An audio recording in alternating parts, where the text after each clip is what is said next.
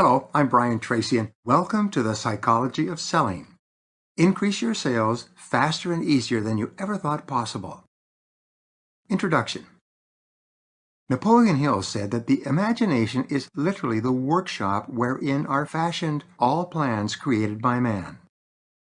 The purpose of this book is to give you a series of ideas, strategies, and techniques that you can use immediately to make more sales faster and more easily than ever before. In the time we spend together, you will learn how to get more out of yourself and out of your selling career than you may have ever thought possible. You will learn how to double, triple, and even quadruple your sales and your income within a few months or as little as a few weeks. This audiobook is the expanded version of my internationally successful sales program, The Psychology of Selling. Since this program was originally produced, it has been translated into 16 languages and is used in 24 countries. It's the best-selling professional sales training program in history. Become a millionaire. According to follow-up research on graduates of my training programs, more salespeople have become millionaires by listening to and applying these ideas than by any other sales training process ever developed. Using this material, I have personally trained more than 500,000 salespeople worldwide from thousands of companies and from virtually every industry. These ideas really work. My own story. I did not graduate from high school. Instead, as a young man, I went off to see the world. I worked at manual labor-type jobs for a few years until I had enough money to begin traveling. I worked my way on a Norwegian freighter across the North Atlantic and then traveled by bicycle, bus, truck, and train around Europe, across Africa, and eventually to the Far East. I never missed a meal, but I did postpone a lot of them indefinitely. When I could no longer find a laboring job, in desperation, I got into sales. It seems that most of the decisions we make in life are similar to backing up in the night and hitting something, and then getting out to see what it was. In this case, for me, it was a sales job. Basic training. I was hired on straight commission, and I got the 3-part sales training program. Here's your cards, here's your brochures, there's the door. Armed with this training, I began my sales career cold calling, knocking on office doors during the day and knocking on residential doors in the evenings. The person who hired me couldn't sell, but he told me that sales is a numbers game. He said that all I had to do was talk to enough people and eventually I would find someone who would buy. We call this the mud against the wall method of selling. If you throw enough mud against the wall, somewhere, somehow, some of it will stick. This wasn't much, but this was all I had. Then someone told me that sales was really not a numbers game, rather it was a rejection game. The more rejections you collect, the more sales you are likely to get. Equipped with this advice, I ran from place to place so I could get rejected more often. They said that I had the gift of gab, so I used it. When a person seemed uninterested, I would speak louder and faster. But even though I hurried from prospect to prospect and spoke louder and faster to each person, I was barely holding on by my fingernails. The turning point. After 6 months of struggling, making just enough sales to pay for my single room in a small guest house, I finally did something that changed my life. I went to the most successful guy in our company and I asked him what he was doing differently from me. Now, I wasn't afraid of hard work. I would get up at 5 or 6 in the morning, prepare for the day, and be waiting in the parking lot at 7 a.m. when my first prospects came to work. I worked all day long, going from office to office and company to company. In the evenings, I would knock on residential doors until 9 or 10 at night. If the light was on, I would make the call. The top salesman in my office, who was only a couple of years older than me, had a completely different approach. He would roll into the office about 9 o'clock. A few minutes later, a prospect would come in, and they'd sit and talk. After a few minutes' conversation, the prospect would take out his checkbook and write out a check for the product. The salesman would then go on that morning and make another couple of sales, then have lunch with another prospect. In the afternoon, he would make another couple of sales, and then perhaps have a drink or dinner with another prospect. He was selling 5 and 10 times as much as me, or anyone else in our office, and he hardly seemed to be working at all. Training makes the difference. It turned out that he had worked for a Fortune 500 company when he was younger.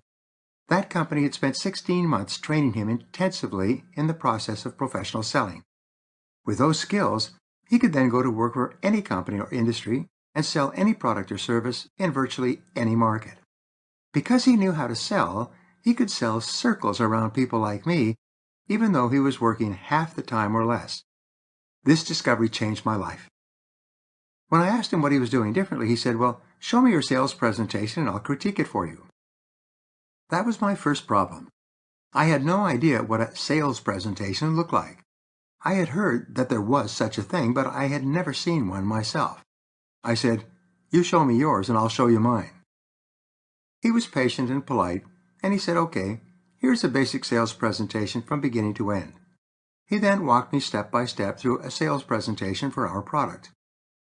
Instead of using a speech or clever one-liners to get attention or to overcome resistance, he asked a series of logical questions, from general to specific, that were ideally suited to a genuine prospect. At the end of this series of questions, it had become perfectly clear to the prospect that he could use and benefit from our product. The final question was simply to close the sale. Take action immediately. Well, I wrote everything down.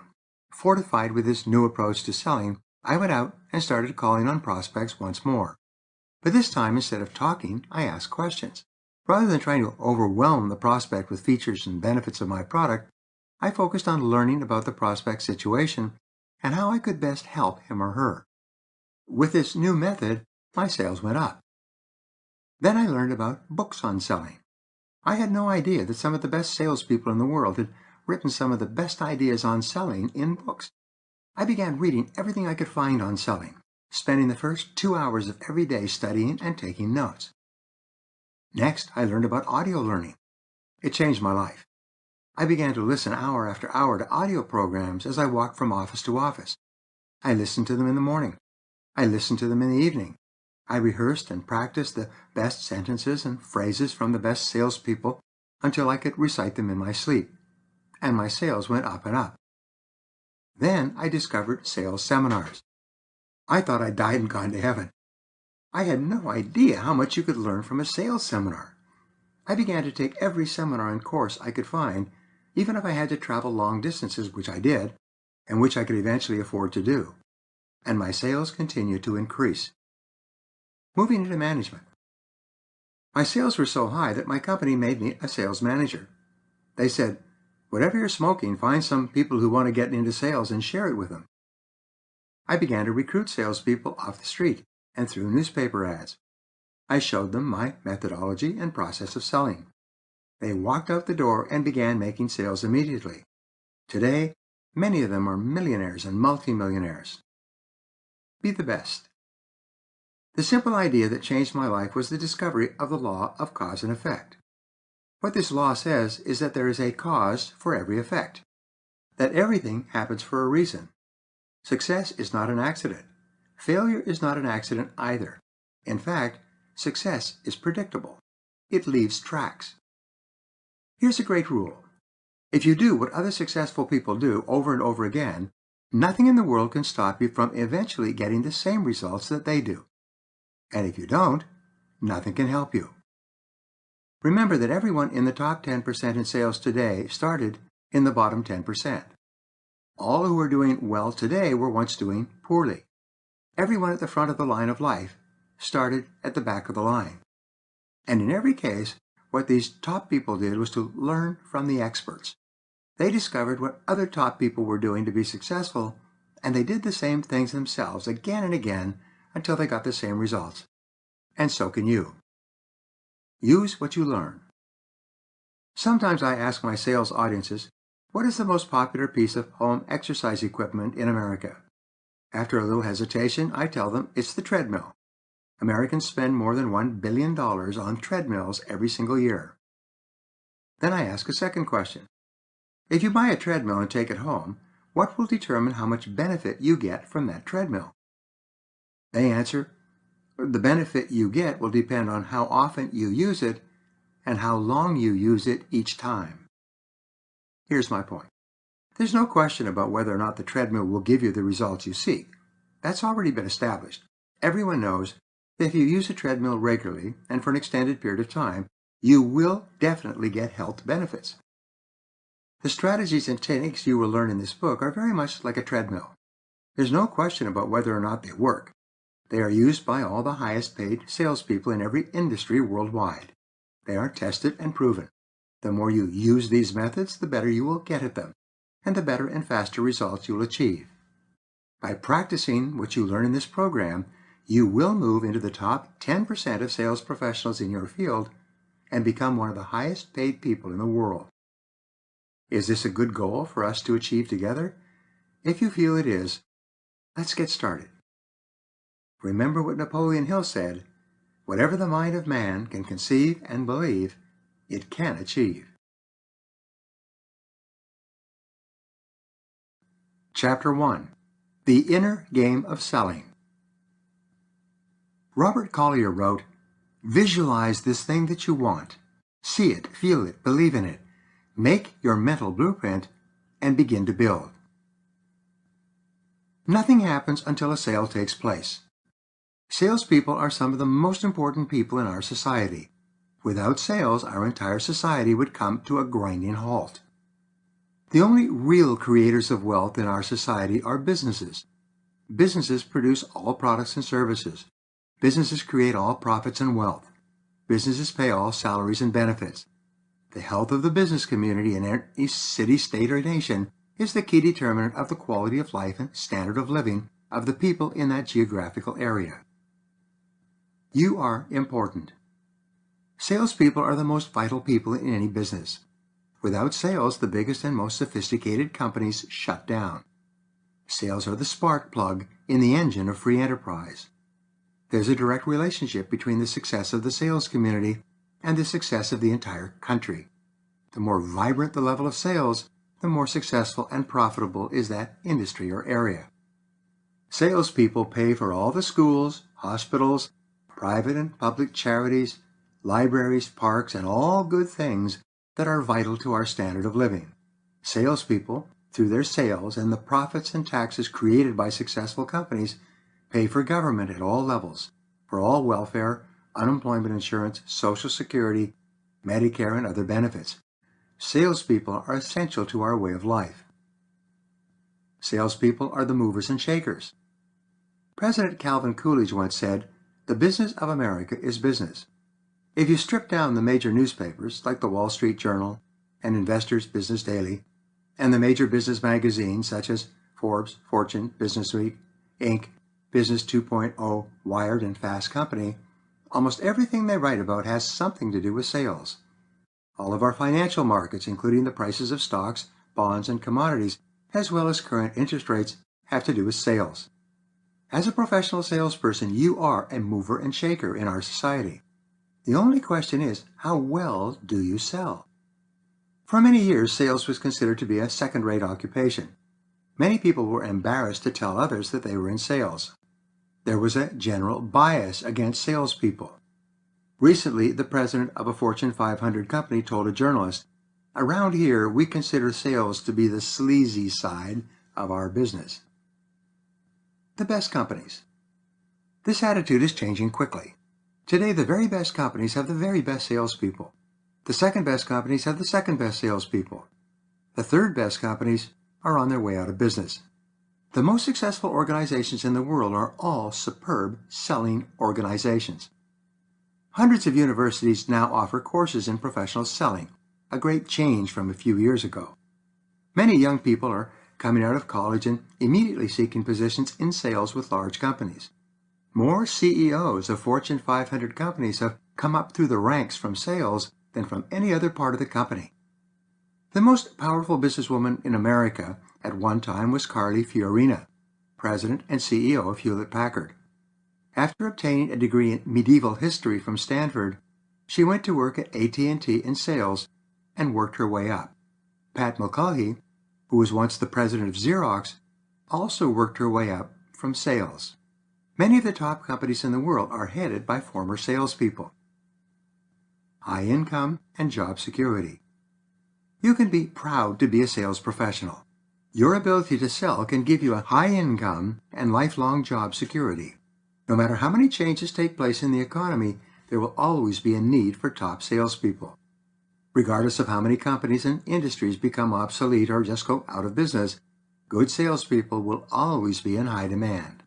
By becoming excellent in sales, you can accomplish any financial goal you set for yourself.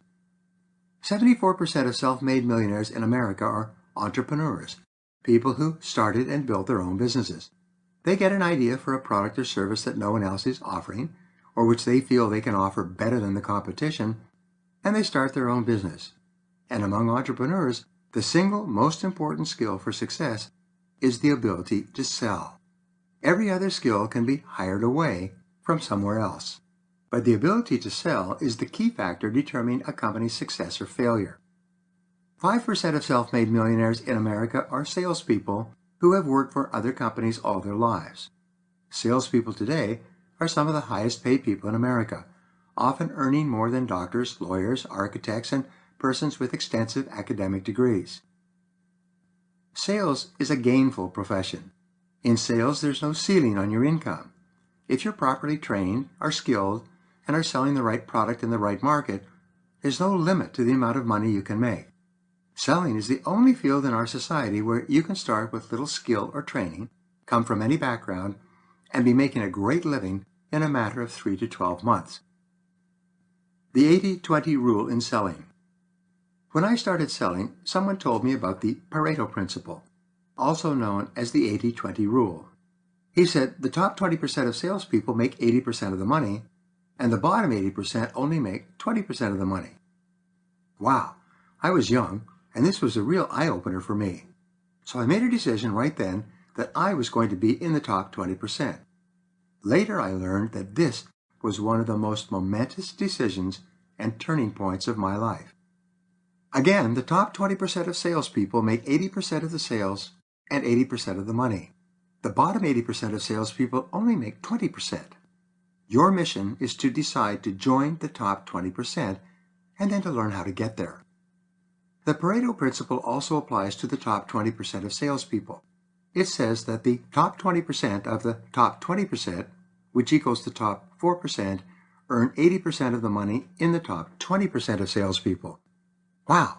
In every large sales force, 4 or 5 people out of 100 make as many sales and earn as much money as all the rest put together. Never worry about money. There's a very good reason to get into the top 20% and then later into the top 4%. You'll never have to worry about money again or fret about job security. You'll never lose sleep over employment. The people in the top 20% or better are some of the happiest people in our society. On the other hand, the people in the bottom 80% are worried about money. One of the great tragedies of our society, the most affluent in human history, is that the majority of people worry about money most of the time. They get up in the morning thinking about their money problems. They think about how little money they have all day long. When they come home at night, they talk and often argue about money and how much everything costs. This is not a good way to live. Top people earn vastly more. The people in the top 20% on average earn 16 times the average income of the people in the bottom 80%. Those in the top 4% earn on average 16 times that of the folks in the top 20%. This is astonishing. A large American insurance company tested this 80-20 rule some years ago with their several thousand agents nationwide. They discovered that they had individual agents throughout the country who alone were selling and earning more than 20 to 30 other full-time trained professional agents, even though they were all selling the same products to the same people at the same prices out of the same offices and under the same competitive conditions. In the same year, I addressed 2 elite sales groups in 2 different industries. The people in these industries had all started off on the street, dialing for dollars out of the newspaper or the yellow pages. They all worked on straight commission, 1 sale at a time. But the average yearly income of the salespeople in these elite groups was $833,000 and $850,000. Some of the top people in these groups earn several $1 million a year on straight commission. Your goal must therefore be to get into the top 20%, and then the top 10%, the top 5%, the top 4%, and so on. The purpose of this program is to get you there. It is to take you from wherever you are today to wherever you want to go in the future. It is to make you one of the highest paid people in your industry. The winning edge. If the top 20% of salespeople in an industry earn 80% of the money, and the top 20% of companies in an industry earn 80% of the profits, what are the distinguishing factors of these individuals and organizations that make such an incredible difference possible? The conclusion is that they have developed the winning edge in their fields. This winning edge concept is one of the most important management and sales ideas of the 21st century. This principle says small differences in ability can lead to enormous differences in results. The difference between the top performers and the average or mediocre performers is not a huge difference in talent or ability. Often, it is just a few small things done consistently and well over and over again. Win by a nose. For example, if a horse runs in a race and wins by a nose, it wins 10 times the prize money of the horse that loses by a nose. Here's the question. Is the horse that wins by a nose 10 times faster than the horse that loses by a nose? Is it 10% faster? No, it's only a nose faster. But that translates into 1,000% difference in prize money. If a salesperson gets the sale in a competitive market, does it mean that he or she is 10 times better than the salesperson who lost the sale? Of course not. Sometimes it is only a small technicality that causes a customer to buy from one person rather than another. The fact is, the salesperson who wins the sale may be only a nose better than the one who loses it. Salespeople have a disadvantage over horses. There are no consolation prizes. If a horse comes in second or third, he still comes in the money. But in selling, it is a winner-take-all transaction. The salesperson who loses the sale gets nothing, no matter how many hours he or she has invested in developing the sale. Become a little bit better. In selling, you only have to be a little bit better and different in each of the key result areas of selling for it to accumulate into an extraordinary difference in income. A small increment of skill or ability, just 3 or 4%, can give you the winning edge. It can put you in the top 20%, and then the top 10%. Once you develop this small lead like compound interest, it continues to grow. At first, you move slightly ahead of the crowd. As you use your additional skills, you get better and better at them. The better you become, the better results you get. You soon begin to pull ahead of the crowd by a larger and larger margin. In a few years, or even a few months, you can be earning 5 or 10 times as much as others who are still performing at average levels. Characteristics of top salespeople. There are certain characteristics that separate successful salespeople from average salespeople. These qualities have been identified over the years through interviews, surveys, and exhaustive research. We also know 2 things. First, no one is born with these qualities. Second, all of these qualities are learnable through practice. You can develop the characteristics that will virtually guarantee an extraordinary quality of life for yourself. It was once believed that people were successful because they came from the right families, had the right educations, developed the right contacts, and got good grades in school and other measurable factors. But then the researchers discovered that there were people who started with none of these advantages, yet ended up at the top of their professions. Starting from nothing. One of the best proofs of this is the number of new immigrants who arrive in this country with little money, no contacts, no school or university background, limited English skills, and every other conceivable disadvantage. But somehow, in a few years, they have overcome every single difficulty and have become leaders in their field. In my seminars, I continually meet men and women from all over the world who came to this country with nothing and who are now top salespeople, highly paid, and even self-made millionaires. In every case, the reasons have more to do with what is going on inside of them than what is going on outside. Success is mental. It is what goes on inside the mind of the salesperson that makes all the difference.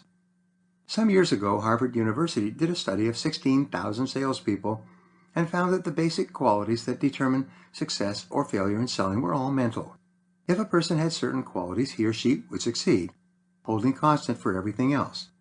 If you develop these psychological qualities, They then form the foundation for your own personal sales success. If you want to know how tall a building is going to be, you look at how deep they dig the foundation for that building. The deeper the foundation, the taller the building. In the same way, the deeper your foundation of knowledge and skill, the greater the life that you will be able to build. Once you have built your foundation and have become absolutely excellent at selling, you can go anywhere and write your own ticket. And you can always build your foundation deeper. Use more of your potential. The average salesperson uses only a small percentage of his potential for effectiveness in selling. It's estimated that the average person in general never uses more than about 10% of his potential. What this means is that each person has at least 90% or more potential left untapped. It is when you learn how to unlock this additional 90% of your own potential that you move yourself into the income categories of the highest earners. Follow the leaders. If your goal is to be in the top 10% of salespeople in your field, the first thing you do is you find out who is already in the top 10%. Instead of following the followers, the average performers in your business, follow the leaders. Compare yourself to the top people. Remember, no one is better than you and no one is smarter than you. If someone is doing better than you, it just means that he or she has discovered the cause and effect relationships in selling success before you have. British philosopher Bertrand Russell once said, "The very proof that something can be done is that someone else has already done it." This means that if someone else is earning 5 and 10 times as much as you, this is evidence that you can earn the same amount of money if you simply learn how. Remember, everyone starts at the bottom and works his way up. If someone else is doing better than you, find out how he got from the bottom to where he is today. Sometimes the very best way to find this out is to go and ask him. He will probably tell you. Top people are usually willing to help other people who want to succeed. Your master program. The most noteworthy breakthrough in psychology and human performance in the 20th century was the discovery of the self-concept. Your self-concept is the bundle of beliefs that you have about yourself. It's the way you see yourself and think about yourself in every area of your life. Your self-concept is the master program of your subconscious computer. It's like an operating system that determines everything you say, think, feel, and do. Now, there's a direct relationship between your self-concept, on the one hand, and your performance and effectiveness on the other. You always perform on the outside in the manner consistent with your self-concept. All change, improvement in your life begins when you alter and improve your self-concept, your inner programming. Now, not only do you have an overall self-concept that determines how you think and feel generally about yourself, your life, and other people, but you also have a series of mini self-concepts. These are little self-concepts that determine your effectiveness and performance in each area of your life, from riding a bicycle to making a speech. Your self-concept in selling. For example, in selling, you have a self-concept with regard to yourself and prospecting. If you have a high, positive self-concept, then prospecting is no problem for you. You get up in the morning eager to call on new people. You are competent and confident in the area of prospecting, so your sales pipeline is always full.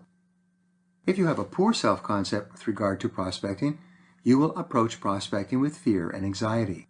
You will avoid it whenever possible. The very idea of prospecting will make you tense and uneasy. You will do as little of it as possible and continually look for ways to avoid the activity. This is true in every other area of selling as well. What determines your income? Every salespeople already has a self-concept for the amount of money that he or she earns. Psychologists have found that you can never earn 10% more or less than your self-concept level of income. If you earn 10% more than you think you are entitled to, you will immediately engage in compensating behaviors to get rid of the money. If you have a great month and earn more than you had expected, you will have an irresistible urge to spend it on dinners, travel, clothes, or something else. It will burn a hole in your pocket. If you earn 10% or more below your self-concept level of income, you will engage in scrambling behaviors. You will start thinking about working longer, harder, smarter, better, in order to get your income back up into your comfort zone. Once you get into your comfort zone, you will relax and breathe a deep sigh of relief. Change your comfort zone. The only way you can increase your sales income is by expanding your comfort zone with regard to the amount you earn. Some people have a comfort zone of $50,000 a year. At that level, they relax and coast. Others have a comfort zone of $100,000 a year. This is the level that they strive toward, and they only relax when they hit that target. Here is the cosmic joke. There's usually very little difference in talent between the person who earns $50,000 a year and the person who earns $100,000 per year. The only difference is that one has settled at a lower level, while the other has refused to settle for less than $100,000 per year. Reset your financial thermostat. You can never earn more on the outside than you can on the inside. It's almost as if you have an income thermostat that determines your financial temperature. As you know, when a thermostat is set at a certain temperature, it will continually adjust the heating and cooling to keep the room at that temperature. In the same way, if you see yourself as a $50,000 a year person, you will continually engage in behaviors that keep your income at $50,000. In my seminars and in my work for corporations, I constantly run into this strange phenomenon. A salesperson will set a goal to earn $50,000 or $60,000 in the course of the year. But then he has a great year and hits the $50,000 mark by the end of September. Suddenly, for some reason, the sales dry up. He stops selling for the rest of the year. He cannot seem to get himself motivated, no matter how good the market is for his product. He spins his wheels until December 31st. Then, on January 1st or 2nd, he's out of the gate like a horse at a horse race and selling again. In every case, it's his self-concept. Sometimes people set a goal to earn a certain amount of money in a particular month.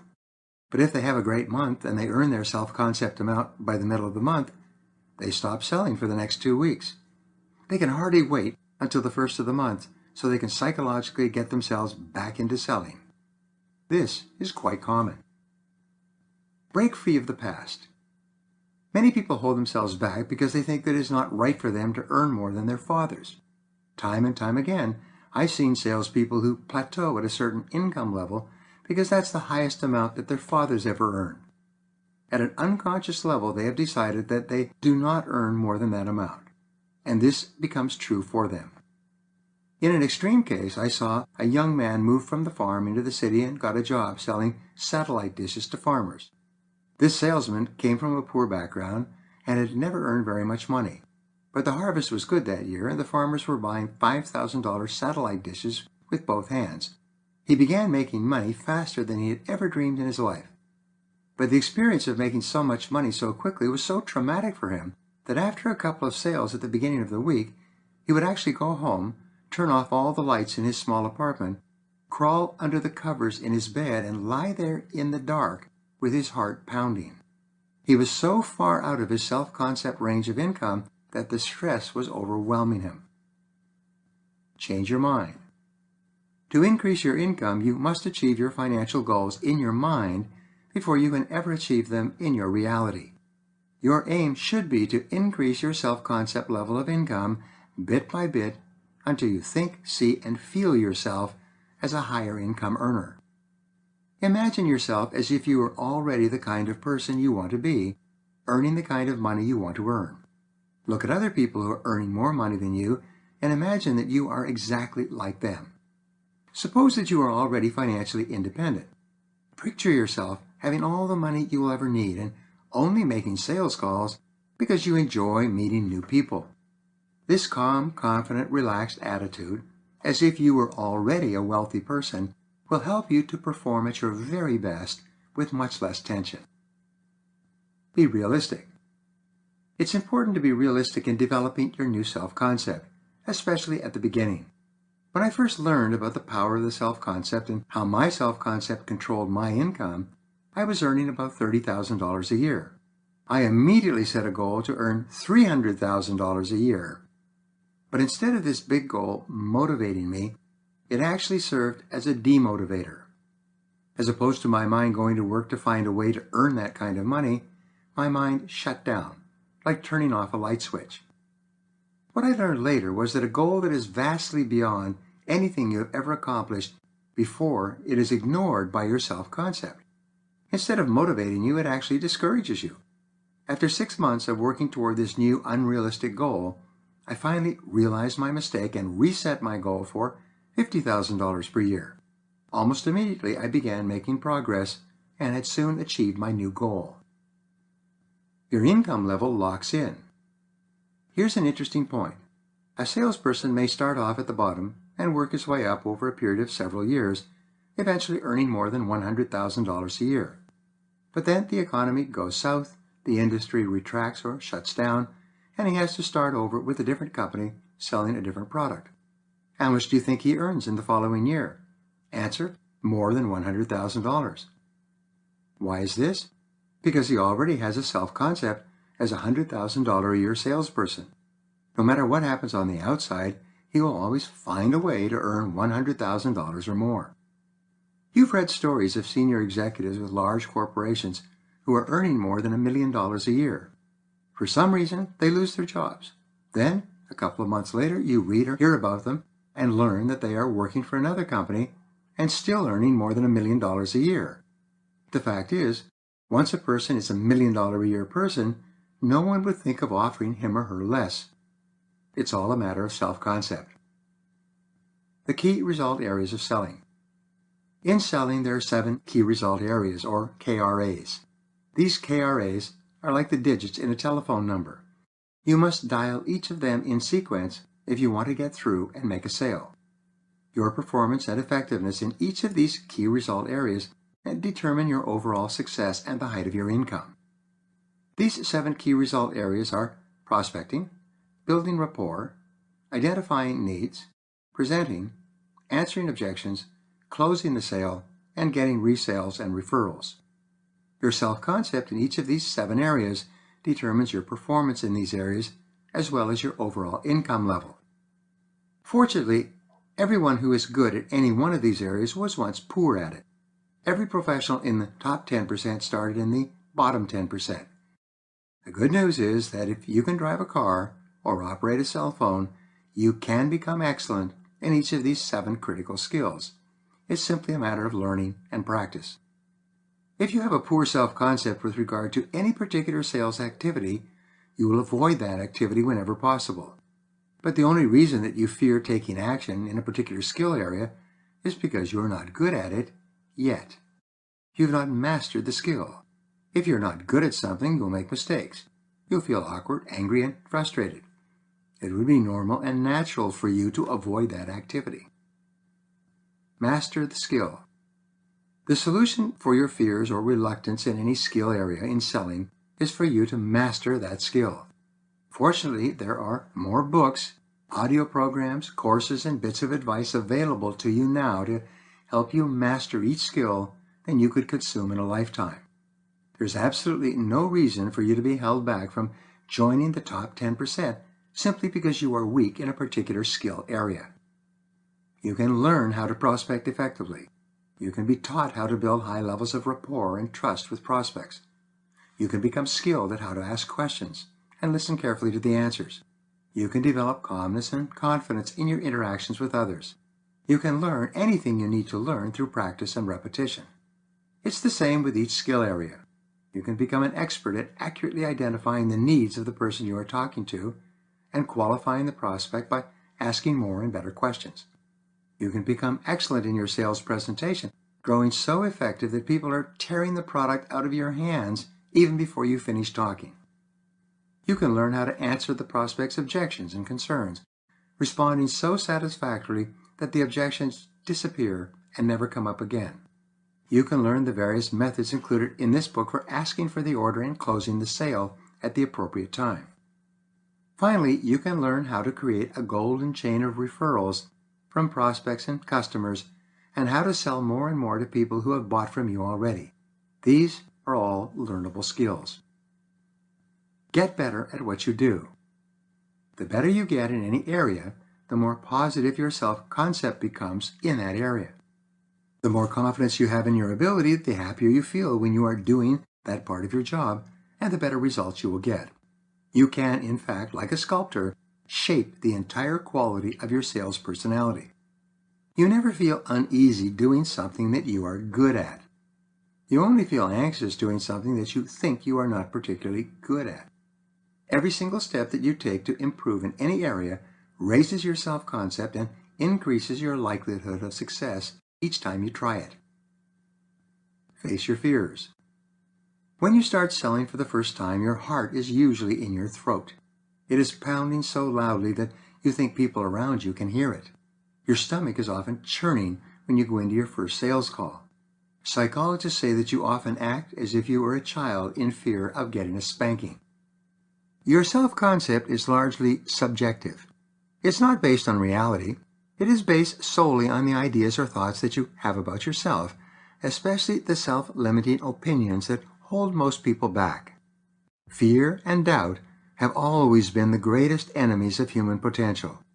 Many people doubt their ability to excel in a particular area, and even though it's not true, it becomes true.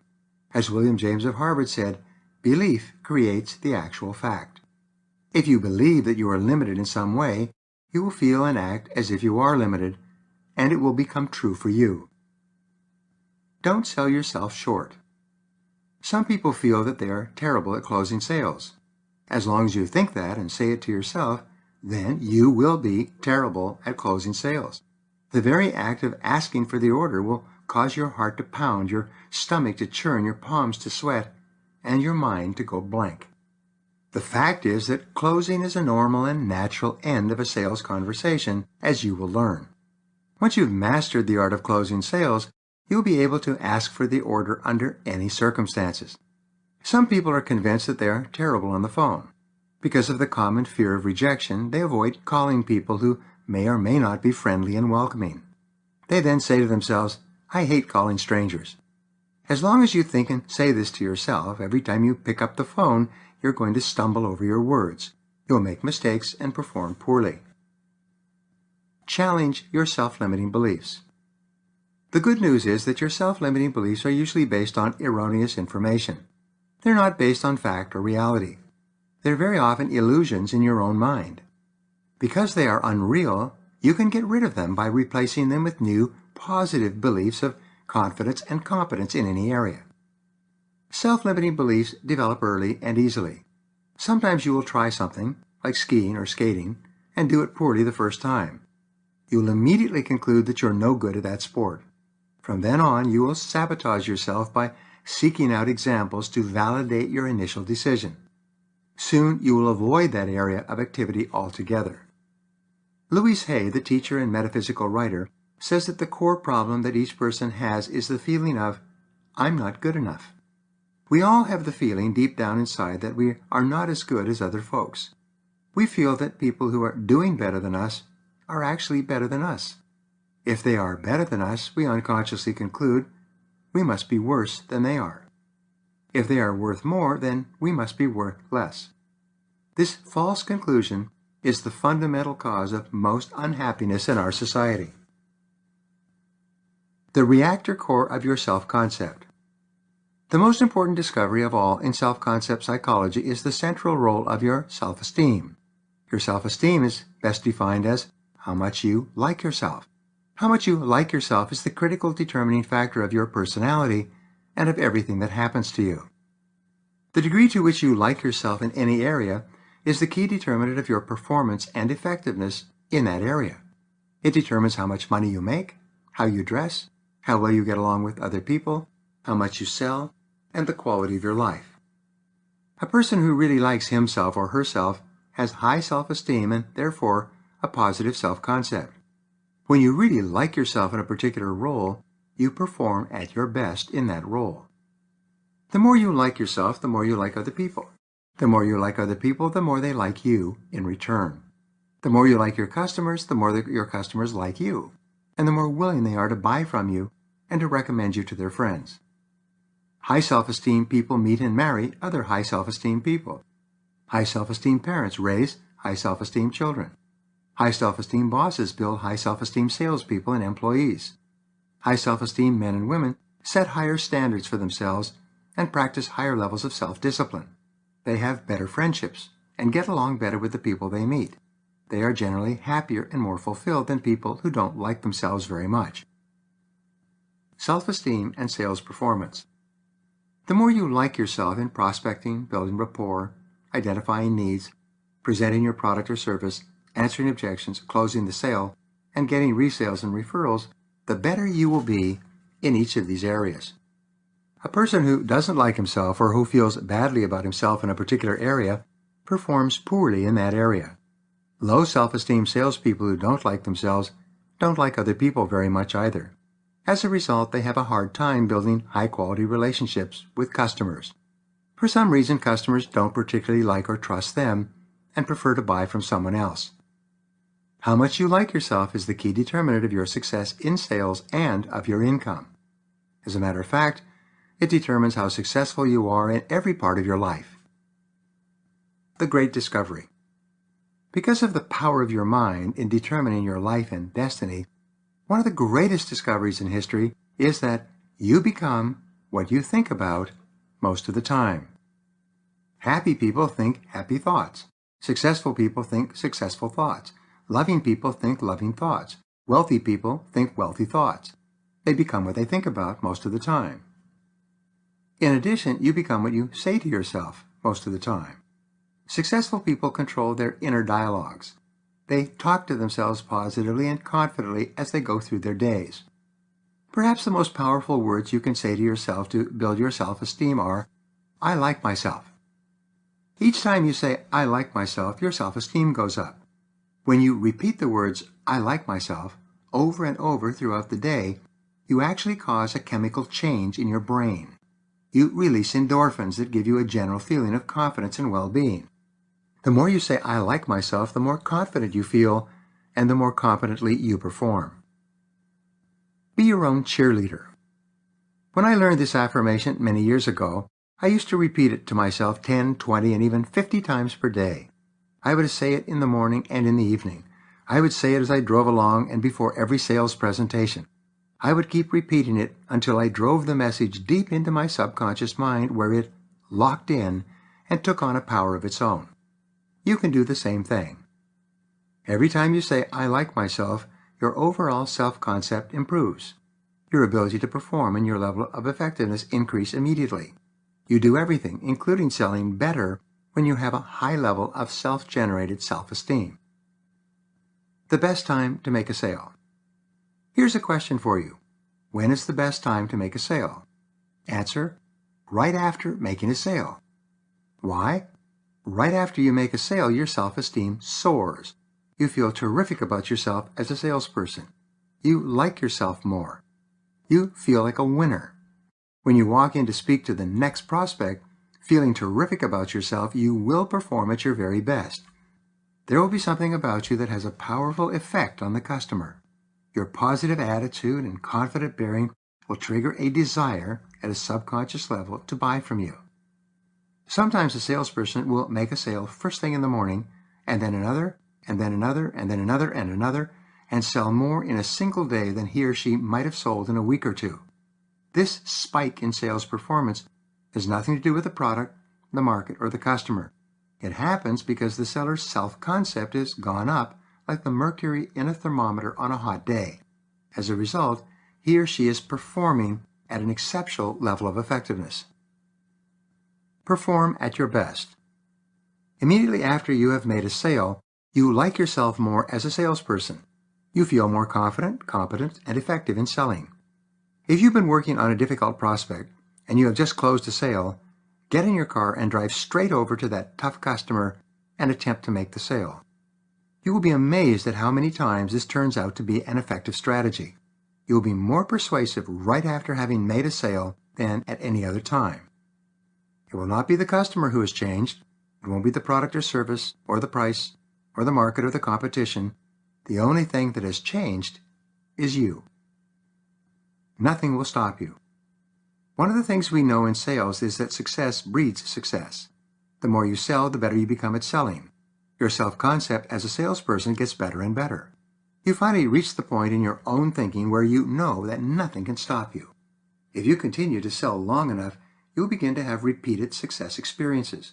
As you sell more and more, your self-concept improves to the point at which you become convinced that you are an excellent salesperson and that you can make a great living in sales wherever you go. When you're feeling terrific about yourself, when you really like yourself, you know that you can do well in anything that you put your mind to. When you are selling well, your family and interpersonal relationships seem to be much better. You need less sleep. You have more energy. You have more enthusiasm. You feel more positive about yourself. The power of positive affirmations. The key to reaching this state of mind is to prepare yourself psychologically before every sales call. Stop and take a couple of seconds and then say to yourself, I like myself. I like myself. I like myself. Talking to yourself positively is like pumping yourself up. Just like pumping up a tire, you pump up your self-esteem. First thing in the morning when you get out of bed, start talking to yourself by saying, I like myself and I love my work. I like myself and I love my work. Whatever you say to yourself with feeling is accepted by your subconscious mind as an instruction, a command. Your subconscious mind will then give you the words, actions, and feelings consistent with the message that you have sent to it. Before going in to see a prospect, you say to yourself, I am a great salesperson, and this is going to be a great call. Repeat that several times. Get yourself psychologically prepared for a good experience. When you then walk in to see the prospect, your subconscious will give you the words, the feelings, and the body language consistent with a person who is excellent at what he does. Talking to yourself positively makes you more confident. It causes you to relax and perform better. Your level of self-confidence and calmness has a strong impact on the person you're talking to. Positive self-talk leads to positive sales results. Obstacles to sales success. There are two major obstacles to making and closing any sale. They are both mental. They are the fear of failure and the fear of rejection. The fear of failure is the biggest single reason for failure in adult life. It's not failure itself, but the fear of failure, the prospect of failure, the anticipation of failure that causes you to freeze up and perform at a lower level. The fear of failure is a deep subconscious fear that we all develop early in life, usually as a result of destructive criticism from one or both parents when we are children. If your parents criticize you continually when you are growing up, you will experience this deeply entrenched unconscious fear of failure as an adult, at least until you learn to get rid of it. Why customers don't buy. The fear of failure in the mind of the customer or the prospect is the one greatest obstacle to buying. Every customer has made countless buying mistakes. He has purchased services and he later found out were overpriced. He has bought products that broke down and that he could not get repaired. He has been sold things that he did not want, could not use, and could not afford. He has been burned so many times in sales experiences that he is like a long-tailed cat in a room full of rocking chairs. This fear of failure and disappointment is the number one reason why customers do not buy. So one of the most important things you can do in the process of building trust and credibility is to reduce the customer's fear to the point where he has no hesitation about going ahead with your offer. The fear of rejection. The second major obstacle to selling and closing is the fear of rejection. This is the fear that the potential buyer might say no. The fear of rejection is triggered by the possibility of rudeness, disapproval, or criticism toward the salesperson by the prospect. The rule is that 80% of sales calls will end in a no, for 1,000 different reasons. This does not necessarily mean that there's anything wrong with the salesperson or the product or service being sold. People say no because they simply do not need it, do not want it, cannot use it, cannot afford it, or some other reason. If you're in sales and you fear rejection, you've picked the wrong way to make a living. The fact is that you are going to get a lot of rejections. As they say, it goes with the territory. Every experience of failure or rejection affects your self-esteem. It hurts your self-image. It makes you feel bad about yourself and triggers your worst fear, I'm not good enough. If it were not for the fear of rejection, we would all be terrific salespeople. We would all make twice as much and maybe even 5 or 10 times as much. The salesperson's average day. In a study at Columbia University a few years ago, they found that the average salesperson works approximately 1.5 hours per day. They also found that, on the average, the first sales call is not made before 11 o'clock in the morning. The final sales call is usually made at about 3:30 in the afternoon, and the average salesperson quits working shortly after that. He goes back to the office or heads for home. Most people spend half the morning getting warmed up, drinking coffee, chatting with coworkers, reading the paper, shuffling their business cards, and surfing the internet. Then they go out and make a sales call just in time for lunch. The second sales call isn't made till about 1 or 2 p.m., after which the average salesperson begins winding down for the day. The total amount of time spent face-to-face with customers works out to about 90 minutes a day. That's the average. Half are above, half are below that average. The break on sales performance. Why is it that salespeople work so little and avoid getting face-to-face with customers so much? Simple: fear of rejection. The fear of rejection acts like a subconscious brake that holds people back and causes them to underperform. Of course, they always have a wonderful selection of excuses and rationalizations, but the real reason is fear of rejection. It's easy to prove this. Let's conduct an experiment. Imagine that your company has hired a marketing research firm to find customers for you. This firm has developed a sophisticated way of identifying ideal prospects. Using this system, they can give you a computer printout of 50 prospects that will be literally guaranteed with 90% accuracy to buy on a particular day. This list of hot, qualified prospects is so precise that it's only valid for 24 hours. Imagine that they call you in and give you this list of 50 top prospects for the following day. If you received a list of 50 highly qualified prospects, 90% of whom were guaranteed to buy, if you could call on them within that one-day period, what time would you start in the morning? How much time would you take for coffee breaks or lunch during the day? How long would you spend chatting with your colleagues and reading the newspaper? If you were guaranteed a sale to virtually every single person you spoke to in a one-day period, you would probably start at the crack of dawn and keep on going till midnight if you possibly could. If you had no fear of rejection and were guaranteed a high level of success, you would be calling on prospects every single waking moment. Rejection is not personal. All top salespeople have reached the point where they no longer fear rejection. They built their self-esteem and self-concepts up such that if someone says no to them, it doesn't hurt them or put them off. It does not send them dejected back to their offices or cars. Here's the key to dealing with rejection. You must realize that rejection is not personal. It's not aimed at you. Rejection has nothing to do with you. Instead, it's just like the rain or the sunshine. It just happens from day to day. When you can rise above yourself, stop taking yourself so seriously, and recognize that rejection simply goes with the territory, it will have no more fear for you. You will ignore it like water off a duck's back. You will expect it in the normal course of things, shrug your shoulders, and move on to the next prospect. There is a sales motto: some will, some won't, so what? Next. This should be your motto as well. Never give up. Perhaps the two most fundamental qualities for success in sales are boldness and persistence. It takes courage each day to constantly get up and face the fears of failure and rejection. It takes persistence to keep coming back day after day in spite of continued difficulties and disappointment. But the good news is that courage is a habit. Like a muscle, the more you practice courage, the stronger you become. Eventually you reach the point at which you are virtually unafraid. After that, your career takes off like a rocket. 5 calls or closes. A fully 80% of sales are never closed before the 5th meeting or closing attempt. It's after the 5th time that you ask the prospect to make a buying decision that you make most of your sales. These numbers turn out to be valid, especially when you are trying to get your prospect to change from buying from one company to buying from your company. At least 8 out of 10 of all first purchases from a new supplier take place after the 5th call or visit. It seems that only about 10% of salespeople make more than 5 calls or attempts to close the sale.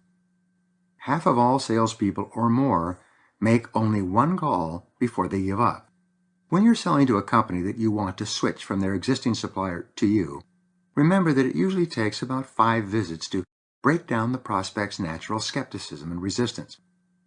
This does not mean that you have to spend 5 hours. It just means that you have to make 5 visits or more. You have to make an appointment, go and see the prospect, talk to him, tell him that you and your company are available to serve him. It's usually after the 5th visit that the prospect starts to become really interested. Most people quit early. In a recent study, it was discovered that 48% of all sales calls end without the salesperson trying to close even once. The salesperson meets with the prospect, talks enthusiastically about his product or service, shows him the written information, and dazzles him with reasons to buy. Then, when the prospect has been completely overwhelmed with his charm, enthusiasm, and verbal agility, he takes a deep breath, sits back, and says, "Well, what do you think?" This almost automatically triggers the response, "Well, I'd like to think it over."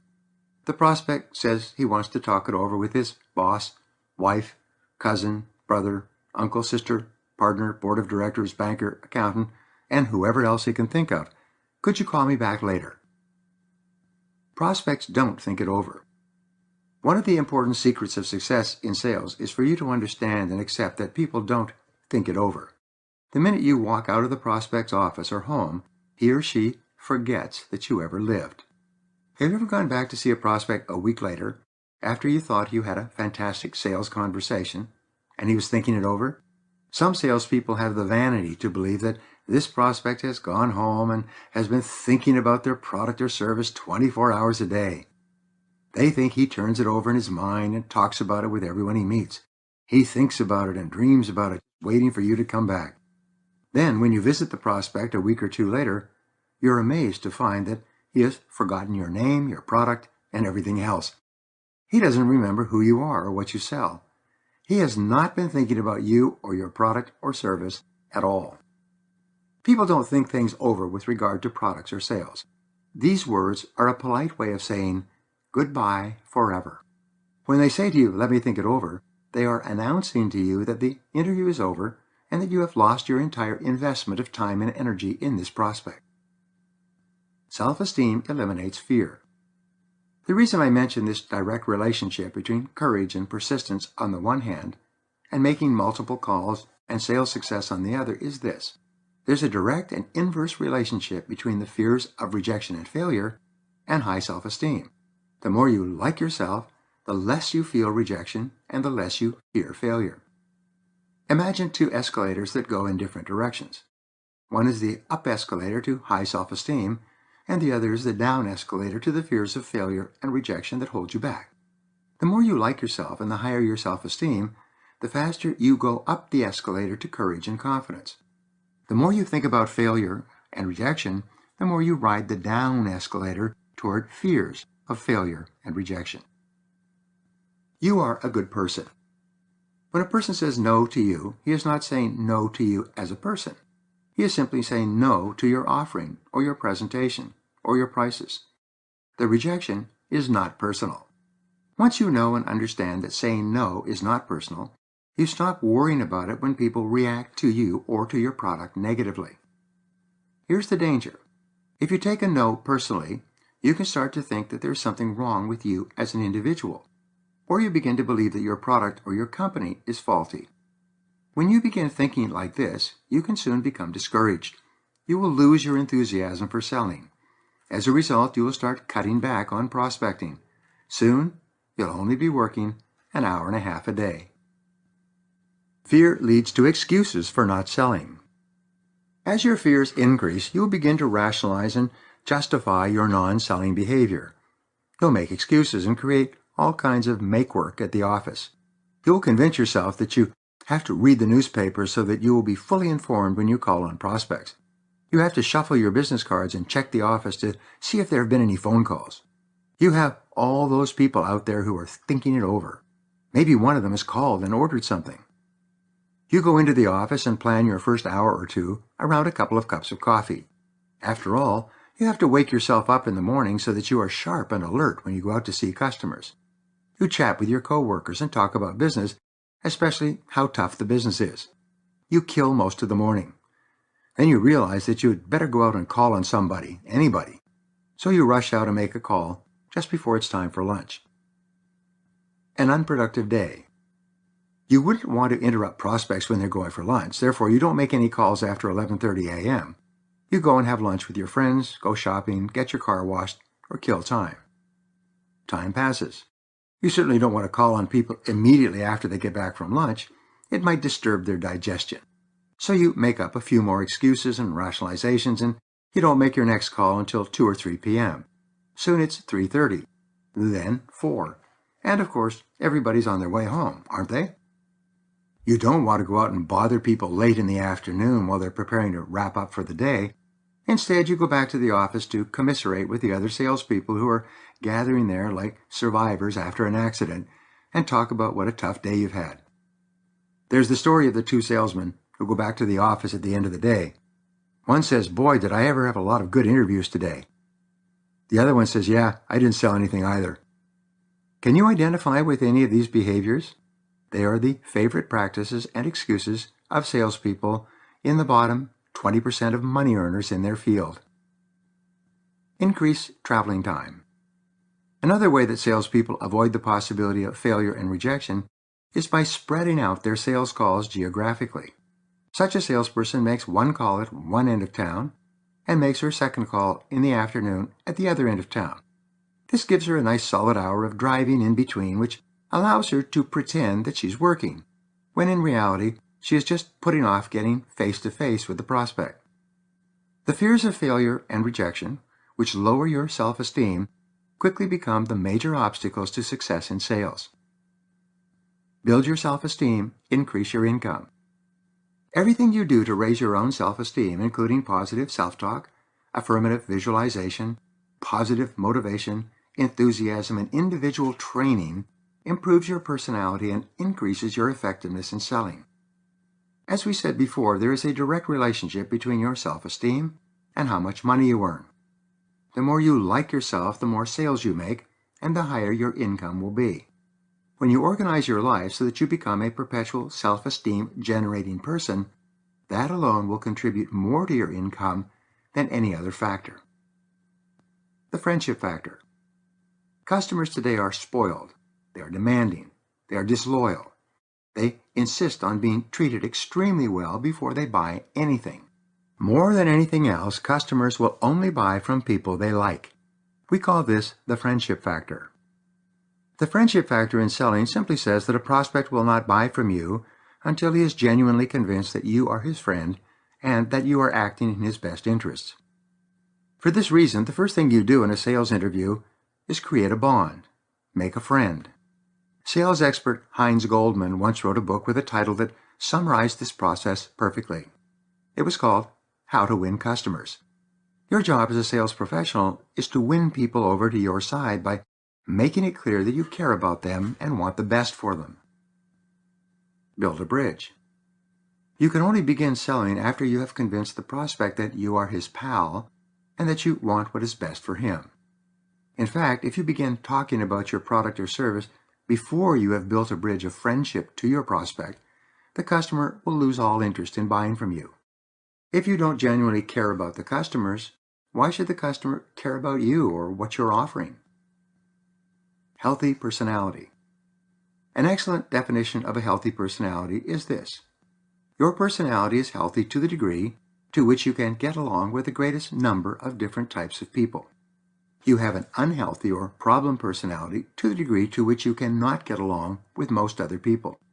People at the highest level of healthy personality have developed the ability to get along with the greatest variety of different people, especially in selling. The point is, the level of your self-esteem corresponds directly with the health of your personality. Again, the more you like yourself, the more you enjoy others, and the more they like you. The more you like yourself, the easier it is for you to get along with a great variety of people. Making friends. The individual with high self-esteem is the one who has the greatest facility for making friends wherever he goes. Because he likes himself, he is naturally and spontaneously fond of others. When people feel that someone genuinely likes them, they are more open to listening to that person and to buying what he is selling. Have you ever had an experience where you wanted to buy a product or service, but you didn't like the salesperson? In most cases, you will walk away, even if the product and the price are ideal. Think of your very best customers today. The people you enjoy selling to, and the people who enjoy buying from you, are invariably the people that you like the most and who like you the most in return. Your self-esteem determines your income. Everything you do to improve your level of self-esteem increases and enhances the quality of your relationships with your customers. Self-esteem building actions trigger the friendship factor and make you a more successful salesperson. Your level of self-esteem in selling determines the amount of money that you earn. The very best salespeople have a natural capacity to make friends easily with prospective customers. Unfortunately, everything that happens to lower your self-esteem will lower your sales effectiveness as well. If you are tired or unwell for any reason, your effectiveness will decrease. If you have arguments with your boss or your spouse, this will lower your self-esteem, sometimes to the point at which you can't sell anything at all. The catalyst for sales success. The primary emotion in sales success is enthusiasm.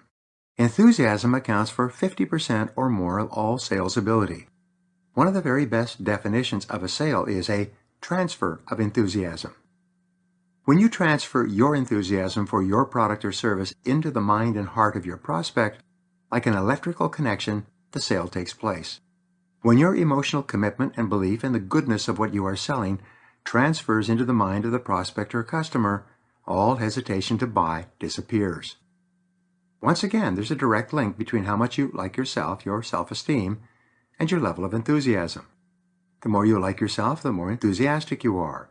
The more enthusiastic you are about your company and your product, the more enthusiastic the customer will become. Anything you do to raise your self-esteem will increase your ability to sell. Emotions are contagious. In the inner game of selling, it's essential that you understand that emotions are contagious. Each person is affected by the emotions of other people. When you are positive, confident, and enthusiastic about your goods or service, the prospect picks up these emotions from you and becomes positive and enthusiastic as well. Here's the key. You cannot give away something that you don't already have. You cannot convey enthusiasm if you don't have it yourself. This is why top salespeople love their merchandise or service and love the field of selling. Their enthusiasm is heartfelt and genuine. Prospects pick it up at an unconscious level and want to participate in whatever is making them feel so good about themselves and their work. Because of their confidence and passion, prospects want to buy from them and recommend them to their friends. Failure is not an option. It's critical that you back your sales efforts with willpower and determination. Decide now that you will not give up. When you resolve in advance that you will never give up, you will be mentally prepared to bounce back from failure and rejection. When you continue to persist, no matter how difficult the situation, you will eventually succeed. You will ultimately make sales. You will finally win customers. Whenever you make a sale, you feel like a winner. Each time you close, your self-esteem goes up and your self-concept improves. Your self-image is reinforced. The more you like yourself, the better you will do in sales and every other part of your life. Your ability to perform and your level of effectiveness increase in your non-business activities. The reason so many people fail in sales is simply because they do not persist long enough and work hard enough to get those first few winning experiences. Once you begin to make sales and feel like a winner, you become even more motivated to sell even more of your product or service. But if you don't have those first successful experiences, you can easily lose heart and begin thinking that selling is not for you. Practice mental rehearsal. Mental rehearsal is vital. The more you pre-program yourself to bounce back, the easier it is for you to overcome the failures and rejections that are part of the selling life. Talk to yourself positively. Say things like, "I can do it. I can do it. I can do it," whenever you feel fears of failure or rejection. Interestingly enough, when you make the decision that no matter what happens, you will never give up, your self-esteem increases immediately. You respect yourself more. Your self-confidence skyrockets. Even though you have not yet stepped out of your office, the very act of making the decision that you are going to succeed, that you can do it, that you will never quit no matter what, improves your reputation with yourself. You see yourself in a more positive light. You feel more like a winner. You are more composed and self-assured. You become more capable of dealing with the ups and downs of daily selling life.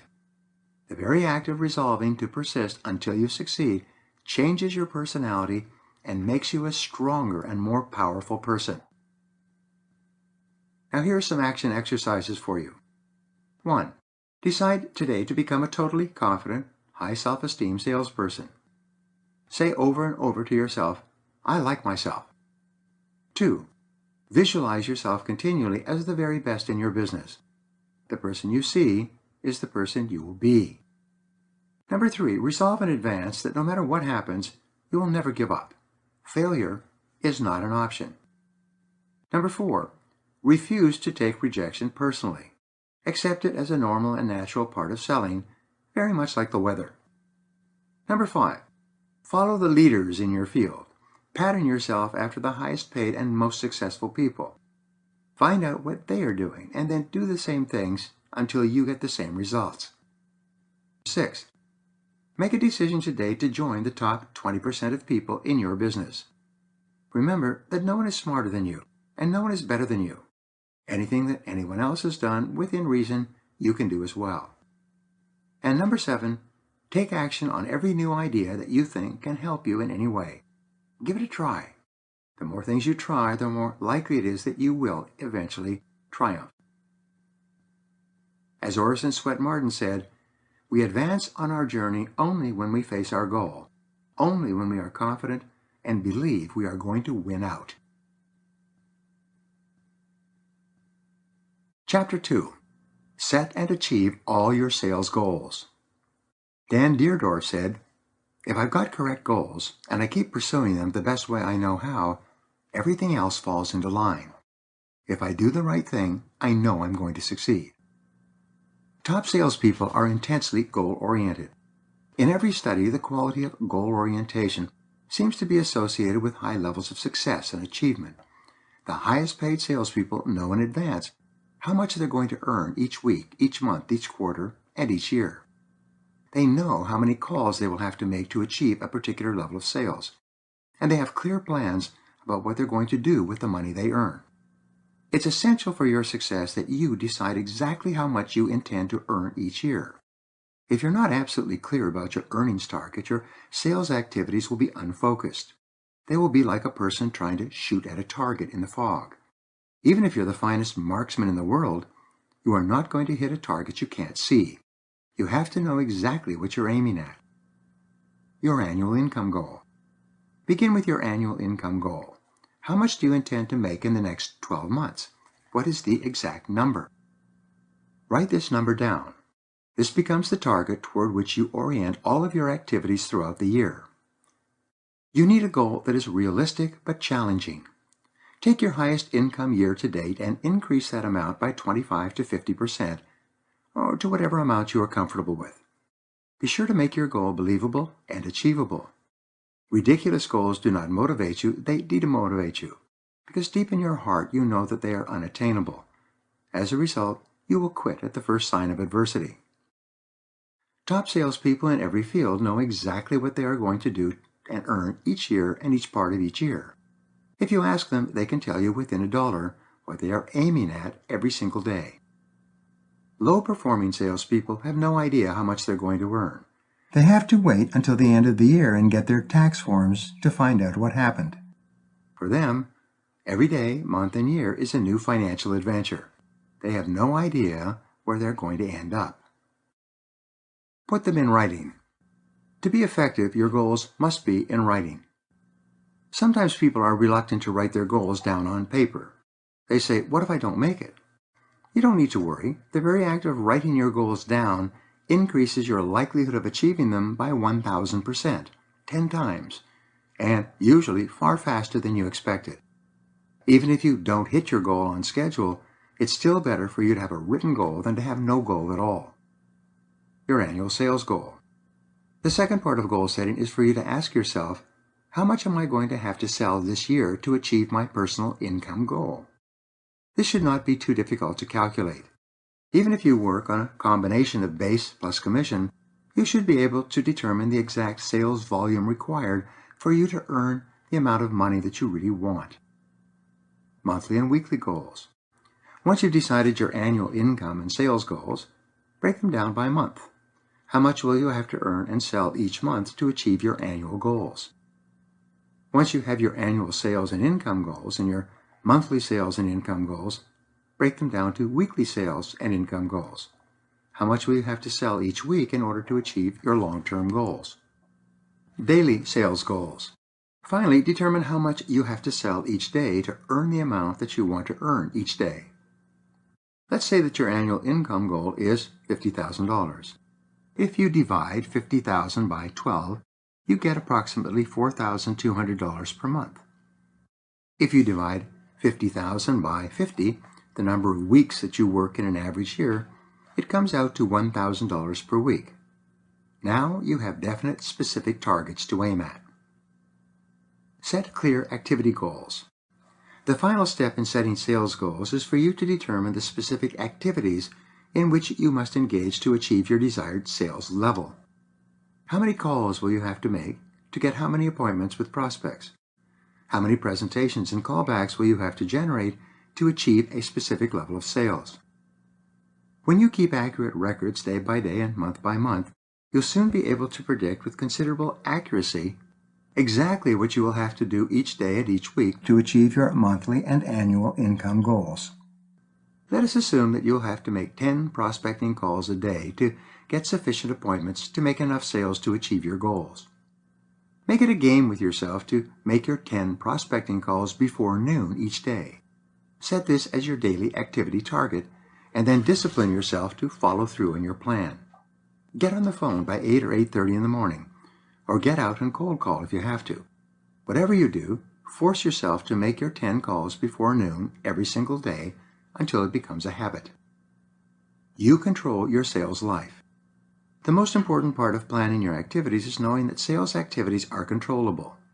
You cannot decide or determine where a particular sale will come from, but you can control the inputs, the activities that you must engage in to achieve the sales in the first place. And by controlling your activities, you indirectly control your sales results. Some days and weeks will be better than others. Sometimes you will make a lot of sales, and sometimes you won't make any. Sometimes you will have dry periods and sales slumps. Other times you will sell 2 or 3 times as much as you expected. But the law of averages is at work. It is inexorable. If you just keep on making the necessary calls, you will eventually make your sales on schedule. Your results may amaze you.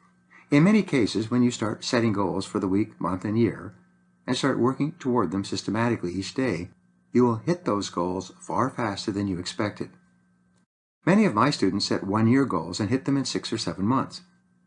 Some people have actually hit their sales goals for the entire year in as little as 3 months. Whenever you start setting clear, specific goals for every part of your sales life, you will be amazed at the results.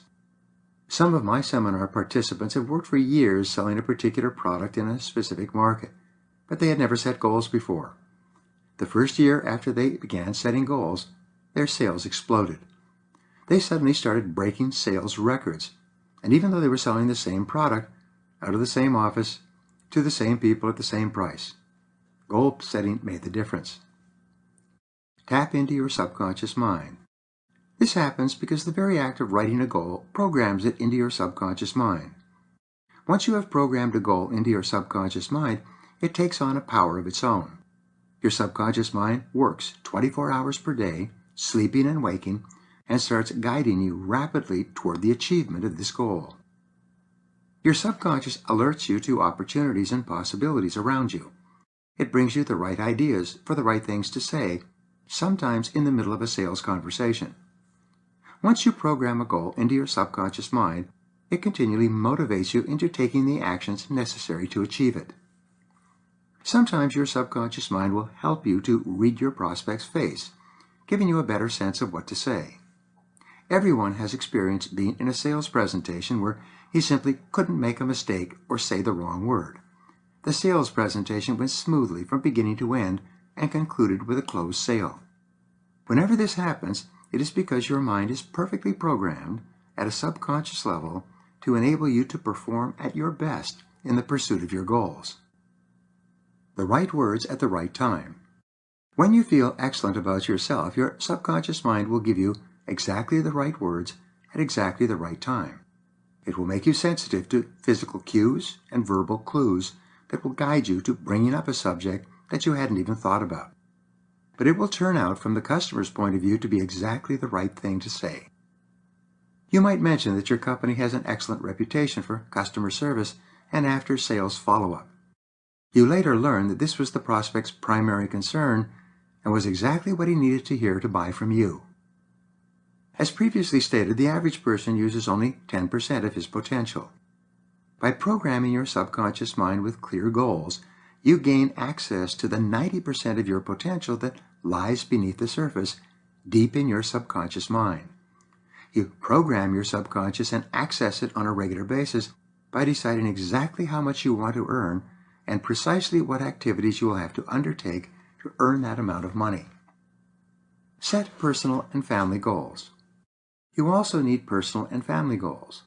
These are the reasons why you do what you do. These are the reasons that you get up in the morning and work all day in the face of disappointments and difficulties. The greater clarity you have with regard to your family and personal goals, the more motivated you will be and the faster you will bounce back from temporary failure and rejection. Imagine that you could double your income in the next 2 or 3 years. If you did, what are some of the things that would change in your life? Make a list of all the things that you would be, have, or do if you were earning vastly more money than you are earning today.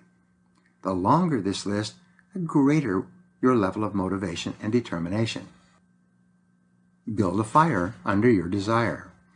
If you have only 1 or 2 reasons for achieving your financial goals, you'll be easily discouraged by setbacks and difficulties. If you have 10 or 15 reasons for being successful, you'll be more motivated and determined. But if you have 50 or 100 reasons for increasing your sales and your income, you will become virtually unstoppable. When it comes to aggressively selling your product or service, who do you think will be more motivated? Will it be the person with 1 or 2 reasons to succeed, or the person with 50+ reasons? The fact is that the more reasons you have, the greater will be the intensity of your desire, like a roaring furnace. The more you want it, the more guaranteed it is that you will do whatever it takes to achieve it. The more reasons you give yourself, the more of your subconscious powers will be available to you in each selling situation. Set 100 goals. Here's an exercise for you. Get a spiral notebook and write down 100 goals that you would like to accomplish in the years ahead. Make a list of everything that you would like to have in your life and everything that you would like to do.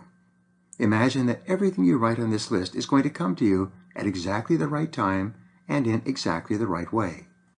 You only have to write it down, as if submitting an order to the great cosmic storehouse of wealth in order to get it. As you think of new things that you would like to have or accomplish, write them in this spiral notebook. You can never have too many goals. A friend of mine who was just starting in sales began this exercise by writing down more than 350 goals for himself for the years ahead. Every time he read the newspaper or watched television and saw something that he wanted, he wrote it in his spiral notebook. Every week he read and reviewed his goals and added new ones. Within 1 year, in a competitive market, from a dead start, he became one of the most successful salespeople in his field. He eventually broke every sales record in his industry. He was written up in the newspapers as a sales superstar. He told me privately that writing and reviewing his goals was the primary reason for the motivation and enthusiasm that led to his success. He eventually came to feel that he was unstoppable. The number 1 reason for success. In my work with millions of salespeople throughout the United States and in 25 countries, I found that the commitment to goal setting has been the number 1 reason for the success of the top people. All the highest paid sales professionals in every field are committed goal setters. They write and rewrite their goals every day. They continually add to their lists. They access and activate their subconscious and superconscious minds. They begin to attract into their lives people and circumstances that help them to achieve their goals. Visualize your goals as realized. When used with goal setting, visualization is perhaps the most powerful skill that you can develop. There's no more powerful way to program your subconscious mind than for you to create a clear mental picture of the person you want to be and the goals you want to accomplish. The power of visualization is the most awesome power possessed by human beings. It's said that all improvement in your life begins with an improvement in your mental pictures. When you visualize, see yourself as calm, confident, and powerful. Envision yourself as successful and influential. Picture yourself as capable and competent in every part of selling. See yourself as absolutely excellent in prospecting, presenting, and closing sales.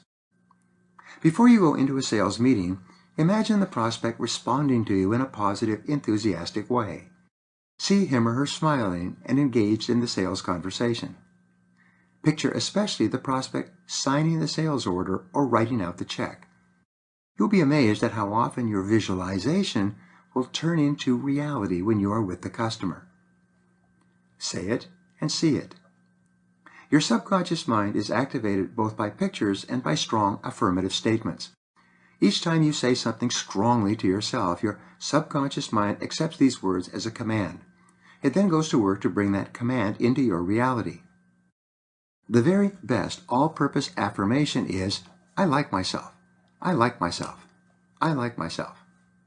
As I've already shown, each time you say I like myself, you raise your self-esteem, improve your overall self-concept, and perform more effectively in whatever you are doing, especially in sales. When you repeat an affirmation as a command to your subconscious mind, with confidence and enthusiasm, you activate all your mental powers. You increase your energy levels. You feel more positive and enthusiastic. You take complete control over your mind and emotions. Say to yourself, I feel happy, I feel healthy, I feel terrific. Repeat this over and over again as you go through your day. Every time you repeat these words, you will feel happier and more confident. Then see yourself as if you felt this way. From the bottom to the top. At a seminar recently, a sales manager told me a story. She said her company had hired a young salesman with limited experience. They were not sure whether he would be successful, but they decided to give him a chance. Within 6 months, however, he was the top salesman in the entire country for that company. They sat him down and asked him why he felt he was doing so well, considering that he had never worked in this industry before. How was he outperforming and outselling professional salespeople who had been in the industry for 10 or 15 years? His secret? He was using affirmations and visualization every day. He said, every morning when I get into my car, I repeat to myself, I'm the best. I'm the best. I'm the best. I then say, I'm the best salesman in this company. I'm the best salesman in this industry. I'm the best salesman in the business. Before every sales call, I sit in my car and pump myself up by repeating these affirmations. I'm the best in this company. I'm the best in this industry. I'm the best in the country. Create a clear mental picture. This inspiring salesman went on to explain that while he was talking to himself positively, he would create a clear mental picture of himself selling and interacting with the customer exactly as if he was the top salesman in the nation. He imagined the prospect responding to him positively and confidently. He would relax, smile, and enjoy the feeling that he anticipated having when he gets face-to-face with a customer. When he went in to see the prospect, he radiated confidence. He was warm, friendly, and self-assured. He was courteous and respectful. He created instant rapport with everyone in the company, especially the customer. And customers bought from him in record numbers. Choose your words and pictures. Here is an interesting discovery. Everyone visualizes and talks to themselves continually as they go about their daily business. The difference between top salespeople and average salespeople is the content of their inner dialogue and their mental pictures. Top salespeople think and talk about their best selling experiences in the past. They then imagine that they're going to repeat those excellent experiences in the upcoming sales call. Mediocre salespeople visualize and affirm as well. Unfortunately, they think about their most recent negative experiences. They think about wasted time and energy on people who didn't buy, customers who were rude or indifferent, and how disappointed they felt. In either case, by visualizing and affirming, the salesperson is setting himself up mentally to repeat the previous experience.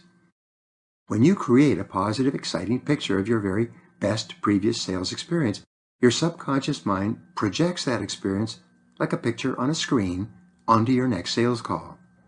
With this clear picture, your subconscious organizes and orchestrates your thoughts, feelings, and actions so that you do and say the same things that you did and said before to be so successful.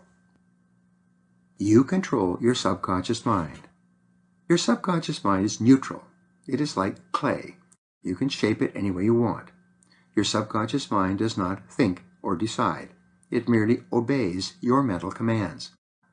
When you take full control of your conscious mind and discipline yourself to think and talk about only the things you want, you send clear commands to your subconscious mind to give you the thoughts, words, and actions that will make you successful. Selling like Columbus. Many salespeople are what we call Columbus salespeople. When Columbus set off seeking a route to India, he didn't know where he was going. When he arrived in the Americas, he didn't know where he was. And when he got back to Spain, he didn't know where he had been. Many salespeople are like this. They set off in the morning with only a vague idea of where they are going. When they arrive at the customer's home or place of business, they say the first thing that falls out of their mouths. And when they arrive back at the office, they are not sure where they have been or what happened. Plan your calls in advance. Top salespeople are different. They think through their sales calls in advance. They go over what they are going to say mentally before they get face-to-face with the prospect.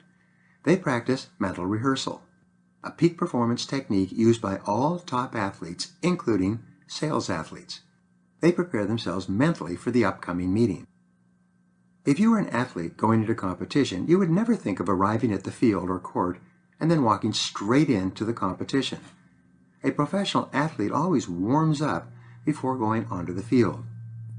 By the same token, professional salespeople warm up as well by mentally rehearsing so that they can perform at their very best when they get face-to-face with their customer. 2 ways to visualize. There are 2 ways that you can use visualization to mentally rehearse your upcoming sales performance. The first is direct, whereby you see the customer and the sales situation through your own eyes. You see the customer smiling and responding to you in a positive way. You see him or her agreeing with you and enjoying your company and the sales presentation. This is very effective. The second way you can use visualization is indirectly. With this method, you actually stand outside of yourself and see yourself and the customer in the sales situation exactly as if you were a third party watching from the side. When you use both of these methods alternately, see yourself from both the inside and the outside, you dramatically improve the quality of your sales presentation and your personal performance. See yourself as the best. Continually imagine yourself as the very best in your field.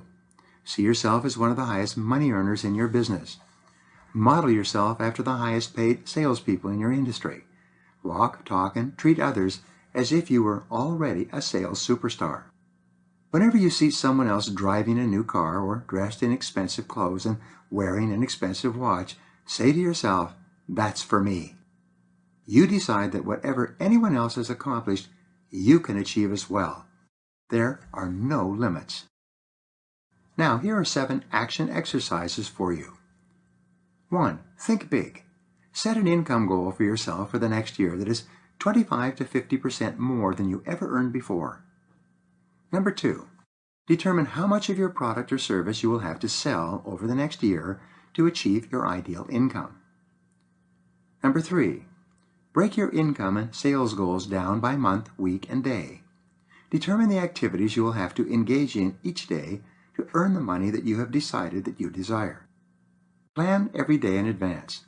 Determine exactly the number of prospects you will have to call, the number of people you'll have to see, and the number of sales you will have to make. 5.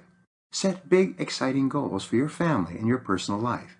Make a list of 50 to 100 things that you want to buy and do with the extra money that you're going to earn.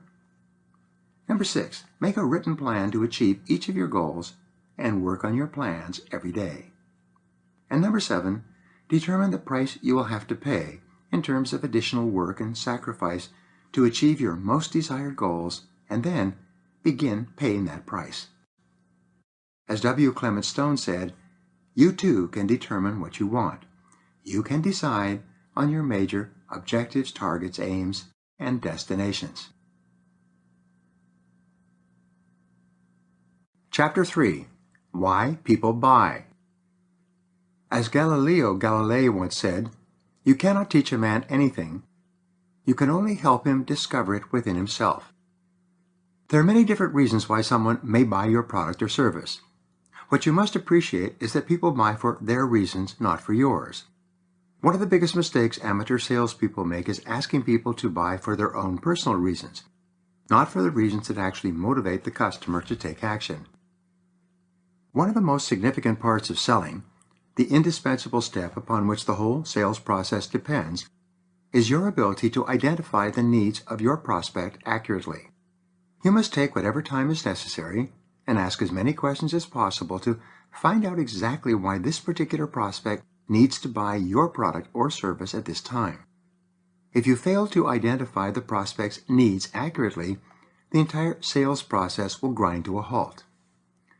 The basic motivation. As a fundamental principle, every human action is aimed at an improvement of some kind. People buy products and services because they feel they will be better off as a result. They not only feel that they will be better off as a result of buying your product or service, but they also feel they will be better off than if they bought some other product or service, or if they bought nothing at all. Every customer has three choices with every selling offer. He can buy from you, buy from someone else, or buy nothing at all at this time. Your job is to get the customer to understand that he needs your product enough to overcome any buying resistance that might derail the sale. In addition, the customer must be substantially better off with your product or service than he is without it. It cannot represent a small increment in value or benefit. The improvement in the prospect's life or work must be great enough to justify the amount of money you are charging, plus the amount of time and energy it will take to implement your solution. The greatest value. People value freedom above almost all other benefits in our society. When they have money available, they have a certain degree of freedom. They have choices and options. They can do a variety of different things. This desire for freedom is a major reason people hesitate to part with their money for any reason. If a prospect buys from you, he gives up a certain amount of the flexibility and freedom he had before giving you the money. If he buys a product from you that is unsatisfactory, he no longer has the money and is stuck with the product. Since every prospect has had this experience more than once, there's always a certain amount of buying resistance. The more, the better. Economists talk about units of satisfaction. They postulate that different actions can give a person different degrees of satisfaction. The prospect wants to get as many of these units of satisfaction as possible in every purchase decision. He wants to be better off physically, emotionally, and even spiritually. He wants to be satisfied in a variety of ways. The more diverse the ways that your product or service can please and satisfy your prospect, the easier it is for him to buy. Emotional values. Each person has different buying motivations. One of the most critical areas of sales psychology has to do with what are called psychic or emotional values.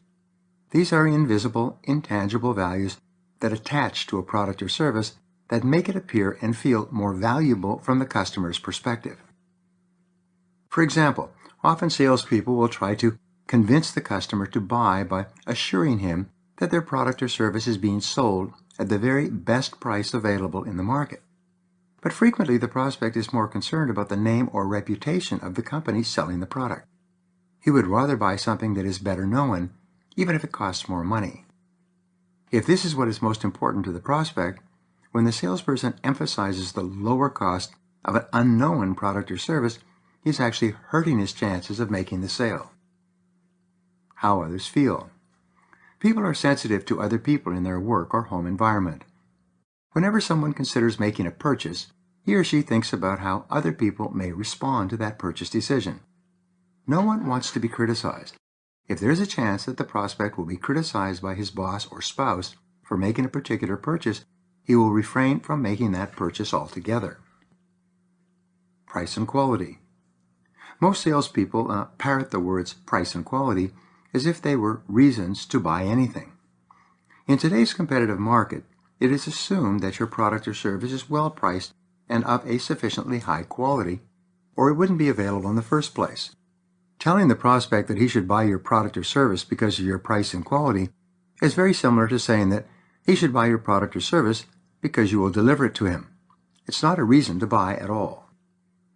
Identifying needs. Professional selling begins with needs analysis. You are not really in a position to sell until you have asked enough questions and listened closely enough to the answers. This enables you to understand the most intense need of your prospect that your product or service can satisfy. Once you've identified the customer's key needs and wants, you can then structure your presentation in such a way that you demonstrate overwhelmingly to the customer that he will have that need satisfied if he buys from you. Does versus is. Perhaps the chief distinction in needs analysis is the difference between what your product is and what your product does. Most salespeople are preoccupied with what their product is, how it is made, and the specific features that go into its design and production. As a result, these are the things they talk about when they are with a prospect.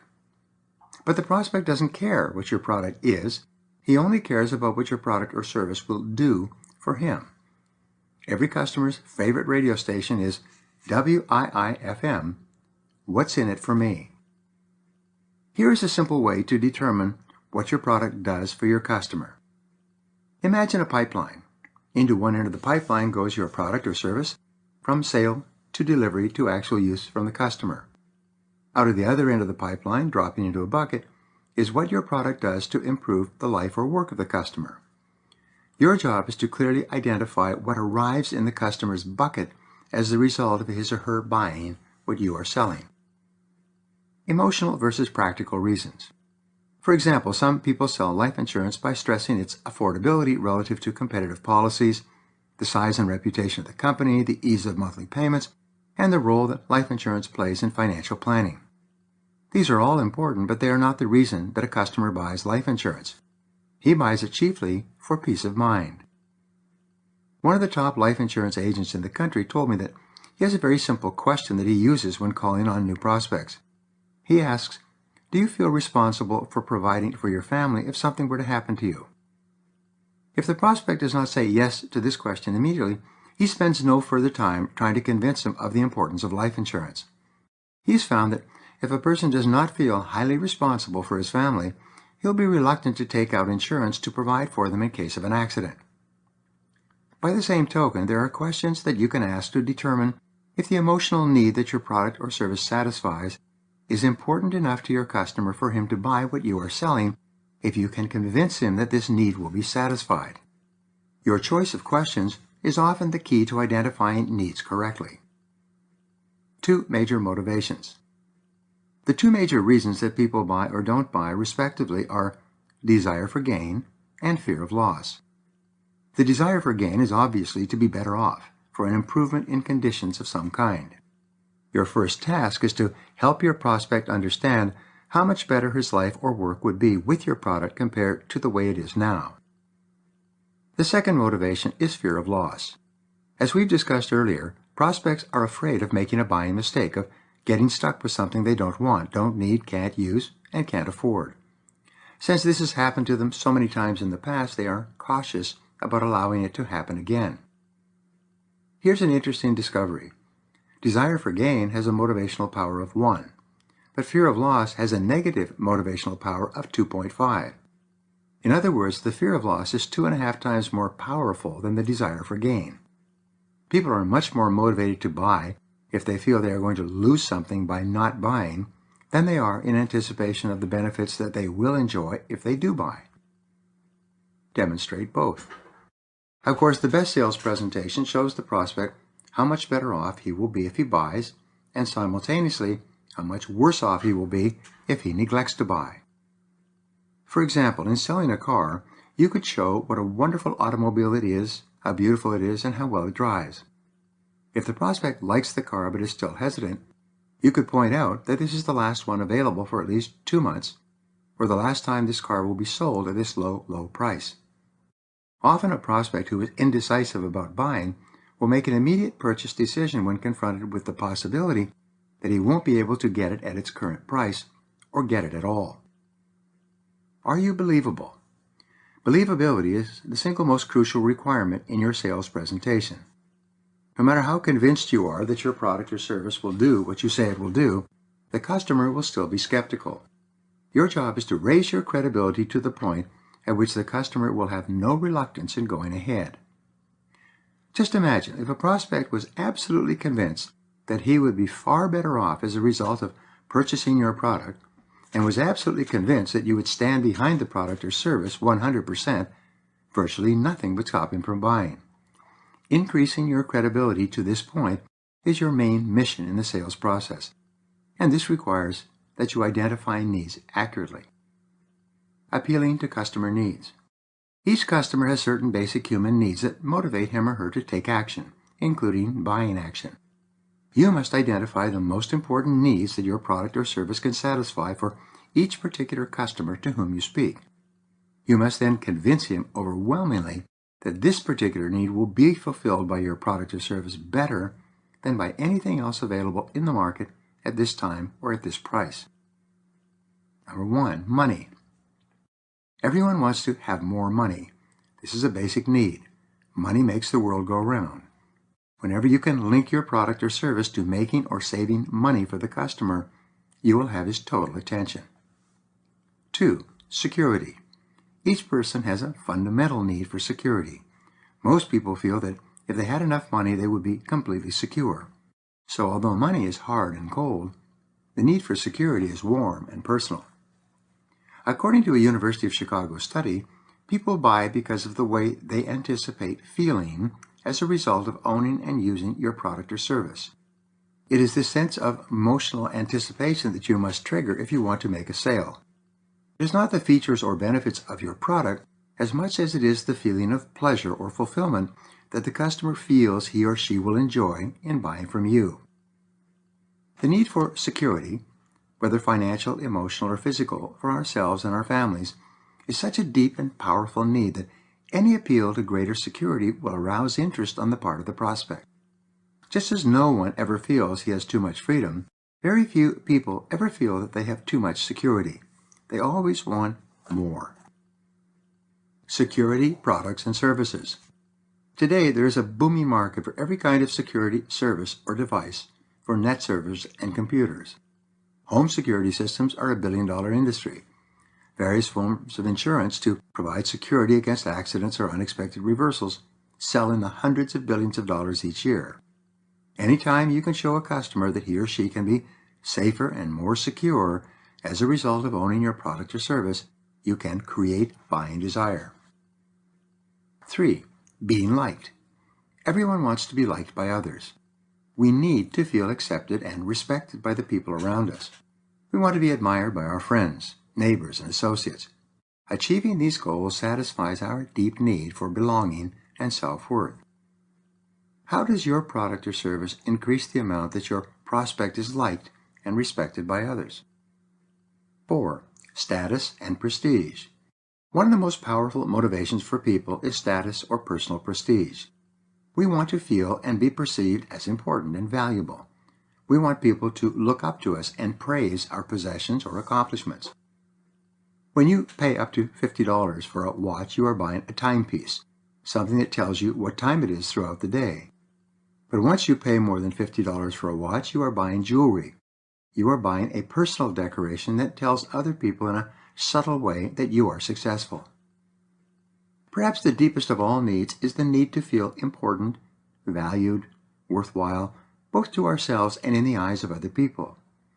When you can structure your product offering to enhance the status, respect, and prestige of another person, you can touch on this deep human need and can often trigger buying desire.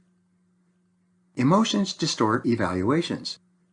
When you can appeal to a basic emotion, you can trigger buying desires so intense that the concern about price becomes secondary or even irrelevant. For example, it's been demonstrated that some men who are anxious to please a particular woman for romantic reasons lose almost all ability to make rational spending decisions. This is why they purchase expensive jewelry, perfume, gifts, bouquets of flowers, and even costlier items when they are under the influence of the strong emotions of love or desire. Number 5, health and fitness. Everyone wants to live a long time and enjoy great health.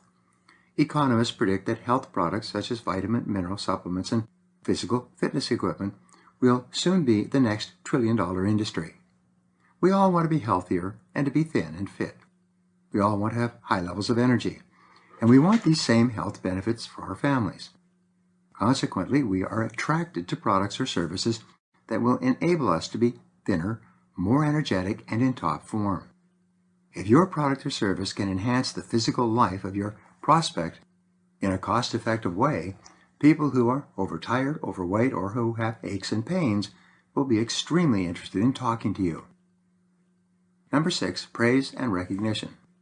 An important need shared by one and all is to be recognized for our accomplishments. As Abraham Lincoln said, everybody likes a compliment. One of the definitions of self-esteem is the degree to which one feels praiseworthy. As a result, whenever someone receives praise and recognition for an accomplishment, large or small, that individual feels happier and happier about him or herself. When you can position your product or service such that a person feels that he or she will achieve greater recognition or status by using it, you can create buying desire. Since the need for praise taps into that deepest emotional need of all, self-esteem, convincing your product that he will get additional recognition by using your product or service weakens his price resistance considerably. Number 7, power, influence, and popularity. There are many needs which you can demonstrate that your product or service will satisfy.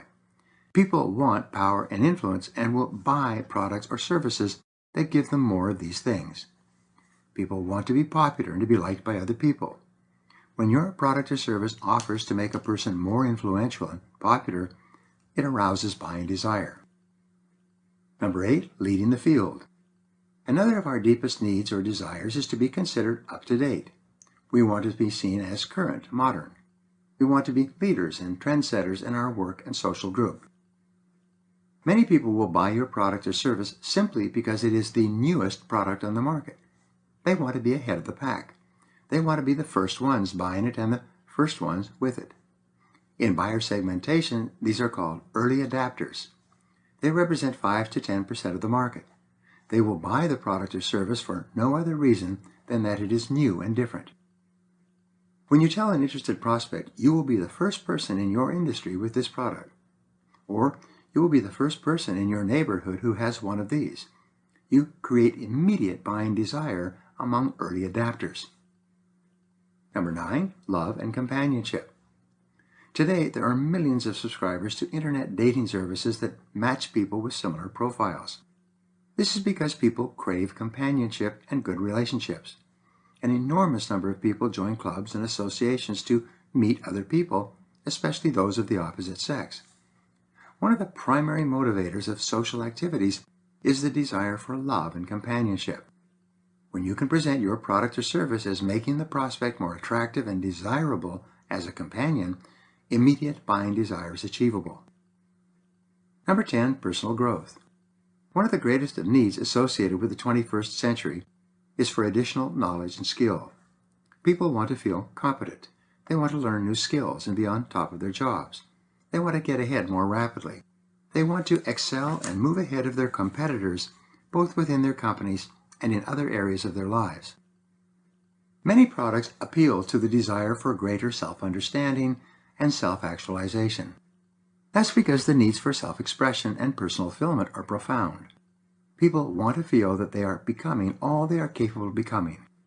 When you promote your product or service as something that can help people reach even greater heights of personal success and self-realization, you again generate a desire to purchase. Number 11, personal transformation. Perhaps the most abstract need, and the need for which people will pay the most, is the desire for personal transformation. If a prospect feels that your product or service will take him to a new, higher level in his life or work and make him a different person in some way, there can be no limit to the amount he will spend. Not long ago, I was talking to the vice president of a Midwestern manufacturing company. He's an avid golfer. He tries to play golf at least twice a week, and on vacation he plays 5 or 6 days a week, sometimes 2 rounds per day. He told me I would pay $50,000 cash for any golf pro who could show me how to permanently reduce my score by 2 strokes. This form of personal transformation, acquiring a new skill in an area important to him, was worth $50,000. Sometimes people will pay vast amounts of money for plastic surgery to improve their appearance, or to vacation at health spas where they will lose weight and become physically fitter. A personal transformation is purely emotional. Becoming more and better than you have ever been before is a common desire and an intense motivator of buying action. Where you can market your product or service as being capable of bringing about a permanent transformation of some kind in work or personal life, you can usually make the sale. Buying decisions are emotional. All buying decisions are emotional. In fact, everything you do is 100% emotional. The rule is that people decide emotionally and then justify logically. You use logic to justify and rationalize your decision once you have made it. When you say that you are going to do something because it is the logical thing to do, all you're saying is that you have more emotion invested in that course of action than in another. Humans have a wide variety of emotions, but it has been discovered that the strongest emotion operating at any particular moment will determine how an individual decides and acts at that time. For example, a person may have a desire for improvement that your product or service offers, but his fear of loss or of making a mistake can be more intense than his desire for gain. If this is the case, he will refrain from buying. The stronger emotion will always win out over the weaker emotion. Increase buying desire. The only way you could overcome the negative emotion of fear of loss that will block a sale is by increasing the positive emotion of desire for gain that will trigger that sale. Everything you do or say that increases the intensity of buying desire moves you closer to the sale. Simultaneously, everything you do that lowers the fear of making a mistake or loss moves you toward the sale as well. Reducing fear of loss. Marketing guru Jay Abraham has helped companies sell hundreds of millions of dollars worth of products by convincing them to offer unconditional guarantees of satisfaction on everything they sell. He's famous for recommending that you give a better than money back guarantee. In this type of offer, the customer is promised that not only will he get his money back if he's not satisfied, but he will also receive or be able to keep certain special bonuses and gifts that have considerable perceived value. In one of our businesses, we offer a complete one-year personal and professional development program on entrepreneurship and financial success. The course runs over 52 weeks. We guarantee that participants will be delighted with the results or they will get their money back. In addition, they'll be allowed to keep the more than $3,000 worth of books, audio programs, and video training materials that accompany the course. This is a very powerful offer. Wanting to think it over. When a prospect says that he wants to think about it for a while before deciding, he is really saying one of two things about what you have offered him. First, he could be saying that he has no real desire to own and enjoy what you are selling. For some reason, you have not connected with him at such a level that he is convinced he will be better off with your product or service than he would be with the money that it would cost. The second reason that a person may hesitate and put off a buying decision is because he is not sufficiently persuaded that he will actually get what you are promising. He is saying that you have not given him enough emotional reasons for him to make a buying decision. His fear of loss or of error is still greater than the potential benefits from your offering. Focus on value. In the process of value selling, you put all your emphasis on repeating and explaining the values and benefits that the prospect will receive if he buys what you are selling. Instead of reducing the price or offering a special deal of some kind, you focus your efforts on building value. It's only when the customer feels that the value he receives is greatly in excess of the cost he will have to pay that a buying decision takes place. Always focus on greater value rather than lower price. Selling to small businesses. Many people sell to small and medium-sized businesses. They deal with the entrepreneur who actually started and built his or her business. If these salespeople are not careful, they can easily slip into talking about the features and benefits of their products and services without taking the time to realize exactly what type of a customer they are talking to.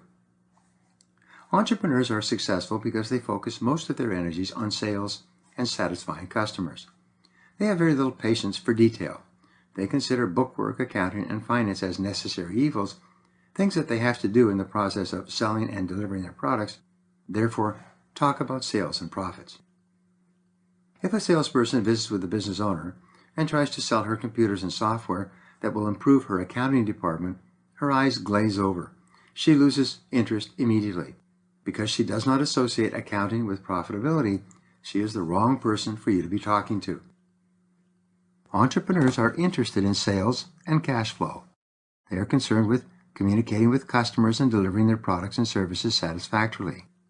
They focus on the performance and reliability of what they sell, and they are attracted to revenues, profits, and growth. They're not interested in the internal details of their operations. To sell the very most of your products or services, you must focus your time, attention, and energy on finding out exactly what will cause this customer to buy. The more time you focus on clearly identifying the specific needs that you can satisfy for a customer, the easier it is for you to structure your presentation and make a sale. Selling to retail businesses. Business people who buy products for resale are only concerned about one thing: net profits. If you're selling to businesses who are buying your products or services to sell in the course of their business operations, they're still only concerned with one thing: net profits. They're not concerned with what the product is, they're only concerned with what the product does and how it affects their bottom line. The most important benefit that product or service can offer a retail business customer is an increase in net profits. Selling to larger businesses. Businesses only buy products that help them to improve performance and productivity, cut costs and expenses, or boost cash flow and profits. You must be clear about the most advantageous results that your product or service can achieve for your business prospect in one or more of these areas. What you sell may help the company to cut costs in some area. It may increase or improve productivity. It might enhance the performance of either equipment or people. Perhaps your product helps the customer to get greater sales or increases buyer satisfaction. If you can convince a business prospect that what you are selling can make or save time or money in excess of what you are charging for your product, you can make a sale. This is your key job in selling to businesses. Emphasize the ultimate benefit. Once upon a time, a woman in one of my seminars who was selling office automation systems said to me, "I just can't seem to get appointments. I call them up and tell them that we do office automation consulting, and they always tell us that they are not interested." She told me that because of her company's experience, they can usually save their clients a good deal of money if they have a chance to examine their facilities and make recommendations. I asked her exactly how she went about approaching likely prospects.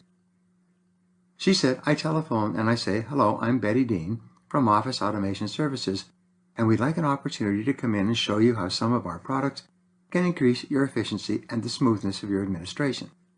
But they always say things like, 'No, thank you, I'm too busy, we don't have the time right now, we can't afford it, we don't have it in the budget,' and so on." Reword your approach. This sales professional was making the mistake of trying to sell on the phone rather than just getting an appointment to sell. I suggested that she try prospecting a little differently. The next time you make an appointment, call up and ask to speak to the person in charge of administration. When you get through to him or her, say these words: "Hello, my name is Betty Dean and I'm with ABC Company. We've developed a process that can save you 20 to 30% of your office administration costs. It would take me about 10 minutes to show you how it works, and you could decide for yourself if it's the sort of thing that you're looking for." She told me later that this simple change in her approach enabled her to get all the appointments she needed. Her sales doubled and tripled. She was soon making more money than she had ever earned before. Talk about what they want.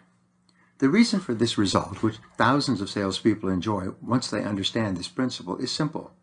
People are not interested in office automation products, computers, servers, wireless communications, cell phones, or anything else. Business people are interested in making or saving money or time. They are interested in getting better results and increasing profit. There are only two ways that a business can increase its profits.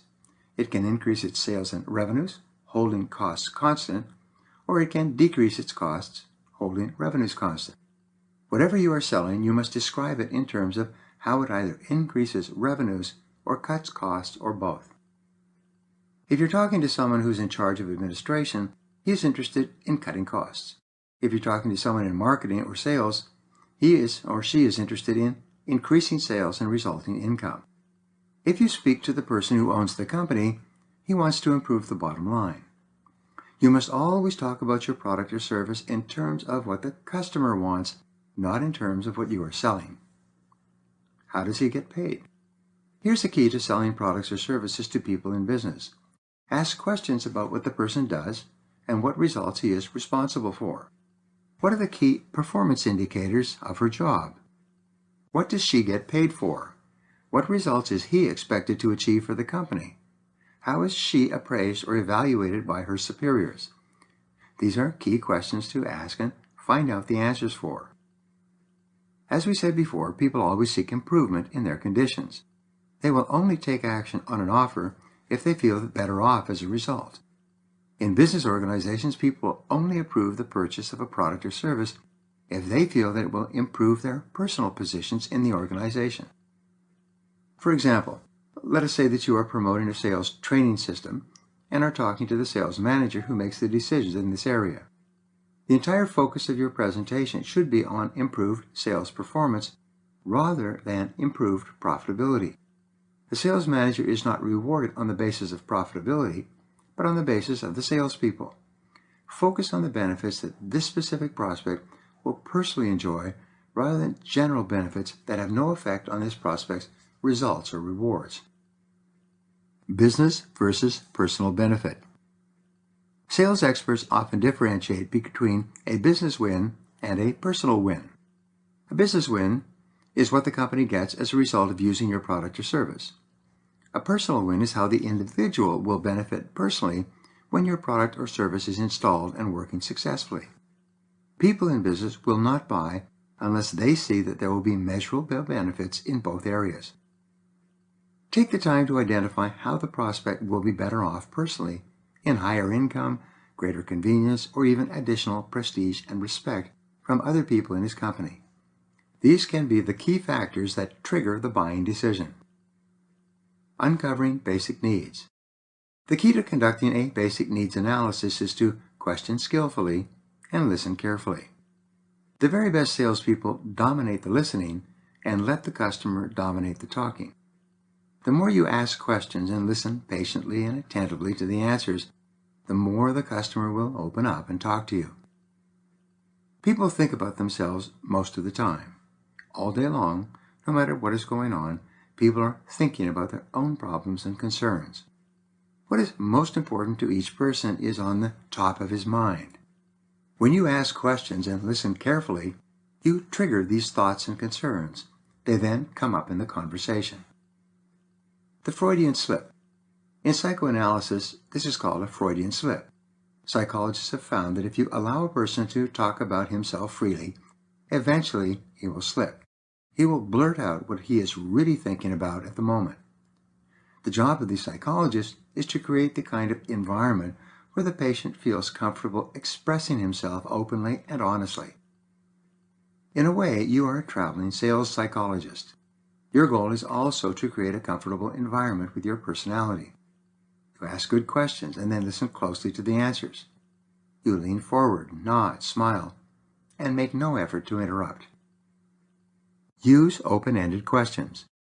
The best questions to ask to open up a conversation and get more information from a prospect are called open-ended questions. These are questions that begin with a pronoun or adverb, words such as what, where, when, how, who, why, and which. These questions cannot be answered with a simple yes or no. They require a more expanded answer, which gives you a greater opportunity to understand the true needs of the prospect that can be satisfied by your product or service. There's a rule that says telling is not selling. Only questioning is selling. It takes no creativity to talk about your product or service. It takes a good deal of thought, however, to phrase your information in the form of a series of questions from the general to the particular. Today, people do not want to be sold. They may want to buy, but they don't want to feel that they are being sold. The moment a prospect feels that he is being pushed to make a certain buying decision, he shuts down and loses interest. The person who asks questions has control. As a rule, the person who asks questions has control. The individual who's answering the questions is controlled by the person who is asking them. Whenever you ask a question and listen attentively to the answer, you are controlling the directional flow of the sales conversation, which is as it should be. Whenever you're talking in response to a question from the prospect has taken control of the conversation. If a prospect asks you a question, rather than answering automatically, which most people do, pause, take a breath and say, "That is a good question. May I ask you something first?" In other words, you acknowledge the question, but you then ask a question of your own and take back control of the conversation. When you do this a couple of times, it will become so natural and automatic that the prospect will never even know what happened, and you will be back in control.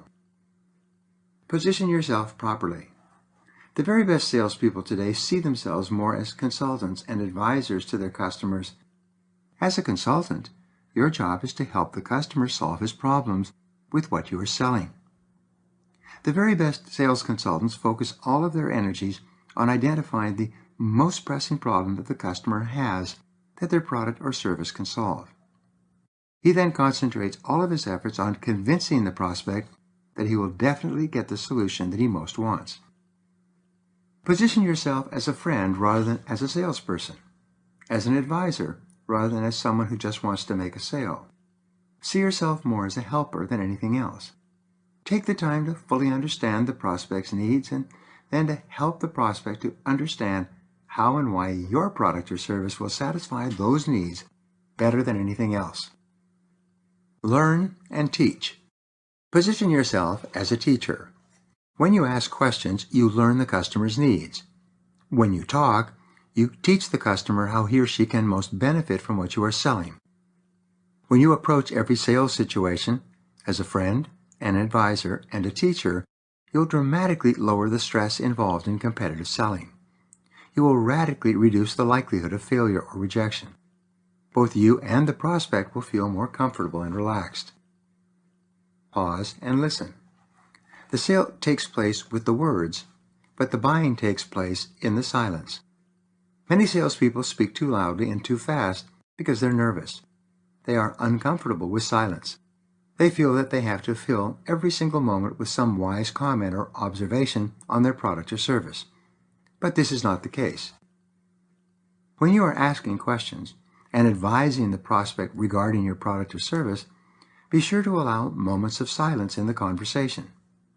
Allow the customer to reflect on and digest what you are saying. Don't rush. Be calm and relaxed. Allow the sales process to unfold at its own speed without pressure or urgency. This creates the very best mental state for the customer to make a buying decision.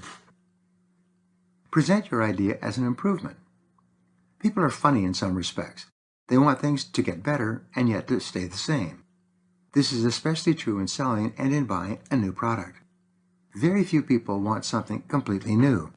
Somehow, if it is brand new and untried or untested in the market, it is too risky. It might not work. You might lose your money. This is why most companies are defined as late adapters. They wait until the product has proven itself before they start to buy it. The way to deal with this natural resistance when you're selling a new product is to describe it as more of an improvement than as something new or different.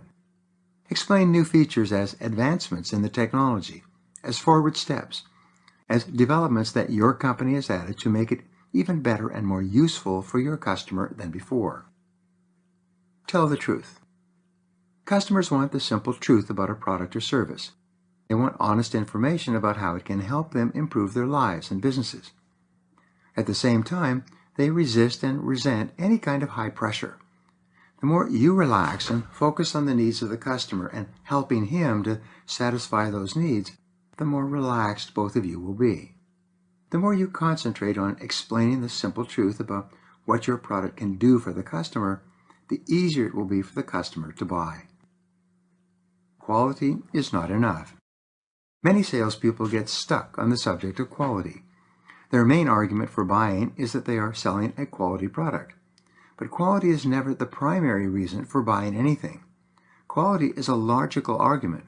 People buy things emotionally, but quality is always based on logic. What is more important than quality is utility. When a person says, "My product is the highest quality machine in the business," it doesn't matter. The only thing that the prospect is interested in is, will it do the job for me? Will it do what I need done? Is it adequate for my purposes? You can say that a Rolls-Royce or a Mercedes is a high-quality automobile, but if all you need is a car to go back and forth to work, you don't need to buy one of them. Quality is not an argument. Quality and price comparisons. The only time you can use quality as an argument is when you are comparing your product at a higher price to another product at a lower price. You have to show the prospect that there are definite reasons why he should opt for higher quality rather than lower price. You have to prove that the customer will be much better off with your product because it is of higher quality than he might be with another product of lower quality, even if it's cheaper. If you're selling a snowmobile to an Alaskan, quality performance is a more important argument than price. If he drives the snowmobile out on the polar ice cap and the machine breaks down, he's going to freeze to death before he gets back. In this case, the cost of higher quality is more than justified by the benefits. If you're selling a vehicle to someone who's going to drive it across the Sahara, it's very important that it be a high-quality vehicle. If it breaks down in the Sahara, where there are no people and no water, the traveler will die before he gets help. Explain why your quality is important. If additional quality is not necessary to get the job done for the customer, then it is not an important benefit. In explaining quality features in your product or service, you must always explain how they directly benefit the customer. The customer must see the direct relationship between paying more for higher quality and getting back more as a result.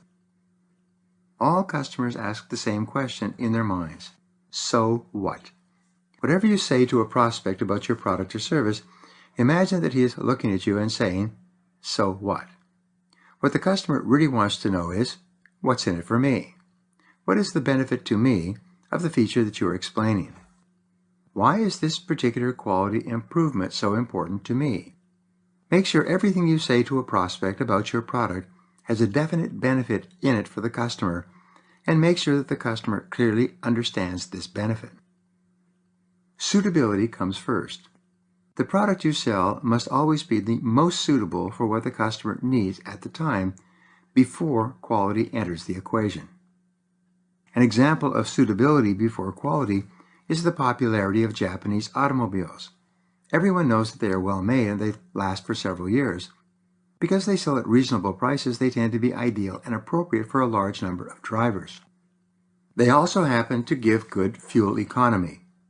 And in addition to this suitability factor, they are of good quality. But the quality always comes after the appropriateness and the utility have been demonstrated. This is why it is so important to ask questions and identify the needs of the customer in advance before you begin explaining why your product or service is the ideal one for him at this time. Everything counts. In selling, one of the foremost principles of all is this: everything counts. Everything you do helps or hurts. It adds up or takes away. It moves you toward the successful conclusion of the sale, or it moves you away from it. Nothing is neutral. There is a halo effect in selling and in all human relationships. Prospects assume that if one part of your presentation or work is of high quality, the rest of your product or service is probably of high quality as well. One good impression often enables you to create a halo of quality and professionalism, and everything counts. Your appearance counts a lot. In this respect, your personal appearance and grooming extend to the quality of your product itself. Most of the contact that your company will have with a customer will be with you personally. For this reason, the way you appear and behave is a critical factor in the buying decision. It satisfies the prospect's need for assurance. A whopping 95% of the first impression that you make on a customer is determined by your clothes. This is because, in most cases, your clothes cover 95% of your body. When you are well-dressed, properly groomed, shoes polished, and looking professional, the prospect unconsciously assumes that you are working for an excellent company and that you sell an excellent product or service. Further, When you are punctual, polite, and fully prepared, you make a positive impression that spreads like a halo to everything you do and to the product or service you sell. On the other hand, if the salesperson is late, unprepared, and poorly organized, the customer immediately assumes that what you see is what you get. He or she takes for granted that the company is second-rate and the product or service being offered is of poor quality. And all that comes from clothes and appearance. The best companies. The very best companies have the best trained and best-looking salespeople. Companies like IBM and Hewlett-Packard interview prospective salespeople several times to be sure in advance that these are the right people to represent them in a competitive marketplace. They take prospective salespeople out to dinner to see how they use their utensils and how they handle themselves in social situations. They meet their families to assure the positive or negative dynamics between and among spouses. They interview these prospective employees both individually and in groups. They know that an enormous portion of the buying decision is going to be determined by the person who is actually selling the product. Identify the basic and secondary needs. Be able to identify the basic and secondary needs that your product can satisfy, and then demonstrate this to the customer. You do this by asking questions skillfully and listening carefully to the answers. Sooner or later, the prospect will become interested by asking you questions about what the product does and how it works. This becomes your selling opportunity. For example, in selling computers and software to businesses, amateur salespeople usually spend a good deal of time talking about all the different functions that their equipment will perform. But the customer doesn't care. He wants to know if the product will pay for itself and how long it will take before it pays for itself. The customer wants to know how certain he can be that the product will pay for itself. He needs to know if this is an intelligent design decision or not. Put him in the spotlight. Instead of thinking about yourself, focus all of your attention on the customer. Since you can only think about one thing at a time, the more you focus on the customer rather than yourself, the more relaxed and confident you will become, and the more positive and animated he will become. Whenever you start to feel tense in a sales situation, immediately ask the customer a question about himself or his business, and then listen to the answer. Imagine that you are in a darkened room with a customer. There's a single spotlight on a swivel above the customer's desk. This spotlight is voice-activated. Whoever is speaking causes the spotlight to swivel around and focus exclusively on him. So who is supposed to be in the spotlight, you or the customer? Since the customer is the most important person, the spotlight should be on the customer most of the time. Whenever the customer is talking and replying to your questions, the spotlight is on him. Whenever you are talking about him and his needs, problems, or objectives and requirements, the spotlight stays on him. The instant you start talking about yourself, your product, your service, your company, or your life story, the spotlight swivels around and focuses on you. The customer is left sitting in the dark. The more the spotlight is on him, the greater the possibility that you will make a sale.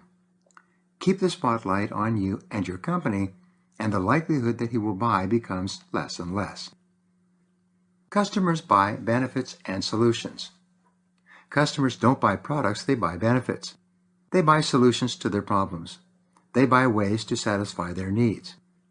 So again, focus all of your attention on the customer. Ask questions such as, what are you doing now in this area? How is that working for you? What are your plans for the future in this area?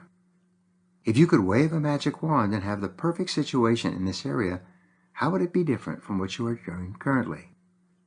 What would you have to be convinced of to go ahead with our product or any product? Remember, the person who asks questions has control. Reasons for buying or not buying.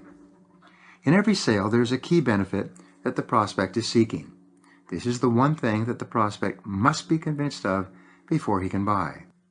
Your job is to uncover this key benefit and then to convince the customer that he will enjoy this benefit if he buys your product or service.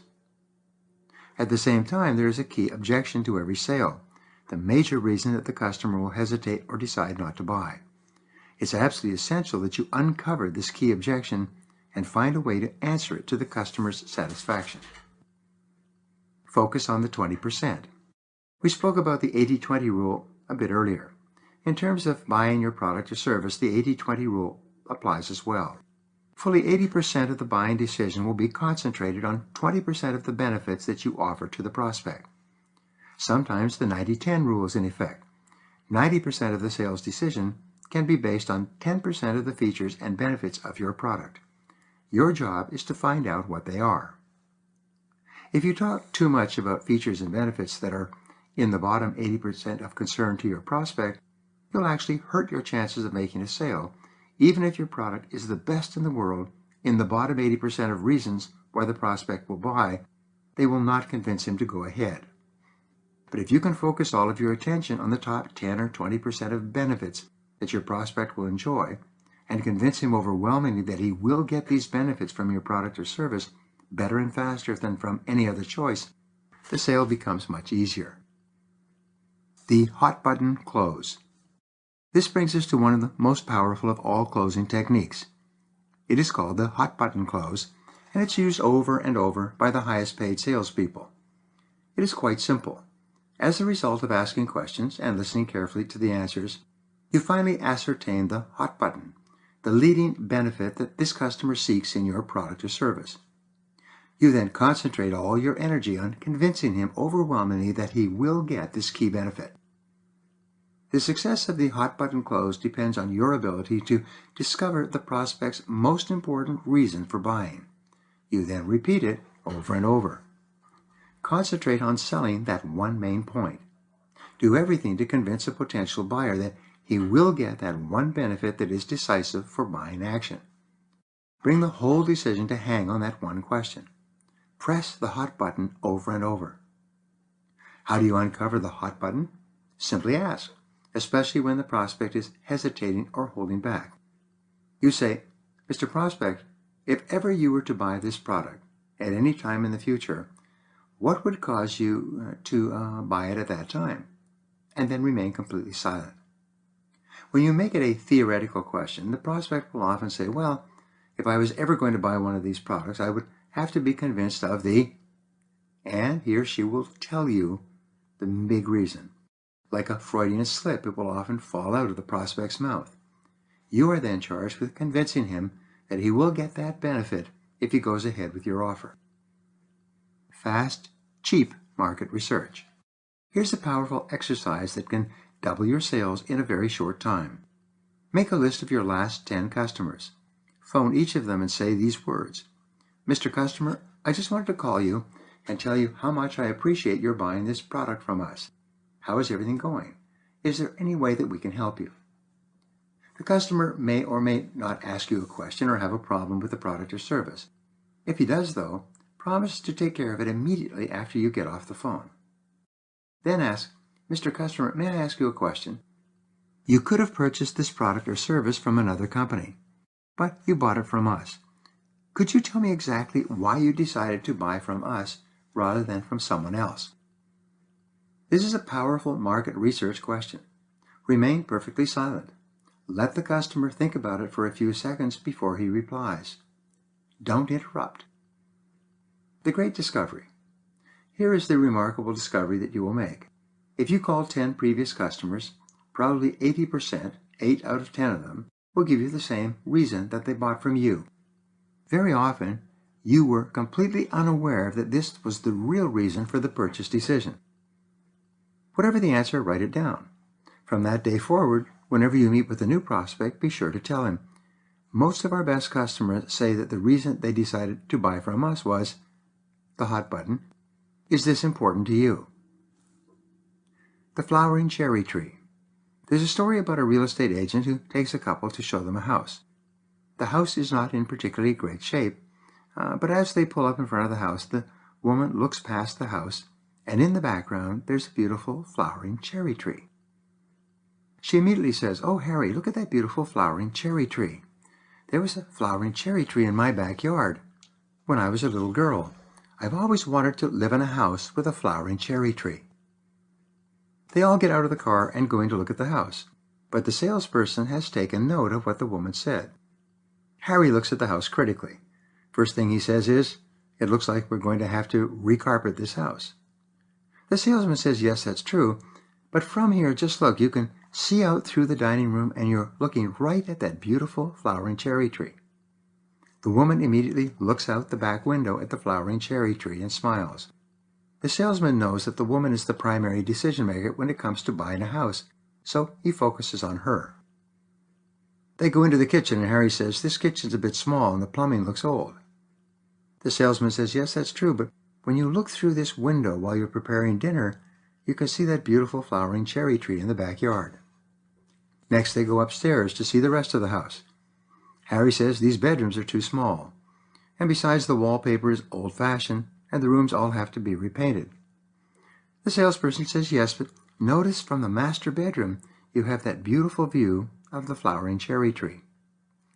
By the end of the walk through the house, the woman is so excited about the flowering cherry tree that she can't see anything else. The buying decision is made. They buy the house because the salesman had identified the hot button, the flowering cherry tree.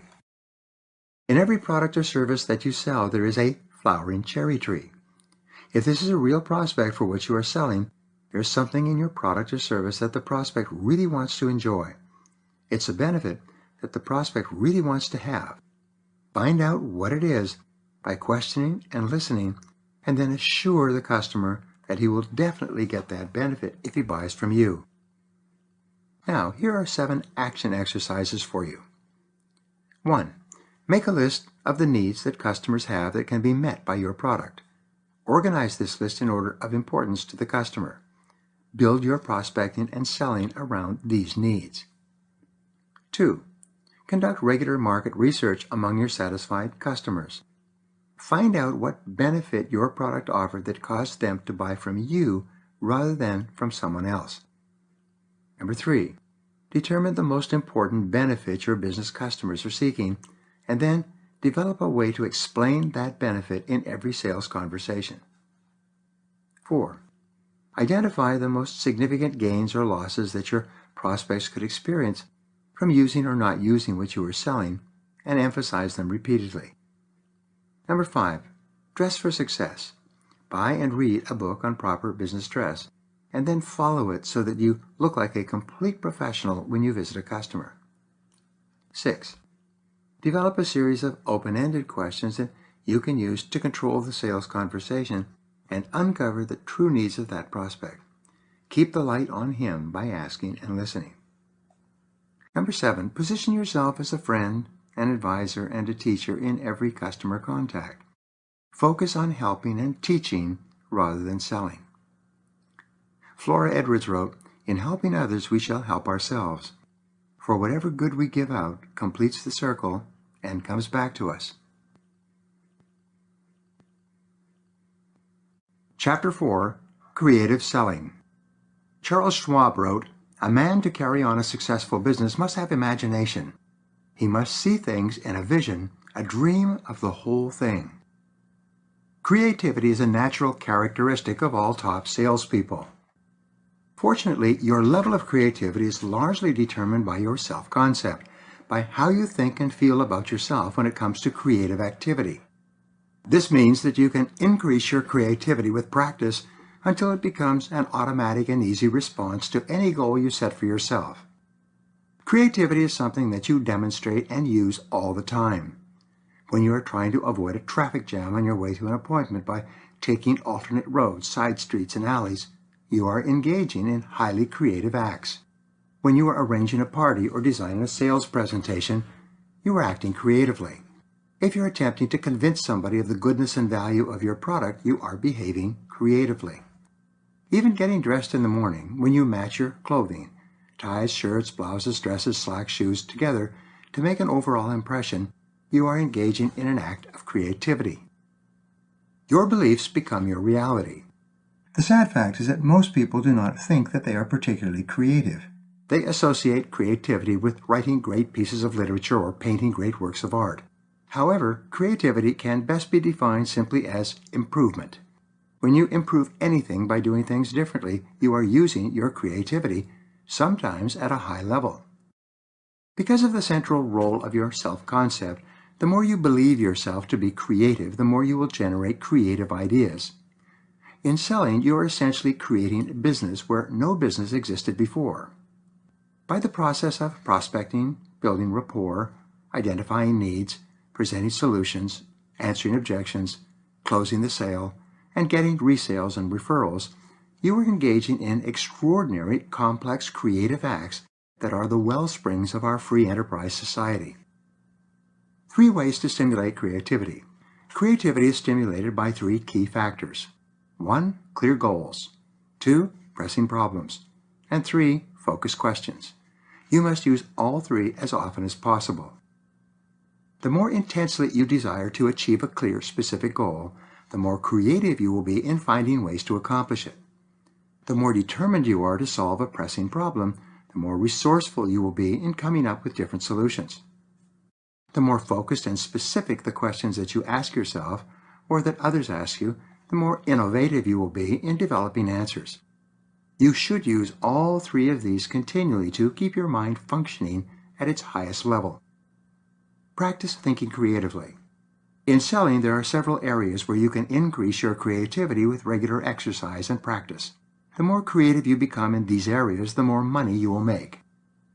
The first area where creativity is important is in prospecting. Your success in prospecting largely determines your income, and your ability to find more and better prospects is only limited by your imagination. The second area where creativity is essential is in uncovering buying motives. You must be creative in questioning to find out exactly what the customer needs and what will cause this customer to buy. This is a real test of your intelligence and brain power. Prospects have automatic buying resistance to any sales approach. They don't want to tell you why they might not buy your product. They know from experience that if you find out what they really want, you will probably be able to convince them that they will get it, and they will be too weak to resist your offering. Discover new product uses. Your creativity is essential in discovering new product uses and applications. You have to use your brain power to discover new ways to use your products and to create sales where no sales exist. Bringing together all the ingredients of a business transaction, including you, your company, the customer, the product or service, the price and terms, the delivery and installation, and everything else, is an extraordinarily creative act and requires creativity at a high level. Your ability to use your creativity to overcome buyer resistance and answer objections is essential to your success. Finally, your ability to close the sale and get the customer to take action is critical in determining how much you sell and how much you earn. Know what you're talking about. Creative selling begins with a thorough understanding of your product or service. The better you know and understand what you are selling, the more creative you will become in selling it. The more knowledgeable you are about why and how your product is superior to that of the competition, the better you will be in explaining it to customers and in overcoming their buying resistance. Read, study, and memorize your product information. Find out what your competitors are selling, what they emphasize, and how much they charge. Become an expert in your market. Become excellent at prospecting. The fastest way to increase your income is simple. It is the key to success in selling. Spend more time with better prospects. This 6-word formula is the recipe for high income in every market. Creative prospecting is essential to your success. It begins with thorough planning and analysis and starts with 3 questions. 1. What are the 5 to 10 most attractive features of your product? 2. What specific needs of your prospective customer does your product satisfy? And 3. What does your company offer that other companies do not offer? Its area of excellence. 1. What are the 5 to 10 most attractive features of your product? Do you know your product's most attractive features? List them in order of importance, then go on to determine the following. Why should somebody buy your product at all? Why should somebody buy your product from your company? And why should somebody buy your product from you? You must be able to answer these questions clearly in your own mind before you get face-to-face with a customer. 2. What specific needs of your prospective customer does your product satisfy? What benefits does it offer? In other words, what's in it for the customer to purchase your product rather than someone else's product or no one's product. Write the most attractive features of your product down one side of a piece of paper. Then write the benefits that your customer will enjoy from each of these features next to them on the other side of the paper. Remember, customers do not buy features, they only buy benefits. They do not buy products or services, they buy solutions to their problems. They're not concerned with what goes into your product, they're only concerned about what comes out for them. Number 3, what does your company offer that other companies do not offer? What is your unique selling proposition? What is your company's or product's area of excellence? In what ways is your company, product, or service superior to anything else available in your market? The greater clarity you have with regard to these answers, the more creative you will be in finding better prospects and making more sales to those prospects. 4 keys to strategic selling. There are 4 keys to strategic selling that you must master if you want to join the top 10% of money earners in your field. These are specialization, differentiation, segmentation, and concentration. Let's take them one at a time. 1. Specialize. With specialization, you determine exactly what it is that your product is designed to do for your customer. You may specialize in a particular result or benefit. You can specialize in a particular customer or market. You can specialize in a particular geographic area. You can specialize in satisfying a particular need better than anyone else. But you must be a specialist rather than a generalist. Many salespeople have built their entire careers by specializing in a particular industry, a specific type of customer, or a distinct geographic area. How could this apply to you? 2. Set yourself apart. Differentiate. In differentiation, you determine what it is that makes your product superior to your competitors. What special benefits does your product offer to your customers that are not available anywhere else? In what areas are your products better than 90% of similar goods or services on the market? In many cases, if the product you are selling is available elsewhere, such as with real estate or life insurance, the special differentiator that you bring to the sales situation is your own unique personality. There is only one person like you in the whole world. Most sales are made on the basis of the feeling that the customer has about the salesperson more than any other factor. 3. Sort out your market by segmentation. The third part of strategic selling is segmentation. Once you have determined your area of specialization and what it is that differentiates your product from your competitors, your next goal is to determine exactly which customers can most benefit from what you do better than anyone else. Who are they? Where can you find more of this ideal type of person or organization for your product? Think of running an ad for perfect customers. How would you describe them? And number 4, focus and concentrate. The fourth part of strategic selling is concentration.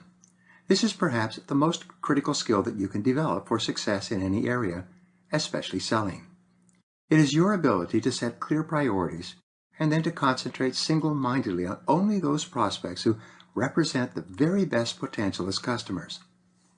In some cases, one prospect may be worth 100 times the value of another prospect.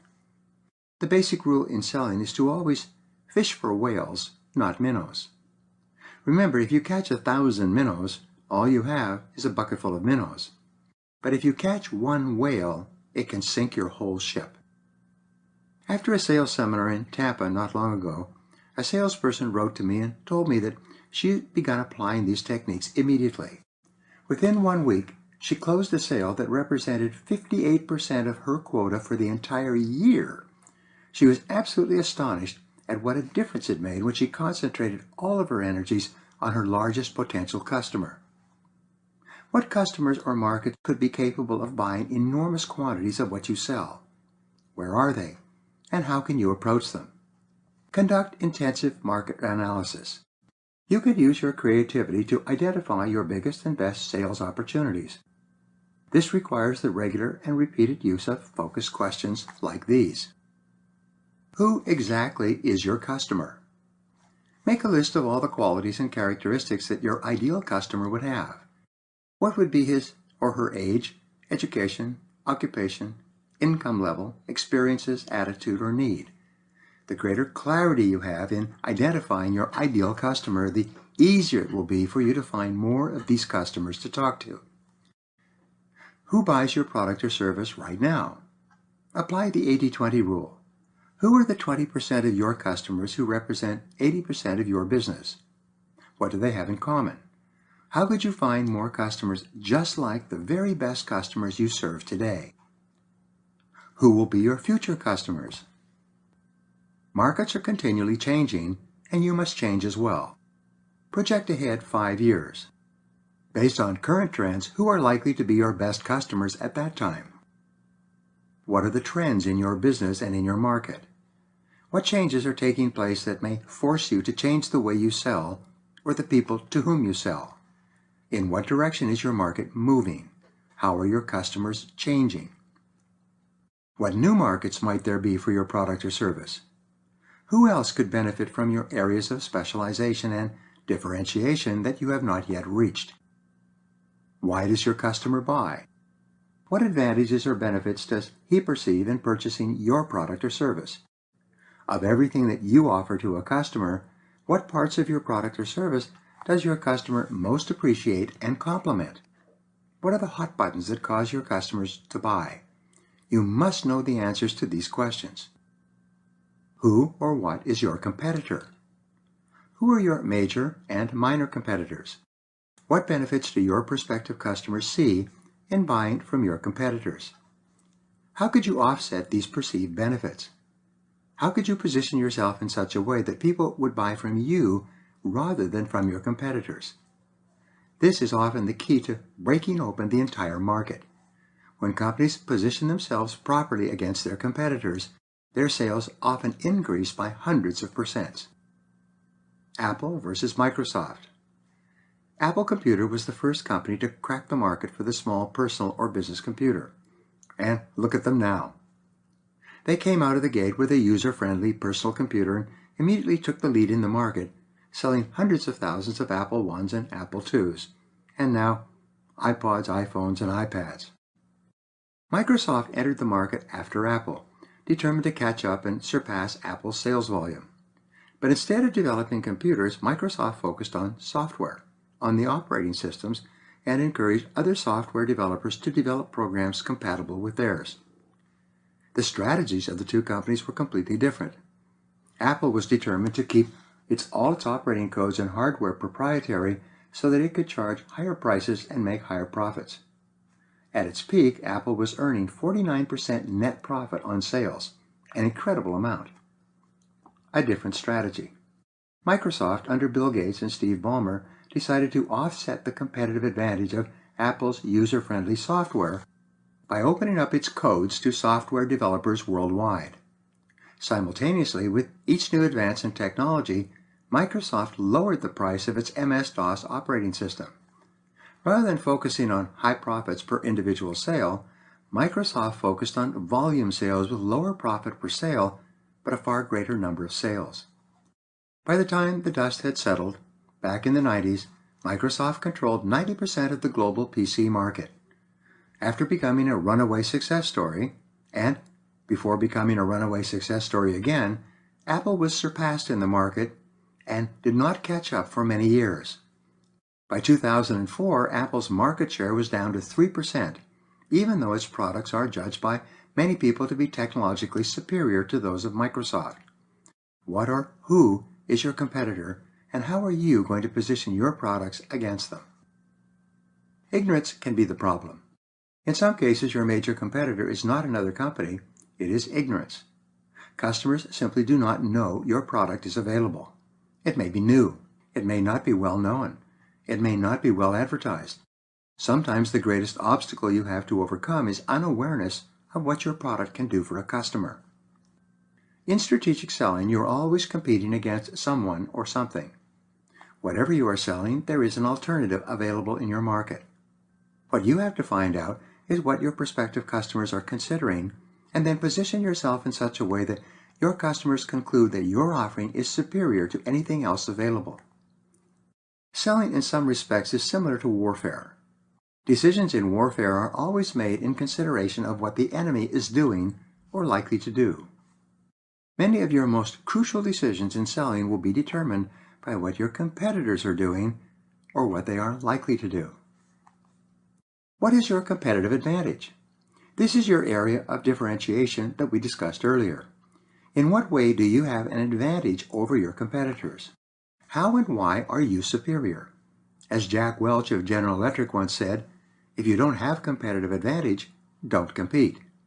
Your competitive advantage is invariably the most important reason that a customer would choose your product over that of your competitor. Fully understanding the nature of your competitive advantage is the key to developing an effective and creative sales presentation.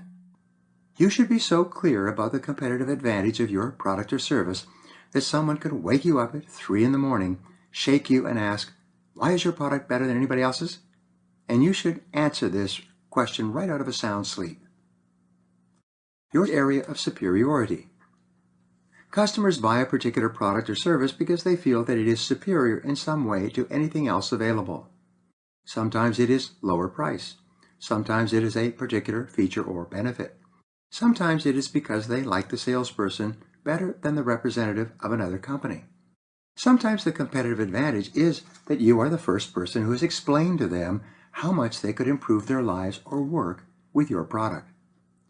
Whatever it is, the customer always chooses what he considers to be the very best available under the circumstances.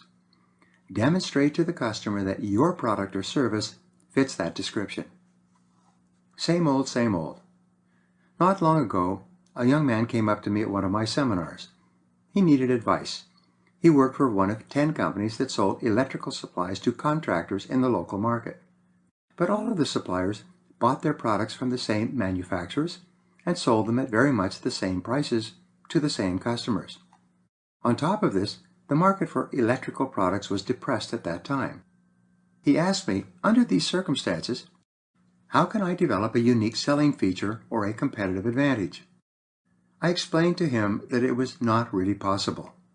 Based on what he had told me, he was selling something that anyone could buy somewhere else at the same price and quality and on the same terms. His products had no unique selling features. In a depressed market, there was less business for everyone, including himself. There was very little future in his industry at that time. Make your product special in some way. One of the most creative things you can do is to offer a product or service that is special in some way. It offers benefits that customers are willing to pay for that are not available anywhere else. If what you are offering is a Me Too product, the only way you can sell more is by working longer and harder, by seeing more prospective customers, and by trusting in the law of averages. But there's no long-term future unless your product is unique and different in some way from any other product available. Put your best foot forward. In creative selling, you always lead with the most important benefit that your product or service can offer your customer in comparison with your competitors. This becomes the key factor in your advertising, prospecting, and sales activities. When you meet a prospect who really wants the special benefits that only your product can offer, it is easy to make the sale. Large companies spend an enormous amount of time and money to build a reputation for their unique selling propositions. When IBM was the biggest computer company in the world, it had an extraordinary reputation for customer service. The company invested more than $1 billion a year giving its customers fast, dependable service whenever an IBM product broke down. For major customers with large computer installations, IBM would often fly in several specialists from different parts of the world, all within 24 hours, to get a computer system up and running again. IBM's reputation for quality service made it an industrial leader worldwide. Interestingly, at no time did IBM ever have a better, faster, or cheaper product than its competitors. Other companies had superior products at lower prices with more features. IBM did not even attempt to lead the field with state-of-the-art equipment. They focused instead on their reputation for service and support. This competitive advantage enabled them to become the most successful company of its kind in the world. It takes your breath away. Some years ago, the distributors of Smirnoff vodka attempted to introduce Smirnoff to the market in the United States. They had little success. At that time, vodka was considered not only a foreign drink, but a Russian foreign drink. The Cold War was on, and Americans were not particularly favorable to any Russian products, especially a new form of liquor. The Smirnoff distributors spent an enormous amount of money attempting to position Smirnoff vodka as a superior choice to whiskey, scotch, gin, rum, and other liquors, but to no avail. Finally, they identified the unique selling feature, USF, of Smirnoff. After drinking Smirnoff, no one could smell it on your breath. They instantly created an advertising campaign around this unique selling feature with 2 lines. Smirnoff, it takes your breath away. And Smirnoff, it leaves you breathless. In no time at all, Smirnoff became a $50 million product and eventually a $500 million and $1 billion product. It broke the market open for vodka sales, which are now well in excess of several $1 billion a year. By identifying the competitive advantage of the beverage, that people could drink at lunch without folks back in the office knowing, they were able to create a great marketing success. How could you describe or position your product in a similar way? What is your unique selling proposition? Who are your non-customers? Who are the people who could use your product or service but buy neither from you nor from your competitors? These are people who are not even in the market at all. In reality, the non-customers are the greatest untapped market for your products or services. If you can identify them and find a way to get through to them, you can often create sales where no sales exist and where there is little competition or price resistance. A huge untapped market. Often these people are the late adapters in the market, those who wait until a new product or service has been tested and proven by the majority of buyers before they risk buying. When a company finds a way to tap into this huge late adapter market of non-customers, it can often surpass all of its competitors. 3 examples come quickly to mind: the fax machine, the personal computer, and the cell phone. In each case, only a few people were willing to take a risk on this new technology. In the earlier versions, they were often large, clumsy, and inefficient. The first cell phones often required a briefcase to carry them around. But once these 3 innovations had been accepted by business people and used in offices, the dam began to crack. Suddenly, the non-customer entered the market by the millions, and today, by the tens of millions. Today, even children have computers, fax machines, and cell phones, which they are constantly upgrading with newer, better, faster, and cheaper versions. What were once early adapter markets have become multi-billion-dollar worldwide markets. How might you apply this to your product or service? The non-voter. Here's another example. The biggest non-customer in our society today is the person who does not vote. The non-voter, if he could be motivated to vote for a particular candidate or party, could determine the outcome of virtually every election in the country. 40% of qualified voters never go to the polls. They are the largest single voting bloc in the country. Why don't they buy? The people who are not now buying your product or anyone else's product are the greatest source of new customers. If you can find out why they are not buying at all, you can often break into a brand new market and sell more than you ever have before. Keep asking with regard to non-customers, why don't they buy? What is it in their perception that holds them back from buying the product or service you sell? What objection would have to be overcome in their minds to get them to come into the market? What could you do to dispel the ignorance that they have of how much they could benefit? How can you remove the fear that is holding them back? Very often, the simplest way to approach the non-customer is to identify a specific benefit that the non-customer values and desires enough to want to own your product or service. Demonstrate to this prospect that he will definitely get the one benefit that would motivate him to buy, and then give an unconditional guarantee of satisfaction. By focusing on the key benefit and backing it up with strong guarantees, you can often break down the resistance that keeps your non-customer from buying in the first place. When do your customers buy? When is the best time to sell to your customer? Is it a specific time in the business cycle or a specific season during the year? Do customers buy when business is growing or when business is declining? Some services are most appropriate when businesses are in difficulty. Other services are bought more readily when businesses are growing rapidly. What season of the year do your customers buy the most? During what stage of the business cycle do they buy? Some products are most suitable for startup businesses. Others are better suited for growing businesses. And some work better for large companies that have stabilized or leveled off in the market. What triggers buying behavior? Some people are impulse buyers. They buy immediately when the product comes out on the market. They are the same people who see the new movie the first night it is shown. They try the new restaurant as soon as it opens. They embrace the new fashion trends as soon as they appear in the stores. Approximately 5 to 10% of customers are like this.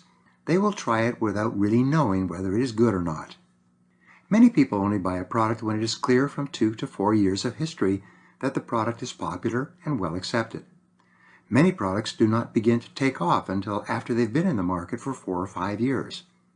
It often takes this long for the mass market to gain sufficient confidence to begin buying the product in quantity. Think about personal computers. There are many buyers who only come into the market when it is already mature. The product or service is approaching the end of its life cycle. It's being replaced by similar products that are faster, better, and cheaper. The profits to be made at this stage of the life cycle are fairly small. Finally, there is the post-mature buyer who only buys a product just before it is taken off the market. What has to happen before your prospect will buy your product? Often, a person will only buy a product or try out a company or service when she has received a recommendation from someone she trusts. Sometimes the prospect will only buy when she has spoken to another satisfied customer. Or the prospect has to get encouragement, reinforcement, or approval from another person before she feels comfortable enough to buy. Here are 2 good questions to ask the hesitant prospect. First, what would have to happen before you went ahead with this offer? And second, what would you have to be convinced of to buy this product or service? The answers you get will often give you the key to the sale. Use testimonial letters. One of the most powerful of all sales tools is the testimonial letter. When you say that your product is excellent and a good choice for the prospect, he immediately discounts your words because, after all, you are a salesperson. But when someone else who has purchased your product says that it's good, the customer believes and accepts this assessment. Some years ago, when I was building one of my businesses, I was continually struggling with prospects because I was relatively new in the market. Yet everyone I had worked with was happy with my services. So I took a solid week and visited each of my previous customers and asked them if they would write me a nice letter telling me how much they liked my services and recommending them to other people. Most of them agreed immediately. I followed up continuously until I had a 3-ring binder full of testimonial letters in plastic page protectors. This changed my sales career. My winning strategy. From then on, when I would meet with a prospect, one of the first things I would say is, before we begin, let me show you some letters that I'm particularly proud of from some of my customers. I would then hand my binder to the prospect and let him read through the letters. I found that people love to read testimonial letters. It's sort of like reading other people's mail. Later I took a yellow highlighter and highlighted the very best sentences in each of the letters so that they jumped out when the prospect read the pages. It was amazing. Very often the prospect would look up from reading through the testimonial letters and say, "I'm sold. How soon can we get started?" My sales doubled and tripled and quadrupled. In the first 2 months after I started using testimonial letters, I made more sales than I had in the previous year. Now, many people will write you a testimonial letter if you ask for it, but sometimes they're so busy that they don't get around to it. In this case, offer to write the letter yourself and ask them to type it onto their own letterhead and sign it. It's amazing how many customers will do this if you ask. Overcome objections with testimonials. If you get the same objection over and over, especially with regard to your high price or the fact that your company or product is new in the market, ask your satisfied customers to answer that objection in the text of their letter. Often you can write the letter for them with the answer to this objection. For example, let us say that your product or service is more expensive than that of your competitors, and your customers continually bring this up. You would ask for or write a testimonial letter that says something like this. Dear Brian, I just wanted to write and tell you how happy we are with your product. When you first approached me, I was concerned about the high price. But since we have started using your product, the benefits and results I have achieved are far greater than the small difference in price I paid. Thank you for everything. Sincerely, a happy customer. That kind of a letter is worth its weight in gold. If you have half a dozen letters like that, you can double and triple your sales in a short time. Soon you'll be selling to almost everyone you speak to. The best advertisement. The most powerful of all forms of advertising in our society is word of mouth.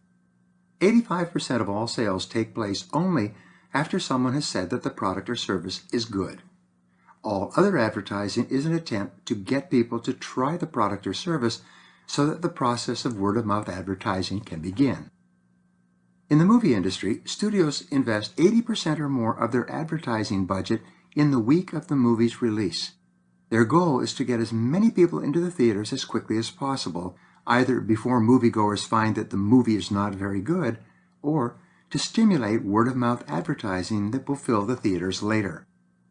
In 2004, both Mel Gibson's The Passion of the Christ and Michael Moore's Fahrenheit 9/11 generated extraordinary word-of-mouth advertising, turning both movies into blockbusters that made fortunes for their producers.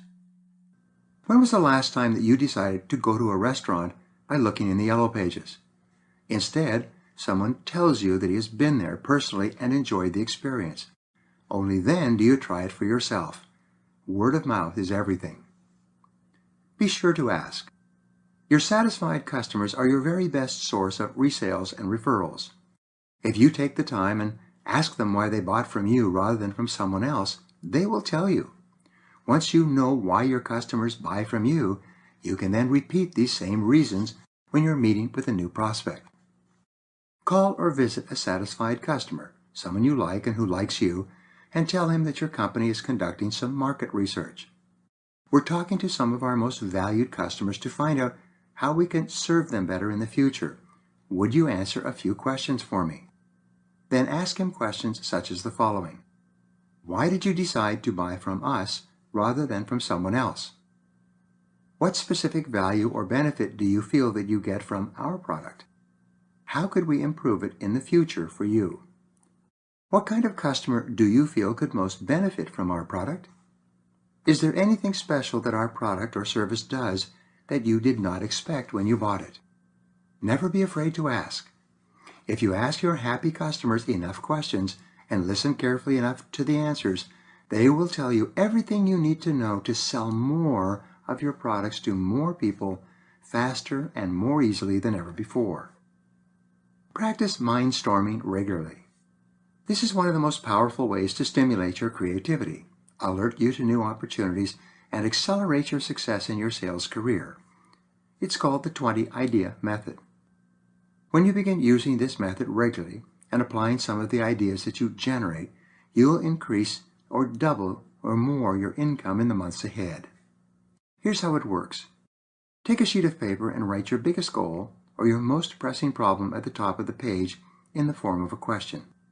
For example, you could write, how can I double my income in the next 12 months? You can even be more specific. How can I increase my income from $50,000 to $100,000 per year over the next 12 months? Be clear and concrete. The more clear and specific the question, the easier it is for your mind to generate multiple answers to it. You use this mind-storming method primarily on questions for which you are seeking concrete, tangible answers. For example, you would not write, how can I be happier? This question is so soft and vague that your mind cannot focus on it and generate specific workable answers. Once you have written out your question, you then discipline yourself to write out 20 answers to that question. You write them in the personal, positive, present tense. For example, instead of writing, make more calls, you would write, I make 5 extra calls each day. The more specific your answers, the more ideas they will stimulate. Write 20 answers minimum. Write a minimum of 20 answers to the question. You can write more than 20 answers if you like, but you must discipline yourself to keep writing until you have at least 20 answers. For some reason, the number 20 has a magical effect. Very often, the 20th answer is the breakthrough idea that changes your career. Once you have put down 20 answers, go back over your list of answers and select at least one idea that you will implement immediately. Do it now, this very minute. Don't delay. This is very important. When you generate these answers and then take action on at least one of them, you keep the tap open for creative ideas to flow all day long. As you move through your day, you will constantly have ideas and insights on how you can be more effective and get more done. Your mind will sparkle like lights on a Christmas tree. You'll be more alert and aware. You'll come up with solutions not only to your own problems, but to the problems of others, quickly and efficiently. The key to wealth. Earl Nightingale, in writing about this idea, said that more people have become wealthy using this 20-idea method than any other method of creative thinking ever discovered. In my own experience, and in the experience of thousands of my students, this 20-idea exercise is life-transforming. Once you begin using it, you will start applying it to every problem or goal you ever have. You can use it to outline any project, large or small. You can use it to build a house or build a career. The results you get will be absolutely amazing. Cumulative results.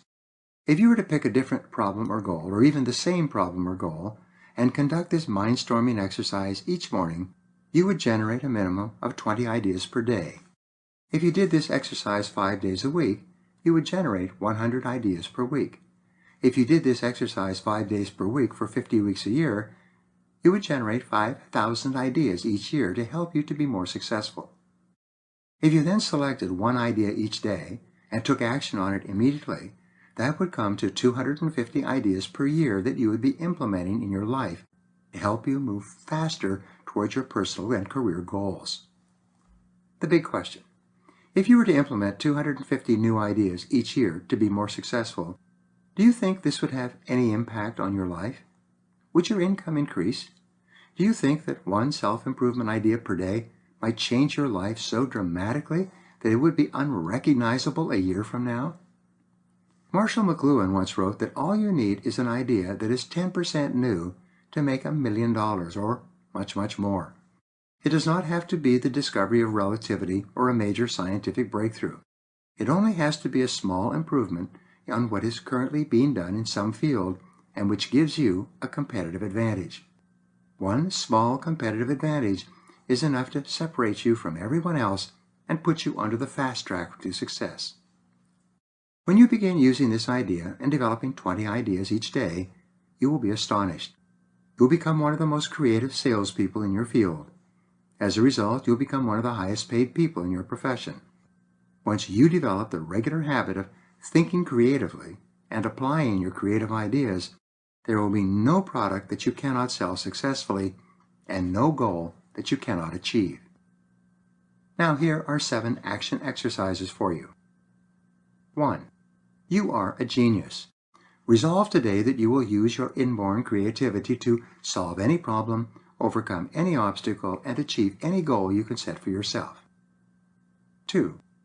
Write your most important goal at the top of a page in the form of a question.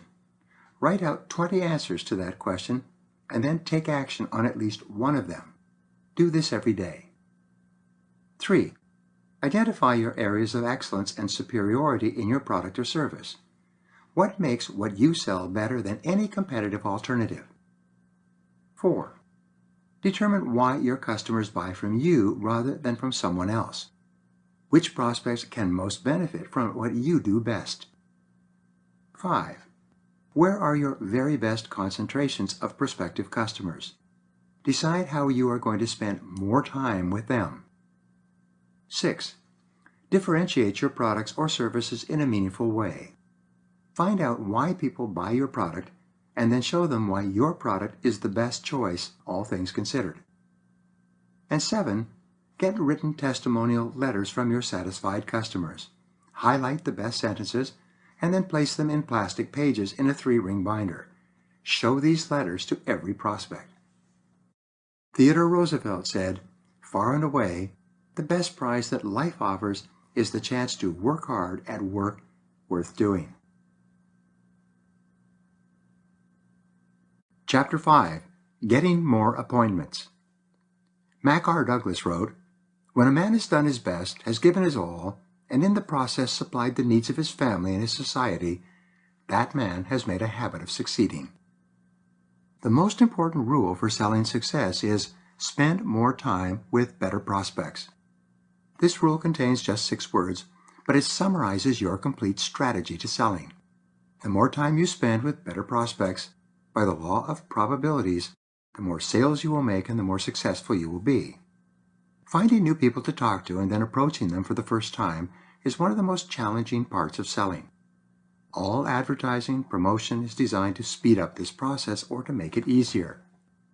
Prospecting is also the part of selling that causes the most stress and frustration. More salespeople lose heart and give up what might have been a successful career because of their inability to master the skills of prospecting than for any other reason. You can learn any skill. Fortunately, prospecting is a skill that you can learn. If anyone else is good at prospecting, that is proof that you can be good as well. You simply need to learn the strategies and techniques used by other top people and then adapt them to your own work until you feel comfortable with them. After that, your sales success is guaranteed. By now, you have done your creative thinking and analysis of your market. You've identified your major competitive advantages and your unique selling proposition. You know exactly the very best type of people to talk to, what to say, why they should buy from you rather than from anyone else. You have loaded your gun and cocked it. Now you have to aim and fire. This is the hard part. Now you have to contact, either by phone or face-to-face or by internet, a real live prospect who has never seen you before. This is one of the most fearsome parts of selling until you master it. The process of prospecting. An ongoing analysis of your product and your market will give you a continuous stream of new prospects and prospect groups to call on. Your first contact with the prospect will begin the process, which will or will not conclude with the sale. Therefore, every word of your approach or introduction must be planned in advance to accomplish the following goals. Break preoccupation. Your approach must break the preoccupation of the prospect. Everyone you call on is busy and thinking about other things. They are completely involved in their own problems, work, family, health, business, or bills. Unless you can break through this preoccupation with your opening words, you never get a chance to make a sales presentation. Some salespeople phone, introduce themselves, and begin talking about their product or service immediately. A better way is to introduce yourself and then ask, "I need about 2 minutes of your time. Is this a good time to talk?" Only when the prospect has confirmed that he has a couple of minutes to listen to you do you ask a question aimed at the result or benefit of what you are selling. Sell the appointment, not the product.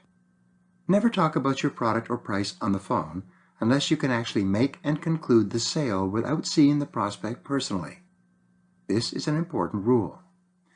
Young salespeople, in their eagerness to get appointments, often blurt out details about their product in the first couple of sentences. If you do this, you will kill the sale. The prospect does not have enough information to seriously consider your offer. Instead, he will say, "I'm not interested," or "We're not in the market right now," and you'll end up talking into a dead telephone line. Choose your words carefully. When meeting the prospect for the first time, a salesperson will often start off talking about his product while the prospect is still on the phone, signing checks, shuffling papers, or doing something else. The prospect's mind is 1,000 miles away. He's not paying attention to you. You may be sitting there, but he is still preoccupied with everything that is going on in his life. Your job is to break this preoccupation before you begin speaking. Your first words should be the equivalent of throwing a brick through a plate glass window. Develop an opening statement or question that gets his complete attention. This sentence should always be aimed at the result or benefit that the prospect will receive from your product or service, but does not mention the product or service itself. Preoccupation breaking made simple. Many years ago, there was a salesman who worked for Corning Glass. This was the year that the company introduced safety glass for the first time. This product contained a transparent plastic sheet between two pieces of glass, and as a result it did not shatter the way most windshield glass did at that time. This young salesman went out with his new product, and within 1 year, he became the top performing salesman of safety glass in North America. At the National Sales Conference, he received the first prize for sales performance and was invited to share his secret with the other salespeople present. They wanted to know, how did you sell so much more safety glass than anyone else? Demonstrate the benefit. He explained, first of all, I got the factory to cut some safety glass into 6-inch squares as samples. Then I got a ball-peen hammer, which I took with me on sales calls. When I walked in on the prospect, I would ask, would you like to see a piece of glass that doesn't shatter? Almost invariably, the prospect would say, that's not possible, I don't believe it. I would then put the glass sample on his desk, take out the ball-peen hammer, and whack it. He would instinctively jump and throw up his hands to protect his eyes. When he looked down and saw that the glass had not shattered, he would be amazed. After that, it was simple. I would just ask, how much would you like? I'd take out my order pad and begin writing. Teach it to everyone. Corning Glass was so impressed with this technique that the following year they bought ball-peen hammers for all their salespeople, provided them with samples of safety glass, and sent them out nationwide. The method really worked. They sold glass by the carload. At the end of the year, at the next National Sales Convention, the young salesman, for some reason, was still head and shoulders above every other salesperson in the country. Once again, they invited him up on the stage to receive his award as the top salesperson in the country. And again they asked him, what is it that you did this year to outsell everybody else? Get the customer into the act.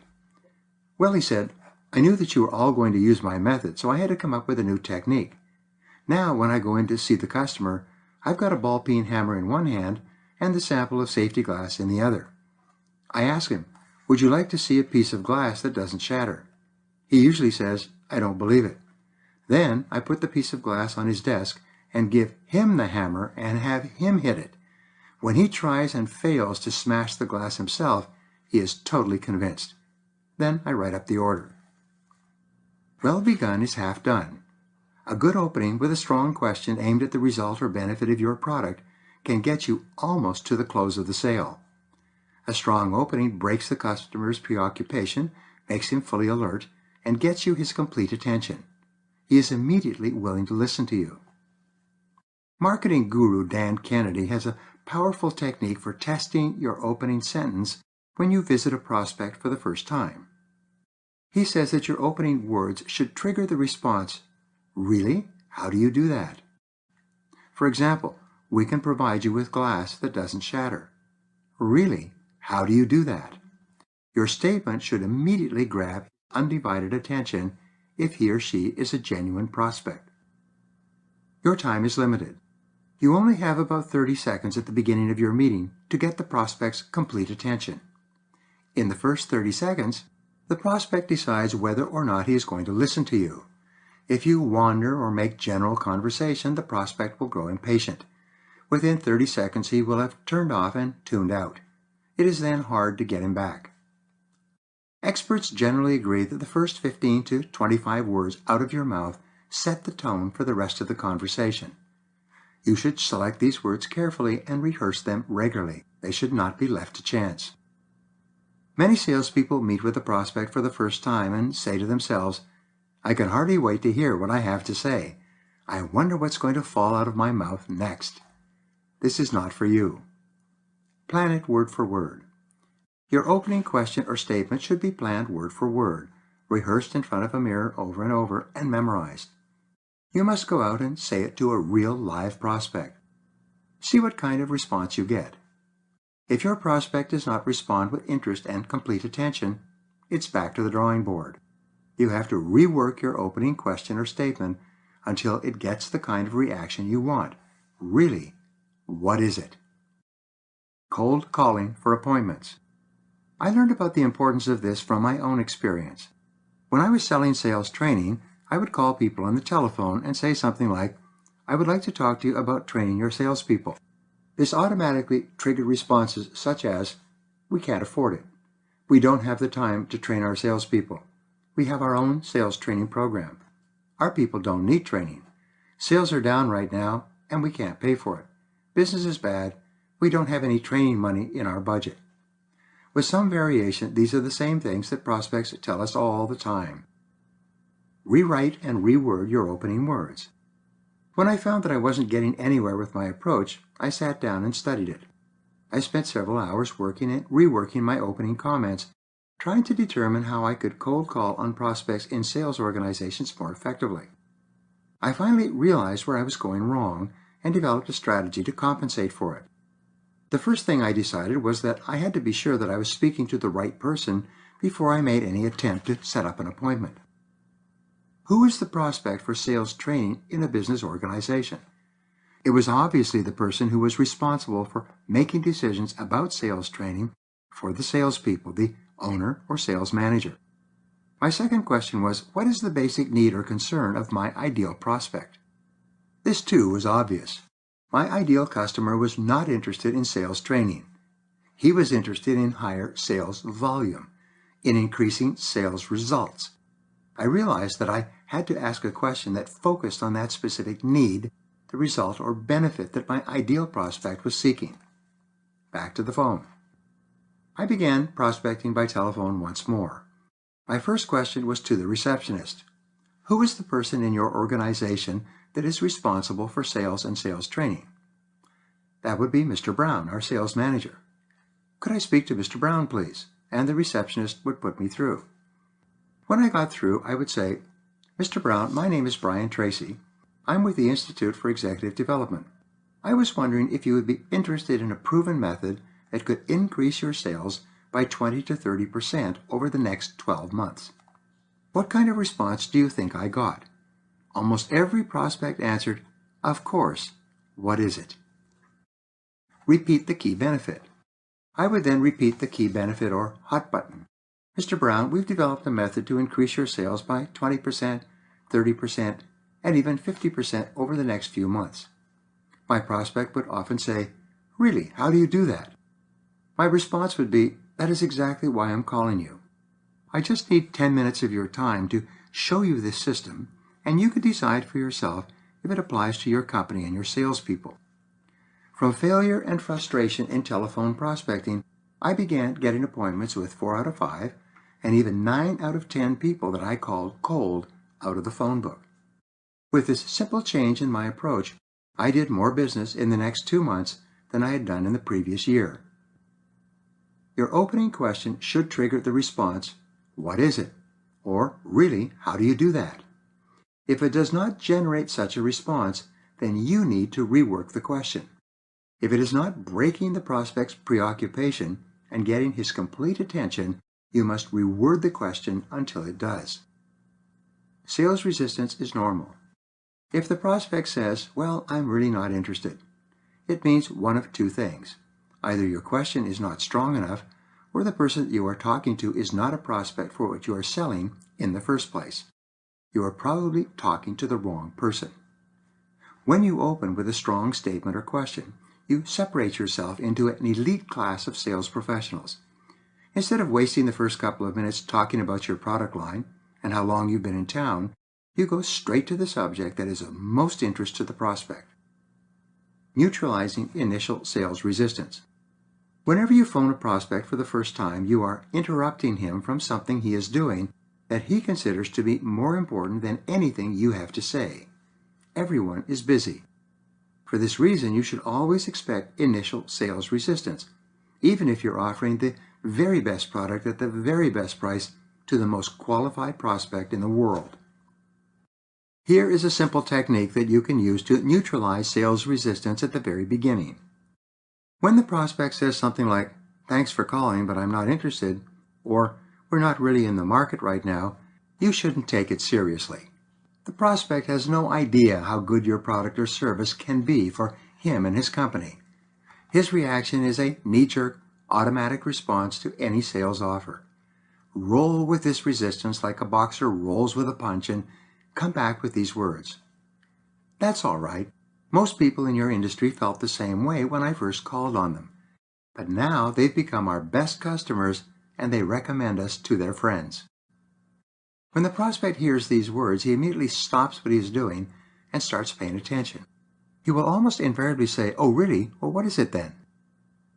Customize your comeback. You can make these words even more powerful by being specific about the prospect's occupation. You could say, "That's okay. Most people in the financial services industry felt the same way when I first called on them. But now they've become our best clients and they recommend us to their friends." In Robert Cialdini's book, Influence, he explains the impact of social proof in building credibility and arousing desire. Social proof comes from other people, like the customers who have already bought the product or service. Whenever we hear of someone else like us, in our business or with our same interests or beliefs, who has bought a product, we are immediately interested in knowing what it is. If lots of people like us have bought a particular product, we almost automatically conclude that it is a good choice for us as well. When the prospect says, "Oh, really, what is it then?" you say, "That's exactly what I would like to talk to you about, and I just need about 10 minutes of your time. You can decide for yourself if it's right for you." Frequently, busy prospects will say, "Well, can you tell me a little bit about it on the phone?" Don't sell on the phone. You reply, "Mr. Prospect, I'd love to tell you about it on the phone, but I have something I have to show you. You need to see it personally." This triggers the powerful emotion of curiosity. You should immediately offer 2 time periods to meet.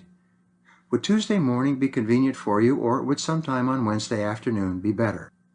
Remember, the purpose of your first call is not to sell or even to discuss your product or service. It is to get a 10-minute face-to-face appointment with the prospect. Do not talk about anything else but this appointment, and absolutely refuse to discuss your product or service on the phone. Sidestep the excuse. Sometimes the busy prospect will say, "Could you send me something in the mail?" or by email. If you send the prospect something in the mail or on the internet, the chances are very high that he will lose it, forget about it, or decide not to see or talk to you at all. He will feel that he has enough information to make a decision and that he doesn't have to tie up his time with a salesperson. Sending things via email or in the post is usually a complete waste of time and money, unless you are selling from a distance. When the prospect asks you if you could mail something, respond by saying, "I would love to mail it to you, but you know how undependable the mail can be today. Why don't I drop it off to you personally on Tuesday afternoon when I'm in the area? Will you be available around that time?" Don't be put off.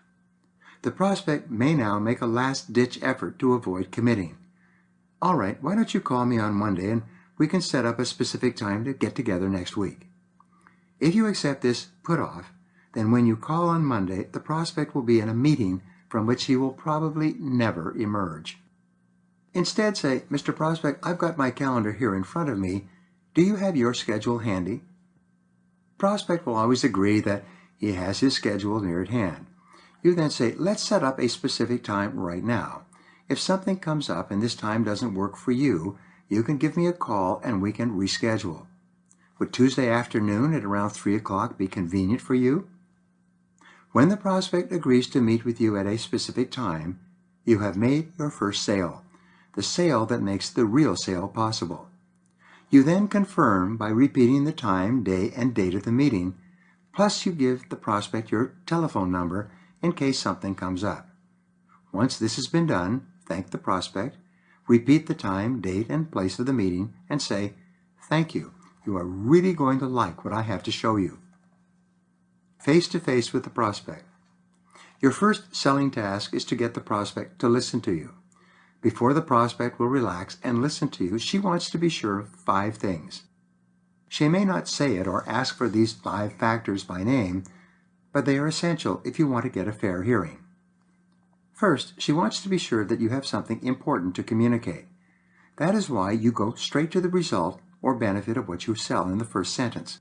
If what you are offering is relevant to her life or work, you will have her complete attention. Second, she wants to be sure that you are talking to the right person. Since your product or service usually solves a problem of some kind, she wants to be sure that she is the one with the problem or need that you can solve or satisfy. Fortunately, you've already qualified this prospect when you got through to her via the receptionist. You already know that you are talking to the right person. But if you have any doubts at all, ask her, are you the person that I would talk to about increasing sales in your organization? Are you the one with whom I should speak about cutting your costs of information processing? Or are you the person to talk to with regard to the specific need or problem within your organization? Remember, you do not sell a product or a service, you sell a solution to a problem or the satisfaction of a genuine need. You must initially find the person who has the problem or the need. Only then can you begin talking about helping her get the benefits of what you are selling. There is no point in doing a wonderful sales presentation to someone to whom your product is of no interest or who is not in a position to make a buying decision. Always be sure you are talking to the right person. Third, at least initially, the prospect wants to be assured that your visit will be short. People are extremely busy today. They're often overwhelmed with problems and responsibilities. They become nervous and negative if they think that someone is going to take up a lot of their time. You must therefore assure them right away that you are only going to take up a couple of minutes to tell them about the benefit that you have mentioned in your opening question. Fourth, the prospect wants to be sure that she will be placed under no obligation if she meets with you. This is why you say, I have something to show you, and you can judge for yourself. This takes the pressure off the prospect and often determines whether you get the appointment or the continued meeting in the first place. Fifth, the prospect wants to be sure that you will not use high pressure. The two most common fears of prospects with regard to salespeople are the fear of being pressured and the fear of being taken advantage of. By approaching the prospect with a positive, polite, and friendly attitude, you take these fears away. You cause her to relax and listen to you more closely. You have to accomplish these 5 goals at the beginning of your conversation, and often on the phone with a new prospect, just to get the appointment. There is a method for doing this that I have taught to thousands of salespeople.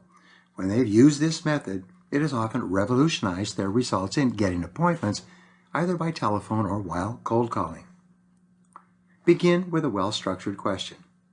When you finally get face-to-face with a new prospect, introduce yourself, shake hands, sit down, and begin by asking a well-structured question. This is often an interesting or unusual question aimed at the benefit of what you are selling. Questions are powerful because each person is conditioned from childhood to answer questions when they are asked. If you ask a person what time it is, before he can think of anything else, he will look at his watch and tell you the time. People respond automatically to questions. This is why we say in selling that the person who asks questions has control. The person who is asking the questions controls the person who is answering. The very fastest way to take control over any conversation is to pause and ask a question. Until the other person has answered your question, he will be totally focused on what he is saying. When you ask the prospect, "May I ask you a question?" he will almost always say yes. You will then be in complete control. Continue asking questions. Good questions trigger good responses. When you ask the prospect, "Would you like to see a proven method to increase your sales by 20 to 30% per year?" the prospect cannot say anything else until he has answered the question. The questioner is in control. In all my years of opening a call with a prospect using this question, I've only had one person who has said, "No, I'm not interested." And the reason he wasn't interested was that the receivers in his bankruptcy had just come in and closed the company down. He said on the phone, "It's too late for us. I wish you had called me 6 months ago." But every other sales manager to whom I have asked that question has said, "Yes, what is it? When would you like to come in and talk?" Your question should trigger this response as well. The second step in this method of getting face-to-face appointments is to be courteous and say, "I would just need about 10 minutes of your time to show you what I've got, and you can judge for yourself." The essential point to convey is, you be the judge. This assures the prospect that the meeting will be brief, he will be under no pressure, and you have something important and relevant to share with him. Refer to other happy customers. In most cases, even with the best opening question, prospects will be reluctant and resistant to making an appointment with you. To overcome this resistance, the most powerful technique is to refer to other satisfied customers who are already using your product. If you are calling on a printing company and you've already sold one of your products to another printing company, tell them, another company in your industry, ABC Printing Services, is already using this product and is getting great results. Because of the power of social proof, this often changes a negative or neutral prospect to positive and triggers a desire to see you and learn about what other people in that industry are already doing. Build the credibility of your product. When I was selling sales training, I would say, hundreds of companies are already using this process and are reaping great results. It's proven, practical, and completely guaranteed. And I just need 10 minutes of your time to show it to you, and you could decide for yourself. Anyone can give you 10 minutes. They may not be able to give you half an hour before the month after next, but they can give you 10 minutes right away if you have something that is of interest to them. Be professional at all times. It is important that you don't make the mistake of offering the prospect of two specific times, such as, would 10:30 this morning or 11:20 tomorrow morning be best for you? This is an old manipulative method of getting appointments that customers have heard so many times. If you use it, you hurt your credibility. Even if the prospect is interested in your offering, he may lose interest if he feels that you are trying to manipulate him. This is the time when you must be pleasant, positive, and persistent. Offer the prospect a choice of general times, like around 10 on Wednesday or 3 in the afternoon on Thursday. If neither of these times will work for the prospect, ask, when would be a convenient time for you? The person who asks questions has control. Confirm the appointment. Once you have made an appointment, the job is not done. It's only beginning. Before you go off to a prearranged appointment, always call to reconfirm. This is a mark of top professionals. Many people are afraid to call and confirm because they fear that the prospect will cancel the appointment. So they just show up at the scheduled time. Often, however, the prospect has been called into a meeting or out of town. Sometimes he or she is sick or has had an emergency. A large number of prearranged appointments fall through for reasons over which you have no control. There are two ways to confirm an appointment. The first is to call through to the prospect and tell him that you will be there at the scheduled time and are looking forward to seeing him. This gives the prospect an opportunity to reschedule if something has come up that conflicts with your meeting. Another way to confirm an appointment is simply to call the receptionist and ask, is Mr. Brown there? When the receptionist says yes, you then say, good, this is Brian Tracy. I'm just calling to confirm my appointment with him at 10 o'clock tomorrow morning. Please tell him that I will be there on schedule. Thank you very much. If for any reason your appointment is canceled, move immediately to reschedule it at a specific time using the techniques that I explained earlier in this chapter. I've often set up and confirmed appointments at a specific time several weeks in advance. It's amazing how many of these prearranged appointments come off on schedule and how much business eventually comes from them. Manage by exception. The prospect will often say, well, I'm not sure that I'll be in town on that day. Could you call me back in a few days or next week to set something up? When you hear this, you immediately respond with, Mr. Prospect, I know how busy you are, but let's manage by exception. We'll set a firm appointment now, and if anything comes up later, we can change it at that time. Be polite, but be persistent. Once you have an opportunity to speak to an interested and qualified prospect, you must be insistent on nailing down a specific time to meet with that prospect. Human beings are strongly affected by their expectations. If they expect to learn or benefit from meeting with you, they will be looking forward to your appointment. If there's a need to reschedule, they will usually call you if you have set it up correctly at the beginning. Your chances of making a sale once you get face-to-face with the prospect increase by 10 or 20 times over a telephone or email discussion. Once the prospect has an opportunity to meet you, see you, look you in the eye, and realize that you are a knowledgeable professional person, he's much more likely to take you seriously. Improve your telephone prospecting. There are two things you can do to improve the quality of your telephone prospecting. The first is to stand up when you speak to the prospect. When you stand up, you align all the energy centers of your body. The strength and tone of your voice will sound stronger and more confident. You'll have more energy. You will sound more believable and authoritative.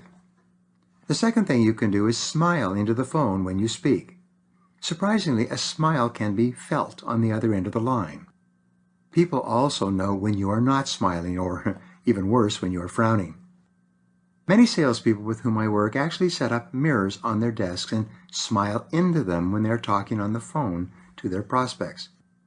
When you combine standing up with smiling, you project greater energy and sincerity. It is often the extra push that you need to get the appointment over the phone. Keep the initiative. Never expect people to call you back, no matter how honest or intelligent they sound. You, as the salesperson, must maintain the initiative until you get the first face-to-face appointment. Don't let people put you off for any reason and then expect them to get back to you at a later time.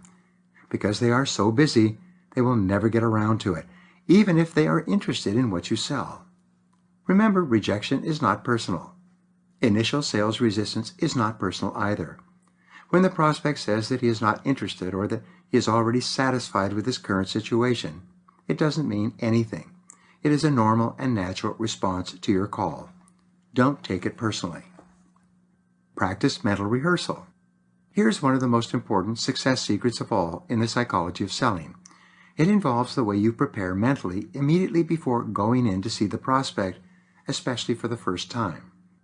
Stop for a few seconds and create a clear mental picture of yourself as completely relaxed, calm, positive, smiling, and in complete control of the interview.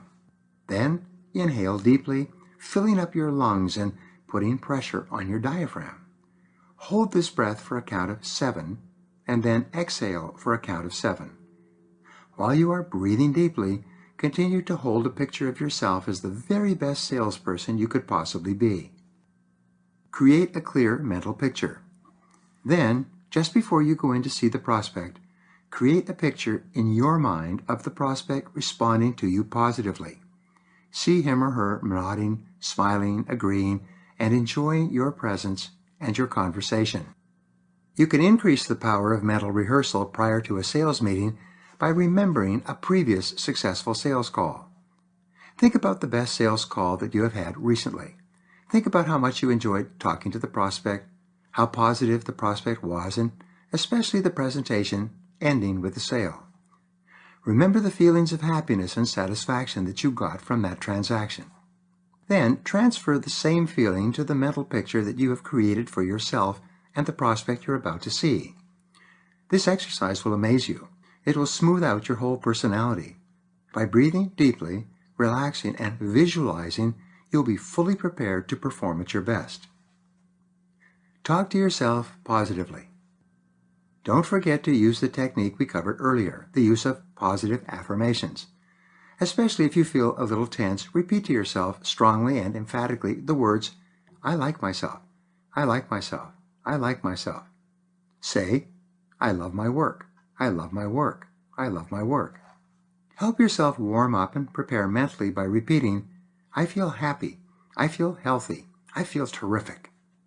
It's not possible for you to talk positively to yourself using words like this without immediately feeling happier and more confident. When you walk in to see the prospect will feel the positive energy coming from you.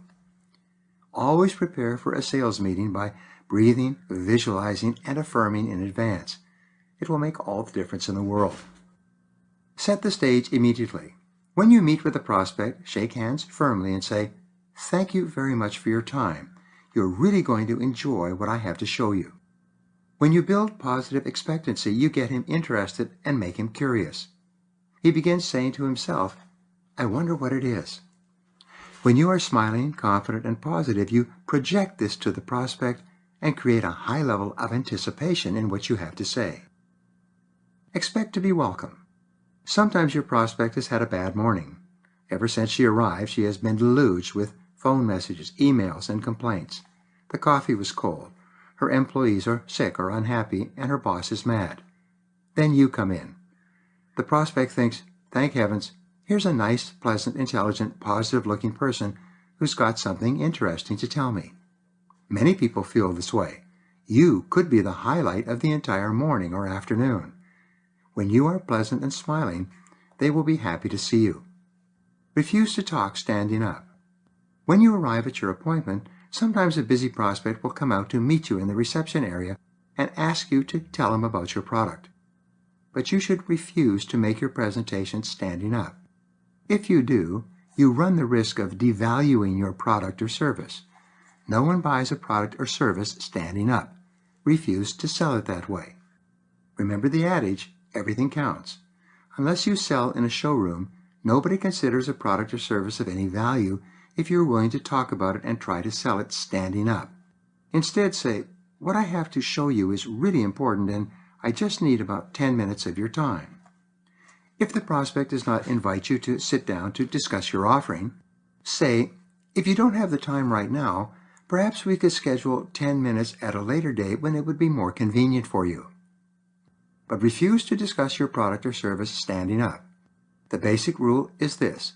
If the prospect cannot buy your product standing up, don't try to sell it standing up. Respect your product. The same is true for the telephone. If your prospect cannot buy what you are selling over the phone, don't try to make it an over-the-phone sale. If the prospect cannot buy and pay for it through the mail, don't try to sell it through the mail. If selling your product requires your being there physically, then insist on being there personally to make the sales presentation. People don't make buying decisions standing up. They make buying decisions sitting down, where they are comfortable, in their offices or their homes. They make buying decisions after listening, considering, reflecting, and looking at your material. They only buy after they have evaluated, reviewed, and decided that the benefits you offer are worth more than the price you charge. Now here are 7 action exercises for you. Number 1, determine exactly the number of prospects you must call on each day and each week to achieve your sales and income goals. Number 2, spend 80% of your time prospecting until you have so many people to see that you do not have time to call anyone else. 3, write out your script for telephone prospecting, memorize it, and practice it continually until it sounds natural and relaxed. 4, ignore initial sales resistance when you prospect. Focus on the result or benefit of what you sell and refer to other happy customers who already use it. 5, keep the initiative. Nail down the exact time and date of your first appointment with the prospect. 6, refuse to talk about your product or service or the price on the phone. Focus single-mindedly on getting a face-to-face meeting, nothing more.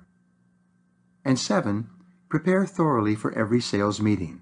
Do your homework, on the internet if possible, so that you look and sound like an absolute professional when you meet the prospect for the first time. As Mark Cain said, meticulous planning will enable everything a man does to appear spontaneous. Chapter 6, The Power of Suggestion. Earl Nightingale said, whatever we plant in our subconscious mind and nourish with repetition and emotion will one day become a reality. Human beings are greatly influenced by the suggestive elements in their environments, especially the human elements. The suggestive influence of a calm, confident, relaxed salesperson is very powerful. This is why the most successful salespeople are usually those who are the most tranquil and easygoing. They're usually well-dressed, well-groomed, and professional-looking in every respect. Top salespeople have a calming, soothing effect on customers. They have confidence in themselves and in their product or service. As a result, we feel confident in listening to them. We feel convinced about the things they say and about the product or service they offer. The external environment. Each person is strongly influenced by his physical environment as well. Your environment has a tremendous impact on how you think, feel, and behave. Small changes in your environment can bring about immediate changes in the way you react and respond to what is going on around you. For example, normal room temperature is about 70 degrees Fahrenheit. But if you raise or lower this temperature by 5 degrees, it can dramatically change your level of comfort and the amount of attention you give to what is being said.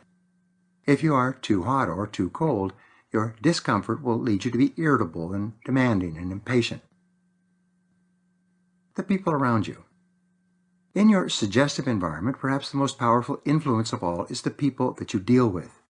You are very strongly influenced by the way people respond to you and behave when you are around them.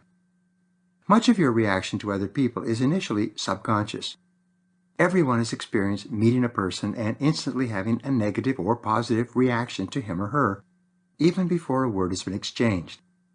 The reason for this instant assessment is that your previous experiences with many other people are stored in your subconscious mind as part of your permanent memory bank.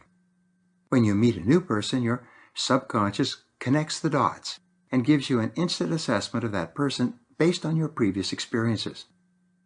You respond subconsciously to other people. Customers respond subconsciously to you. Everything you do prior to the sales presentation and everything about you when you meet the prospect either increases or decreases the quality of the suggestive environment and determines whether or not you make a sale. Your internal environment. There are several suggestive influences that you can control.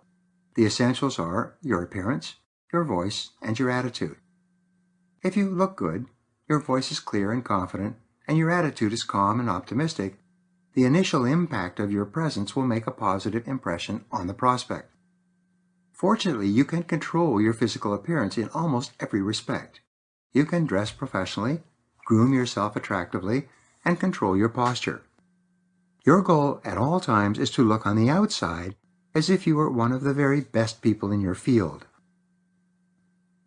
Practice your selling. You can assure that your voice is strong and clear by practicing your presentation aloud in front of a mirror. Professional actors spend many hours walking, talking, gesturing, and delivering their lines before a mirror, exactly as if they were attempting to project their voices to the back row of the audience. Then, when you are with a prospect, you simply turn down the volume while maintaining the same confidence and energy. This has an inordinate suggestive influence on the mind of the prospect. Be positive and cheerful. You can control your attitude, making sure that it is upbeat and confident by using the mental rehearsal techniques already mentioned. You can visualize yourself regularly as one of the top sales professionals in your field. Before you go in to see the prospect, you can talk to yourself positively, repeating, "I'm the best, I'm the best, I'm the best." You can stand erect with your back straight and your chin up. You can look the prospect in the eye and shake hands firmly. You can come across as a positive, prepared, professional salesperson in every respect. Dress for success. One of the turning points in my sales career came when a friend of mine took me aside and asked me if I'd ever read anything about the proper clothes to wear when I met with a customer. I came from a family where no one ever wore a suit, and no one ever told me about the importance of dress in business. But I was a ready student. My friend explained a few things about dressing for success in business. Later, I bought a series of books on the subject and studied dress extensively. What I learned was that 95% of the first impression you make on a prospect will be determined by your clothing. Prospects are visual. Prospects are intensely visual. The visual impact of your clothes strikes the prospect like a wave hitting a breakwater and exerts a strong subconscious influence on that prospect. The way you look on the outside is considered to be an expression of the kind of person you are on the inside. When you are well-dressed and groomed, the customer unconsciously assumes that you come from a good company and that your product or service is of good quality. When you look the part of a top salesperson at the first meeting, the prospect takes you more seriously and is more open to your sales message. Who makes the most money? Over the years, in more than 1,000 seminars with more than 1 million salespeople, I have noticed that the best-dressed salespeople are always the one making the most money in their fields. Whenever a well-dressed salesperson talks to me, it's immediately evident from his confident attitude that he is making excellent money in his field. On the other hand, I see countless salespeople who have no idea that they are sabotaging themselves and their sales each morning when they leave the house dressed poorly. The tragedy is that no one has ever taken them aside and explained to them how important appropriate business dress is to success. Worse, no one wants to criticize a salesperson by telling him or her that his or her dress is not appropriate. Everyone knows, but no one says anything. Every person should read at least 2 books on proper business attire and then follow their advice religiously. Remember, in dress, as well as in all other aspects of selling, everything counts. It is either helping you or hurting you. It either adds or detracts. Your dress either moves you toward the sale or moves you away. Dress is one of the most powerful of all suggestive influences in selling. The friendship factor. One of the most notable truths in sales, which I have already addressed briefly, is this: a person will not buy from you until he is convinced that you are his friend and acting in his best interest. Another point in Robert Cialdini's book, Influence, is the importance of liking in sales success. If a prospect likes you, the details will not get in the way of the sale. But if the prospect is neutral or negative towards you, the details will trip you up every step of the way and often make a sale impossible. The first unspoken question a customer asks when he meets you for the first time is, "Do you care about me?" If you don't answer yes in the first minute or two, the customer will quietly lose interest in doing business with you. He may sit politely through your visit and your presentation, but at the end he will thank you for coming in and tell you that he will think about it. We like to deal with people to whom we feel friendly. We set the stage for this relationship in the first few seconds of the first conversation and with the first few words. Hair care. The focus of the sales conversation should be on the face of the salesperson. For this reason, grooming is of the essence. The rule is that nothing about your grooming, or your dress for that matter, should distract from the message that you are there to deliver. You've heard the saying, "Birds of a feather flock together," or like attracts like. The fact is that we like to deal with people and buy from people who are similar to us in as many respects as possible. We feel more comfortable with people who dress the way we do, groom the way we do, have the same attitudes and opinions that we have, and so on. The more you harmonize your appearance so that it is in keeping with the way people look in the customer's environment, the less resistance the customer has to listening to you and doing business with you. One of our greatest desires is to feel comfortable in a personal or business situation. Everything you do that increases the level of comfort of your prospect also increases the likelihood that you will make a sale to him or her. Long hair, short sales record. Some years ago, a young salesman approached me at a seminar and asked me for advice on increasing his sales. I saw immediately from his long, shaggy hair what his problem was. When I asked him about his business, he told me that his primary customers were business people in offices. He had a good product at a good price, but he wasn't making very many sales. The reason for this was immediately evident to me. I told him that if he wanted to be more successful in selling to business people, he would have to cut his hair. He flared up and said that his hair length should not make any difference. He liked to express his personality by wearing long, shaggy hair over his collar. I explained to him that he could wear his hair as long as he wanted, but he was trading long hair for sales success. Immediate action, immediate results. Fortunately, he was a good student. He went out and got his hair cut, but only a little bit. Nonetheless, his sales increased almost immediately. So he cut his hair even shorter. Again, his sales increased noticeably. He finally went all the way and got a conservative, businesslike haircut. His sales jumped. He was able to move out of his parents' house, get a car, and begin creating a good life for himself. He was delighted. But alas, he began to think that his success was solely because of his great product and exceptional personality. He reverted to his old ways and started growing his hair longer and longer. And as his hair grew longer, his sales slowed down once more. When his hair was once more over his collar, and he looked like a shaggy dog going from prospect to prospect, he ran out of money and had to move back home with his parents. The last time I saw him, he still had long hair. He wore old clothes and he had holes in his shoes. He trudged from appointment to appointment with little hope and even less success. Presenting your product. Your product or service should always be clean, neat, and presented in its best possible light. People are strongly influenced by the suggestive impact of a product that is colorful and attractive. Prospects are negatively influenced by product materials that are dirty, dingy, peppered with coffee stains, or sloppy and disorderly. Always take the time to assure that your sales materials look excellent in every respect. Remember, people are highly visual. What they see has an inordinate impact on the opinions they form of you, your product or service, and your company.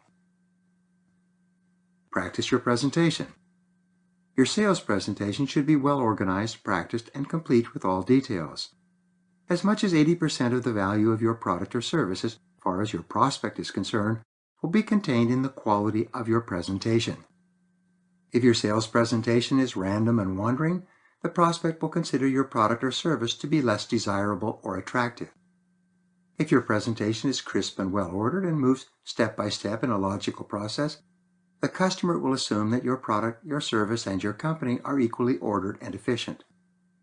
A professional sales presentation can dramatically increase the perceived value of what you are selling and simultaneously lower price resistance. Pleasant surroundings. Your surroundings should always be clean, orderly, and emanating success and prosperity. When people come to your place of business, they should immediately get the feeling that this is a successful organization. Everything should be tidy and in its place. In our advanced coaching programs, we train successful entrepreneurs to make changes in the images they present to their customers. The results our clients have achieved are often astounding. Recently, a couple with a small business complained that though they were quite successful in getting prospects to come to their office for an initial sales interview, afterward the prospects went away and never came back. These two very talented people were constantly working on upgrading and improving their sales presentation and materials, but to no avail. Something they were doing or failing to do was costing them an enormous amount of business. Upgrade your offices. It turned out that they had started their business working out of their home. When they decided to move from their home, they rented an inexpensive office and set it up with used furniture. Just as I had not known how to dress properly as a salesperson, they did not know how to lay out a business office. Because no one had given them any advice, their office looked cheap and second-hand. When prospects came in response to their sales and marketing activities, their first impression was that this was a second-rate company. The office looked and felt low budget. No matter how positive and cheerful they were in dealing with their customers, prospects could not get over the negative suggestive impact that the appearance of the office was having on their subconscious minds. They left and never returned. Take immediate action. Our coaching classes are held every 90 days.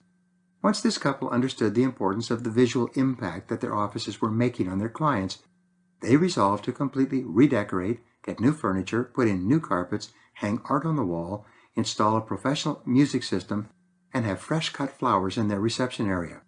They went back and implemented these ideas immediately. When they returned to the coaching class after 90 days, they were bubbling with excitement. Their closing ratio had jumped from about 5% to about 50%. They had tripled their sales and profitability. They were absolutely amazed at the impact that their attractive and well-appointed offices had on their prospects. They received countless compliments from their new customers on how beautifully their offices were laid out. They had more than paid for the cost of redecoration within 30 days from additional sales and profits. Work from a clean desk.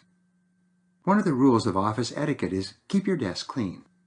When you have a neat desk and an orderly office, you look like a successful person.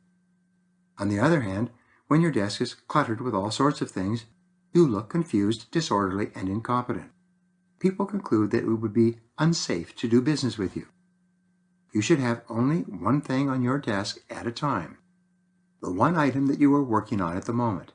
Everything else should be put away in drawers, on the credenza behind you, or in files. You can even clear your desk by putting everything in a stack and putting the stack on your floor behind the desk. But keep your desk clean. Double your productivity. I have found that people who work from a clean desk are 2 or 3 times as productive as those who work from a cluttered desk. When you work from a clean desk, you can focus and concentrate on one thing at a time. When your desk is cluttered, you are constantly arranging and rearranging papers and work. Most of the time, you are unsure where everything is. You spend an enormous amount of time going back and forth, getting little done. Single focus is the key to high productivity, and a clean desk is the key to single focus. Create an impression of value. When you look like a total professional, well-dressed and well-groomed, and your sales presentation is organized, efficient, and effective, the customer gets the unconscious feeling that you are selling a valuable product that is worth every penny you charge. As the customer's confidence in you and your company increases, his or her price resistance declines. First-class companies represented by first-class people find it much easier to charge higher prices than their second-rate competitors. The way you see is the way you will be.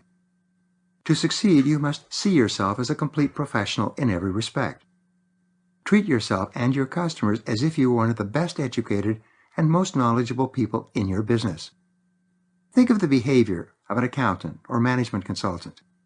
In each case, these professionals do not start off talking to you in a random fashion. They have a series of questions that they ask you in order. They seek a specific quality and quantity of information that they request from you in a systematic way. And the more they focus on asking that series of questions about you and your situation, the more confident you feel in doing business with them. You are a world-class professional. Imagine yourself as a doctor of selling. The more time you spend asking your patient logical, intelligent, and well-organized questions, the more he feels that he is in the presence of a professional. His initial sales resistance and skepticism decline. His confidence in you increases. He relaxes and opens up. He realizes that you are there to help him solve a problem or achieve a goal. He begins to work with you rather than hold back from you. Walk the talk. Body language is also important in selling. According to Albert Mehrabian of UCLA, the message you convey in a sales conversation is 55% body language, 38% tone of voice, and only 7% in the words you use. Because people are highly visual, they are most affected by the predominant message that you convey, and this is usually communicated by the way you hold and use your body. When you walk, imagine that your head is dangling from a string, holding your entire body erect. You should breathe deeply with your shoulders back and your spine straight. Raise your chin and look straight ahead. Walk and move with strength and confidence. Pick up the pace. Don't shuffle along. Move fast as if you have places to go and people to see. Your overall physical impression should be one of a busy, active, confident, and effective sales professional. Shake hands firmly and fully. When you meet people, give a strong, full, firm handshake. This initial physical contact can often make or break the sale for you. When people feel your hand, they measure your character. When your handshake is strong and firm, they assume that you have good character and, by extension, represent a good product or service.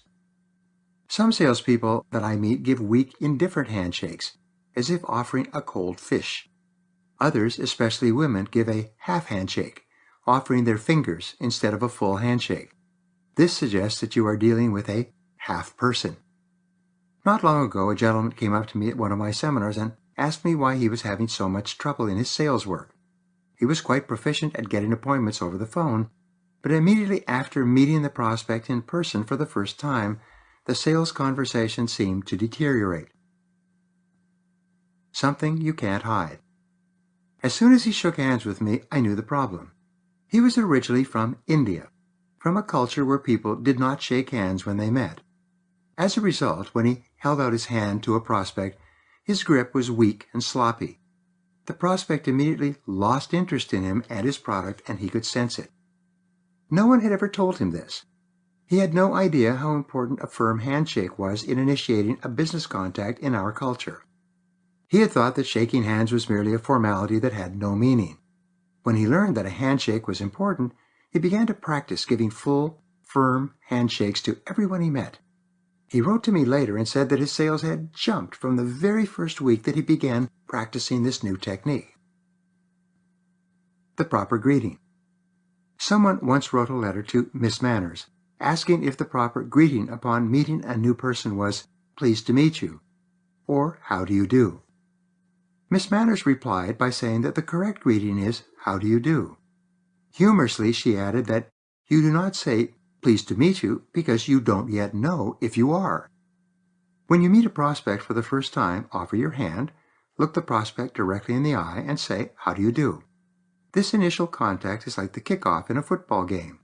If it is done properly, it can move you a long way down the field toward the goalposts of a successful sale. Sit erect, facing forward. When you sit in a sales situation, always face the prospect directly. Never lean against the back of the chair. This makes you look relaxed and uncaring about the purpose of your visit. Instead, sit with your back erect, lean slightly forward, stay alert, and be fully engaged, both physically and mentally, in the sales conversation. You should look like a runner at the mark, waiting for the starting gun. Interestingly enough, we are greatly influenced by the body language of the people to whom we speak. When you are sitting up straight, leaning forward, and aware of your surroundings, you cause the prospect to be more interested and aware as well. He or she will pay closer attention to you and be more involved in your sales message. At an unconscious level, the prospect assumes that what you have to say is important and valuable. That individual will therefore pay closer attention to you than if you were lean back and relaxed during the sales conversation. Get the prospect to open up. If a prospect is sitting with his or her arms folded, this is usually not a good sign. Occasionally, it is because the office is too cold, but in most cases, it is a sign of disinterest. When a person's arms are folded, it usually means that his mind is closed. Folded arms are an unconscious body language way of blocking out incoming information. When he unfolds his arms, he opens his mind. Get the prospect to unfold his arms. It is fortunately quite simple. To open the client up to your message, begin by asking questions.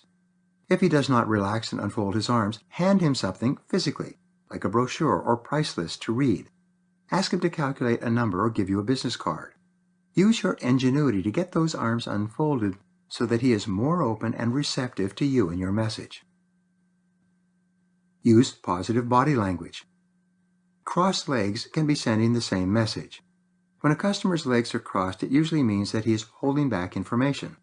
If his legs are crossed at the ankle, it means that he is not telling you everything that you need to know. In the process of mirroring and matching, your prospect will tend to mimic your own body language. When you deliberately keep your arms unfolded and your hands open, with your feet flat on the floor, ankles uncrossed, your prospect will often engage in the same body language. When you lean slightly forward, listen attentively to what the prospect is saying, nod, smile, and listen, the prospect will often engage in the same behaviors. He or she will soon begin speaking, asking questions, and listening more attentively as well. Minimize noise and interruptions. People can only concentrate on one thing at a time. This is why it's so important to minimize the noise and distractions in the environment while talking to a prospect. Try to ensure that there are no interruptions. If you are in your prospect's place of business and there's a lot going on around you, ask if you can move to a location where you can speak for a few minutes without interruptions. Say, "Mr. Prospect, I only need about 10 minutes of your time. Is there somewhere we could sit where we wouldn't be interrupted?" You will be happily surprised at how many prospects will immediately agree to this. Avoid barriers to communication. When you sit with the prospect, try to avoid barriers like tables or desks. If the prospect is sitting behind a desk, ask him if you could sit together at a table where you can more easily show him the material that you have brought with you. I have never had a prospect refuse to get up and move if a salesperson asked him to do so in a polite and pleasant way. When you sit next to a prospect, always have the individual sit on your left. This way, when you turn the pages of your presentation material, it's easy for the prospect to see everything you are doing. When you ask the prospect to move and he agrees, he begins the process of responding to your reasonable requests. This moves you closer to the point at which you can ask for the sale. Selling in the home. When you are selling in the home, there are certain special psychological dynamics to which you must pay attention. First of all, never make a sales presentation in the living room. People do not make important business or family decisions in the living room. They make them in the kitchen or at the dining room table. These are the places where they talk about business matters that affect them. Even though you are invited to sit in the living room, say instead, "Why don't we sit at the kitchen table where we will be more comfortable?" Then stand. The suggestive influence of a professional salesperson standing up, waiting to be led to the kitchen or dining room table, is very powerful and almost unresistible. Wait to be seated. When you get to the kitchen or dining room table, wait for them to show you where to sit. Each person has a favorite chair at the table where they sit each day. You must be sure that you do not seat yourself in that chair. When you sit at the table, make sure that you can maintain eye contact with both people. When you ask questions and explain your product, continually alternate the person you are speaking to so that both people feel fully involved in the presentation. Always be polite. Finally, with regard to etiquette, whether in a place of business or at home, never forget your manners.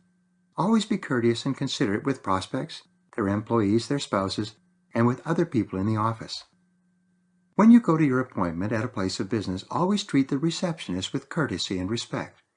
Treat everyone as if he or she was really important and valuable. Behave toward each person as if he or she is a million-dollar customer or has the potential to become one.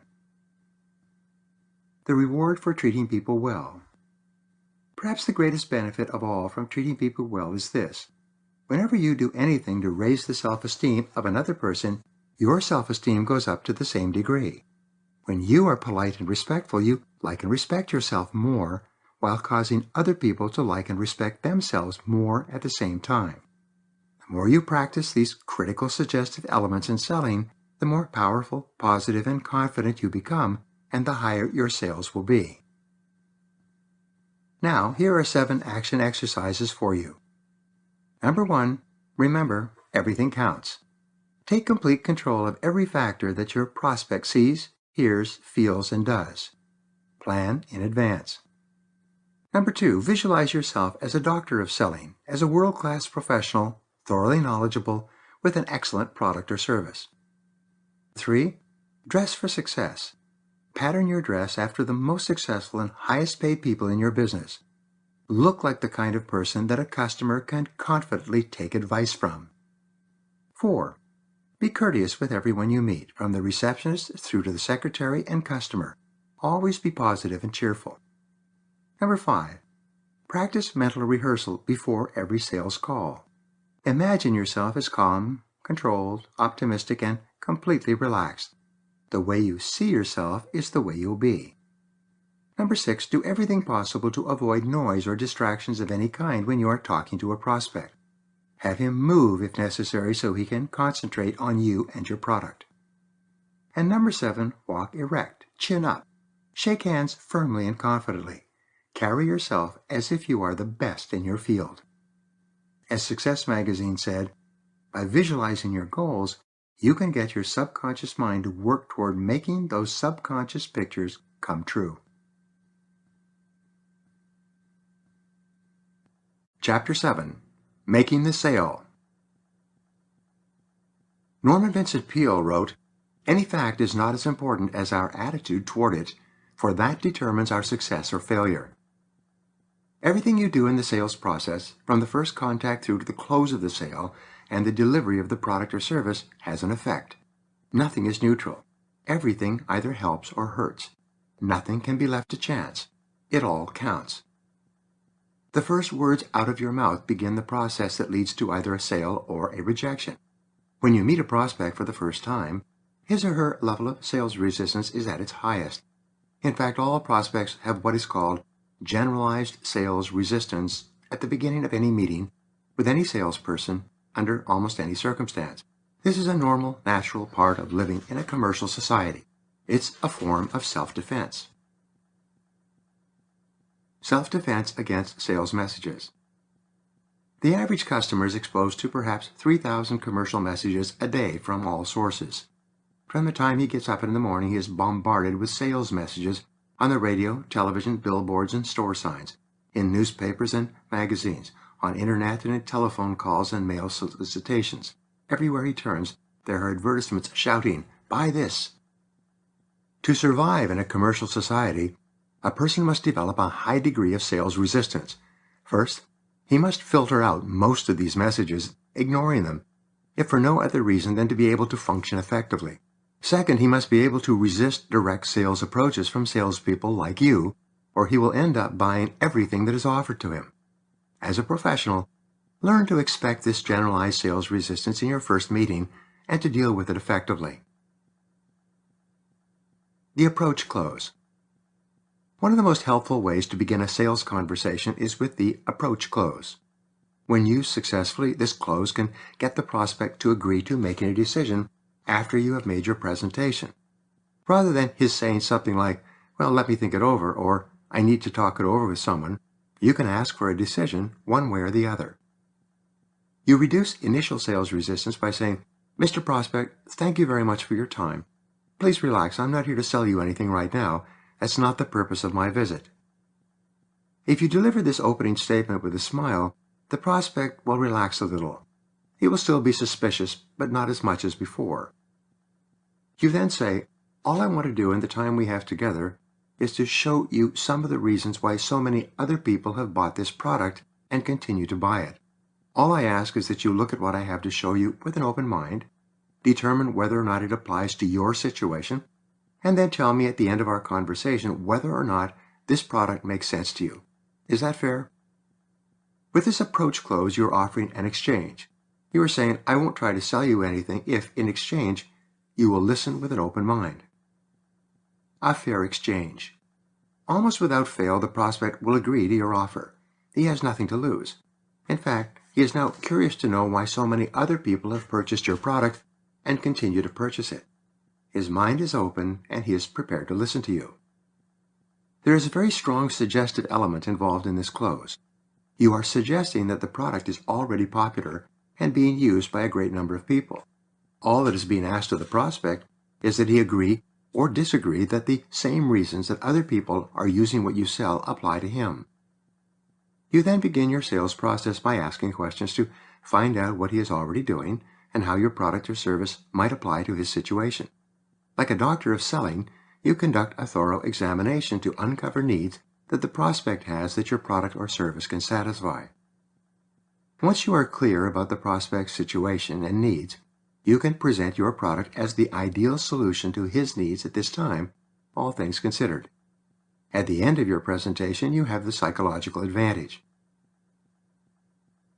Ask for an answer. If the prospect says, "Well, I have to think it over," you can respond by saying, "Well, Mr. Prospect, I appreciate that, but you promised you would tell me one way or the other if this applied to your situation or not." You then say, "And after what you've told me, it seems that this is ideal for you at this time, unless there is something else that I don't understand." This forces the prospect to give you a reason for hesitating or objecting. In either case, this allows you to answer the objection and go on to selling. But when a prospect ends with, "I want to think it over," there's nothing you can do. You cannot continue selling unless you have an objection that you can answer. By using this approach close, you force the prospect to give you an objection which you can probably handle. You can use this approach close with virtually any product or service. When you suggest that a large number of customers have already bought this and continue to buy it, you build a high degree of positive expectancy right at the beginning. You trigger the prospect's curiosity. You get him to listen to you with an open mind and to give you any reasons that might cause him to hesitate at the end, rather than putting you off with, "Let me think it over." The demonstration close. This is a powerful closing technique that you can use early in the sales conversation. It often sets up the conditions necessary for you to make a sale at the end of your presentation. The demonstration close starts with a strong question aimed at the chief result or benefit that the customer would enjoy when he buys your product and simultaneously qualifies the prospect. When I was selling mutual funds, this method was very effective. I would open with the question, "Mr. Prospect, if I could show you the best investment available in the market today, are you in a position to invest $5,000 right now?" Change the focus of the conversation. This question changes the whole nature of the conversation. It is no longer, "Will you listen to me?" but rather, "How much are you capable of investing if I can fulfill the promise contained in my opening question?" The prospect might say, "Yes, if the investment is as good as you say, I could invest $5,000 today." You could further qualify the prospect by saying, "If you really liked it, could you invest $10,000 or more?" The prospect can either say yes or no. In either case, you are qualifying the prospect more narrowly and determining exactly what his financial situation is, even before you begin talking about your product or service. Let's say the prospect says, I don't think I have $5,000. You can then ask, well, could you invest $3,000 if it was the best investment that you've ever seen?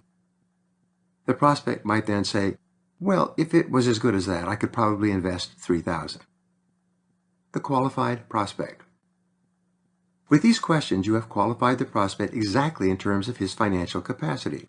By answering your question, he has now given you permission to give your presentation and to prove whether or not you have the best investment or the best deal or the best offer or the best combinations of features and benefits or the best of whatever it happens to be that you offered him in your opening question.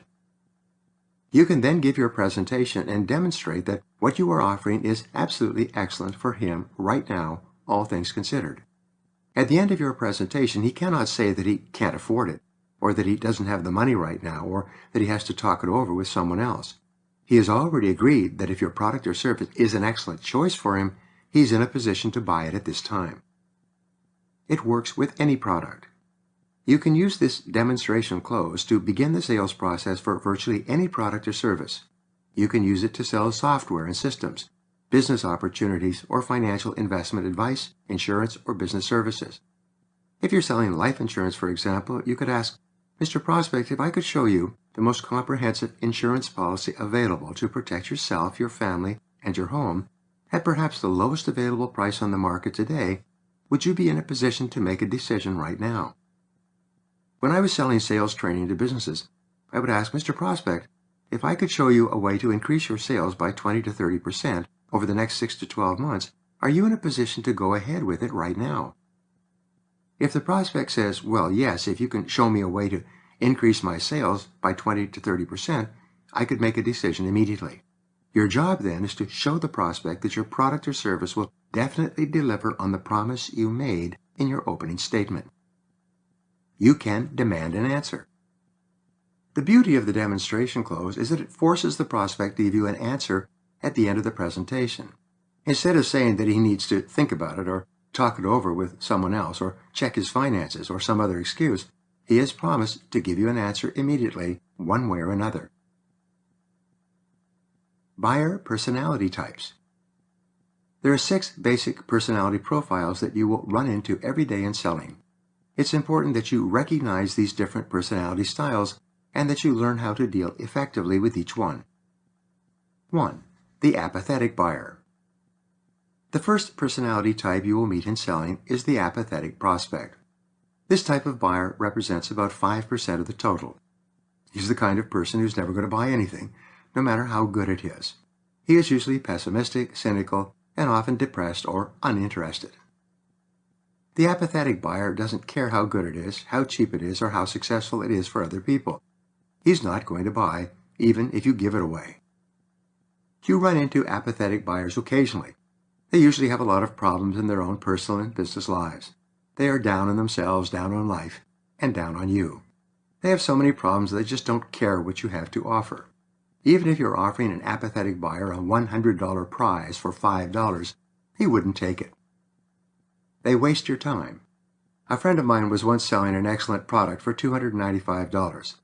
The person with whom he was speaking was perfectly qualified to buy it and use it. He needed it and he could afford it. But he was an apathetic buyer. No matter what my friend said, this customer replied by saying, "It's too expensive, it's too expensive, it's too expensive." Finally, in exasperation, the salesperson asked him, "What if I gave it to you for $200? "It's still too expensive." My salesman friend said, "How about $100? The apathetic buyer said, "I still couldn't afford it." Finally, my friend said, "How about $5? I still wouldn't buy it." This is the typical apathetic buyer. They just don't care. They are negative and indifferent. When you meet these people, you will recognize them right away. Instead of tiring yourself out with them, extricate yourself as politely as you can and leave. Go and talk to someone else who will be more likely to buy. 2. The self-actualizing buyer. On the other end of the scale of buyer types, you find the self-actualizing buyer. The self-actualizing buyer is exactly the opposite of the apathetic buyer. These buyers also represent about 5% of the customer market. The self-actualizing buyer knows exactly what he wants, exactly the features and benefits he is seeking, and exactly what price he is willing to pay for it. If you have what he is looking for, he will take it immediately. right now, with few or no questions. He is positive, pleasant, and a pleasure to deal with. All you have to do is have the product or service he seeks, and the sale is made. These buyers are rare. The self-actualizing buyer, like the apathetic buyer, is rare, never more than 1 in 20 prospects. But if you call on enough people, every so often, you run into one of these self-actualizing buyers, and the sale is so easy that you say to yourself, if I could sell like this all the time, I'd be rich. In dealing with self-actualizing buyers, always sell them exactly what they say they want. Don't try to sell them something else or something different, and don't change the specifications. You might give them some additional information, but don't try to talk them into something other than what they have their hearts set on. If you don't have what they want, tell them immediately that you don't have it, and suggest to them where they might find it. 3. The analytical buyer. The third type is the analytical buyer. This person represents about 25% of the market. This type of buyer is self-contained and task-oriented. He is not particularly outgoing, but he is quite concerned about accuracy and detail. The primary motivator of the analyzer buyer is accuracy. You will find these people in any field that requires detail orientation to be successful. They will be accountants, engineers, bankers, financiers, loan officers, and computer specialists. The primary focus of their questions to you will be the exact numbers, details, and specifications of what you sell. Slow down and be exact. When you are dealing with an analytical buyer, you must slow down and avoid generalizations. Be specific and clear. Be prepared to prove on paper everything you say. The more precise you can be about the benefits of your product or service and how this customer can acquire them, the easier it is for this person to eventually make a buying decision. The more detail you give him about how your product works, what it costs, how it performs, how it will be serviced, and so on, the happier he will be. These buyers love details. They can sit and study details, charts, and graphs for hours. Analytical buyers do not make decisions in a hurry. They are slow to make up their minds. They need to be left alone with your material to reflect on it and analyze it. They will often come back to you with a series of questions for clarification. There's no point in trying to rush these people. They're far more concerned about making the correct decision than they are about saving money or speeding up the transaction. Number 4, the relator buyer. Another customer you will deal with is the relationship-oriented person. These represent approximately 25% of the customer market, depending on what you sell. They tend to be self-contained and not particularly exuberant or expressive.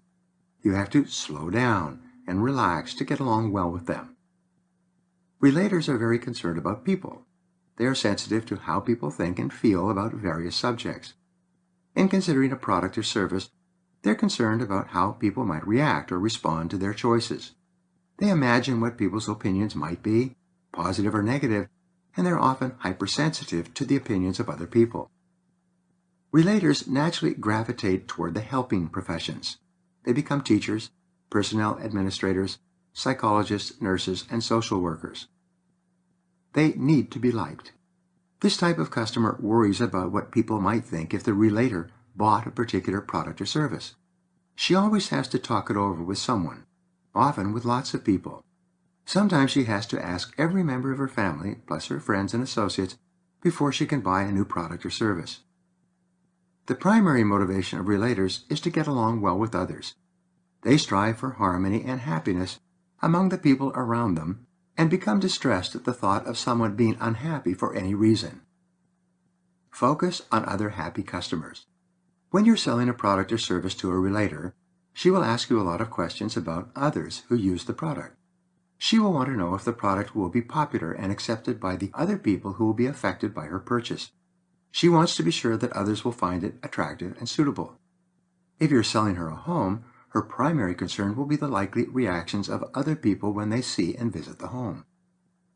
When you sell a relator clothes or cars, her main interest will be how other people respond to her choices. Build a relationship. Relators like to talk and ask questions about you and how you think and feel. They like to talk about the product or service and how other people have reacted to buying and using it. They want to develop a relationship with the salesperson until they feel comfortable talking about your product or service in the first place. When you deal with a relator or an emotional buyer, she may want to spend an hour or two getting to know you, and then have you come back and spend another hour or two to build a relationship. She wants to feel comfortable with you so that she can get her mind around you and the product or service that you are offering. Don't rush them. Relator-type buyers tend to be slow in making up their minds. They are generally hesitant and indecisive. They like to think about things a lot. They can decide to buy your product and then change their minds completely if one other person voices criticism or disapproval of their decision. You must develop the ability to be patient, sensitive, and thoughtful when dealing with relationship-oriented buyers. Number 5, the driver buyer. The fifth type of buyer is more task-oriented than any other kind. He has the personality profile of the director. He is direct, impatient, and wants to get straight to the point. He is businesslike and practical. His greatest concern is getting results. Because the task-focused buyer is impatient and outgoing, he will be direct and to the point with you. He will want to know what your product is, what it does, what results he will get, how much it costs, how sure he can be that your product or service will deliver on your promises, and how long it will take. Get straight to the point. A driver buyer does not like small talk, and he has no interest in developing a warm relationship with the salesperson. He wants to get to the bottom line quickly and make a decision, yes or no. Results or task-focused persons gravitate to those occupations where this temperament is most in demand. They become entrepreneurs, hard-driving salespeople, and sales managers. They become senior executives in positions where they are directly responsible for measurable results. They are fire chiefs and the heads of SWAT teams. They are people who get the job done fast and do it well. They are busy and preoccupied. Task-focused buyers are busy. You are interrupting them and keeping them away from something that they consider to be more important than you. They want you to cut to the chase quickly. They don't want a big build-up about how your product or service was conceived and designed. They only want you to answer the question, what's in it for me? This type of buyer is a pleasure to deal with if you can demonstrate that your product or service will get him the results that he wants. Like all buyers, he seeks improvement, and the clearer it is that your product or service will improve his life or work, the faster he will give you a yes answer. Task-focused buyers are decisive and clear. They know what they want, and if you have it, they will want to get it and begin using it immediately.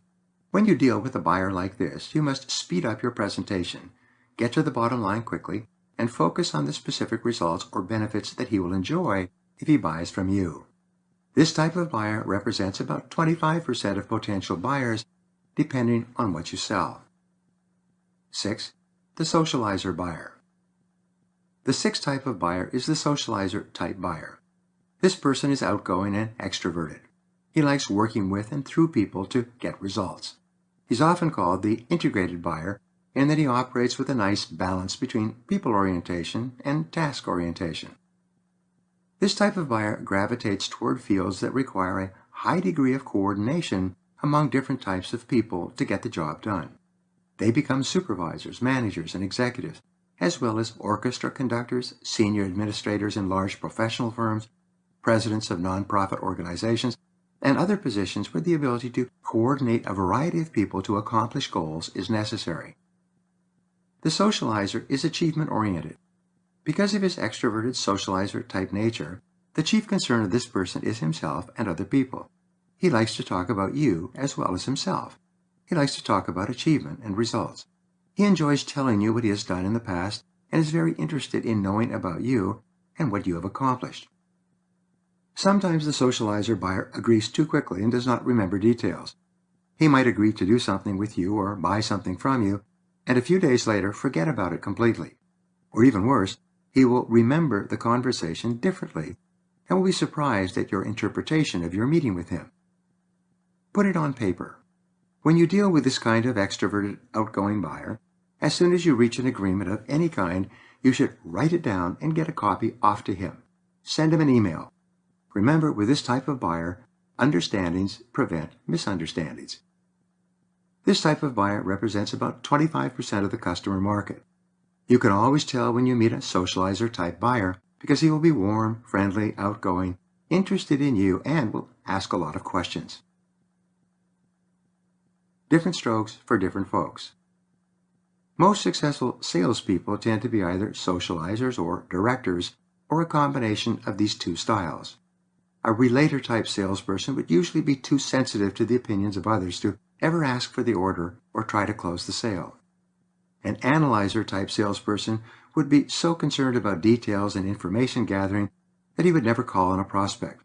If he did call on a prospect, he would be far too concerned about getting more information for the prospect than he would be in asking for the order. The great problem in sales is that we all tend to see the world through our own eyes. As a result, we tend to treat everybody else as if they are the way we are. If you're a socializer, you will treat everyone else as if they are also socializers. If you're a director-type salesperson, you will be blunt and to the point and expect people to make quick decisions once you have shown them good reasons to buy. Personal flexibility. To achieve success in sales, you must develop personality flexibility. This requires that you take a few moments to assess the type of prospect you are talking to and adjust your personality accordingly. If you're talking to a relator, slow down, ask a lot of questions, and focus on the relationship. Take the time to help the prospect understand how your product or service will be appreciated and accepted by others who will be affected by it. Don't rush the person or try to get her to make a quick decision. By going slowly and patiently, you will eventually succeed with a relator-type buyer. When dealing with an analyzer, again, you must slow down and concentrate on details. Take time to answer every question, preferably in writing. Be specific with regard to your claims. In your conversation, allow silences and give the prospect an opportunity to think about what you have just said. Be patient, polite, and persistent. Give the customer what he wants. In dealing with a director-type buyer, you must get straight to the point. Even if you are a socializer and you like to talk and get to know people, you must hold this tendency in check while dealing with the driver. Instead, answer his questions directly and focus on the bottom line result that he will get from using your product or service. The more convinced the driver is that your product or service will help him in a short period of time, the faster he will make a buying decision. When dealing with a socializer, be positive and open. When the prospect begins talking about personal or business matters that have nothing to do with your product, gently bring the conversation back to focus on the reason for your visit. When the prospect agrees to go ahead, write the sale up quickly and get a signature as fast as you can. Otherwise, he might forget or misremember. Take time to observe and analyze others. Before you begin to sell, figure out what type of person you are talking to, and then structure your answers and your presentation in such a way that it satisfies their needs rather than yours. Even better, develop 4 separate sales presentations: the analyzer thinker, the relator people person, the director driver, and the socializer achievement type of buyers. Be prepared to slip in and out of different sales roles as you find yourself dealing with different types of customers. Moving right along. The true beginning of the sales process is after the salesperson has established a certain degree of trust and rapport with the prospect. Trust is the major factor in the sales process today. Until a person likes and trusts you, he is not open to what you are selling or how good it can be for him and his company.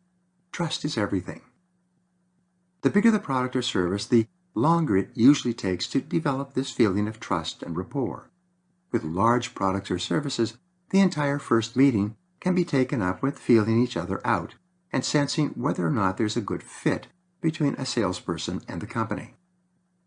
The way to build trust. The very best way to build trust in a sales relationship is to ask the prospect questions and listen carefully to the answers. The more you show that you are genuinely interested in the prospect and his situation, the more the prospect will be open to giving you information and accepting your recommendations. And never even start talking about your product or service until you have activated the friendship factor. You have to develop a bond of friendship before you can bridge into the development of a customer relationship. Customers are careful. In selling expensive, sophisticated products with a long life and installation time, it will often take 3 or 4 visits just to reach the point where the relationship is strong enough that you can talk business seriously. It's not uncommon for the sales process to require 6 months or more of meetings and proposals before the customer feels comfortable enough to make a large, long-term commitment. Be patient. There's a good reason for this caution and delay. In many cases, the prospect's reputation and even career can be on the line. If he makes the wrong buying decision for his company, it can cost him his job. He can be demoted or even fired. For this reason, he cannot afford to make a mistake. Begin qualifying early. Use the approach close or the demonstration close in your first interaction with the customer. This enables you to qualify him immediately. The answer to one or both of these questions tells you at the beginning whether or not he is in the market for your product. If I could show you exactly the car you are looking for at perhaps the best price in the city, would you be interested in taking it for a drive? If the prospect says, "No, I just bought a car and I won't need another one for a few years," then you know that this person is not a prospect. There's no point in trying to establish a high-quality relationship and understand more about her situation. She is not in the market. The purpose of the presentation. Your opening question is to discover whether or not a person is a prospect for what you are selling. The purpose of subsequent questioning is to further qualify the prospect and to discover the key reasons why he might buy. Each product contains a variety of features and benefits. Features arouse interest, but benefits arouse buying desire, the saying goes. The purpose of the presentation is to explain the features that your product or service includes and to demonstrate the benefits that they offer to your prospect. In a way, you're a bit of a detective. You're looking for clues that will lead you to the sale. You are presenting features and benefits for the purpose of eliciting buying interest on the part of the prospect. You are watching and listening to uncover reasons why he would buy. Present one feature, benefit at a time. The process of your presentation is not to show all of the information available on your product or service. It is to show one feature or one benefit at a time and to find out which of these benefits are of greatest interest to your prospect. If you have 10 features and benefits listed in order of descending importance, from the most attractive benefit your product offers down to the least, unveil your features and benefits in that order. If your prospect brightens up and becomes intensely interested when you mention your second most desirable benefit, you can then focus on that and even start moving toward closing the sale. Conclude the sale. Once it's clear that your customer most desires a particular benefit that your product or service offers, you don't need to go through numbers 3 through 10. When you have found the hot button, begin focusing on that specific benefit, showing the customer how he can enjoy that benefit when he buys your product. The prospect says, in response to a particular point in your presentation, "Wow, that's great, I've never seen that before. We need that around here. How long does it take to get something like that delivered?" When this happens, you can ask for the order immediately. You don't need to go on talking any further. Simply say, "How soon would you need this?" and close the sale. Buyers are sometimes ready now.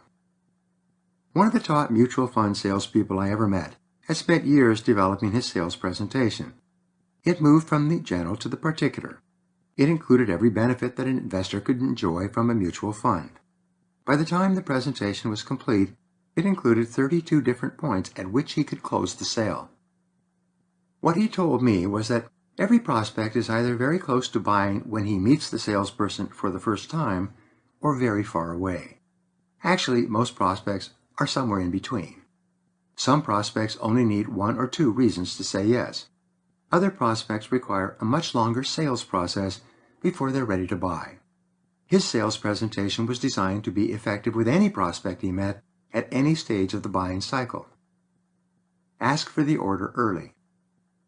Sometimes he could close right at the beginning with a highly qualified prospect. In his mutual fund presentation, he would start by asking a question such as, "Would you like to see a way to get the highest return on your money with the lowest possible risk in the market today?" If the prospect says yes, my friend would take out a piece of paper and draw 2 circles. He would say, "Mr. Prospect, these 2 circles represent what you can do with your money. If you put your money into the first circle, into a traditional savings account, you can earn 3 to 5% on your money before taxes. Isn't that right? But if you put your money into the second circle, into a well-managed mutual fund, You can make 10 to 15% on your money and pay no taxes on the money until you withdraw it. Which of these two would you prefer? Often, if not always, the prospect would say, well, I would rather get 10 to 15% of my money. The salesman would say, great, why don't we get started right away? Take action to close the sale. He would then take out an application form, write the date on the upper right-hand corner, and ask, what is the correct spelling of your last name? When the prospect gave him the spelling of his name, the sale was made. He would then go on to wrap up the details and conclude the transaction. This salesman eventually became one of the most successful and highest paid people in his field in the country. Keep the initiative. Sometimes the prospect would say, wait a minute, I need some time to think about this. He would immediately say, may I ask, how much money do you have in your savings account today? About $5,000. My friend would then say, Mr. Prospect, which do you think is best, 3 to 5% or 10 to 15%? Well, I guess 10 to 15% is better, his prospect would respond. Exactly. Do you have your checkbook with you? He would then simply assume the sale and begin filling out the form. The prospect would have to stop him to keep the sale from going through. He seldom did. What he found was that in dealing with a qualified prospect, he could roll into the close of the sale as soon as the prospect made it clear that he wanted the primary benefit that he would get from buying the product.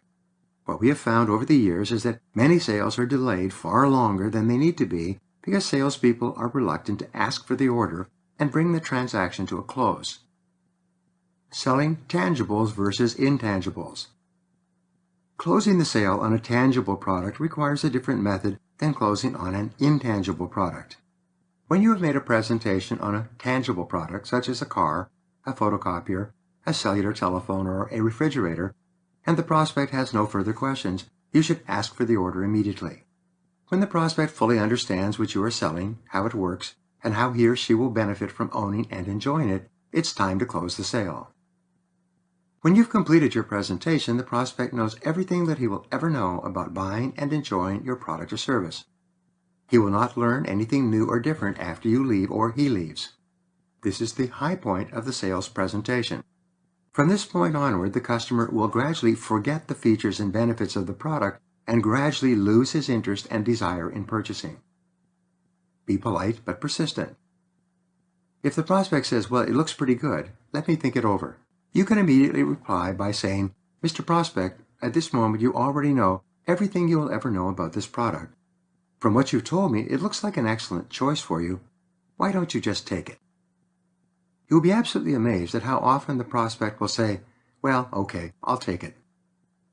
But if you give the prospect an opportunity to walk away and think it over, chances are the prospect will gradually forget why he was ever attracted to your product or service in the first place.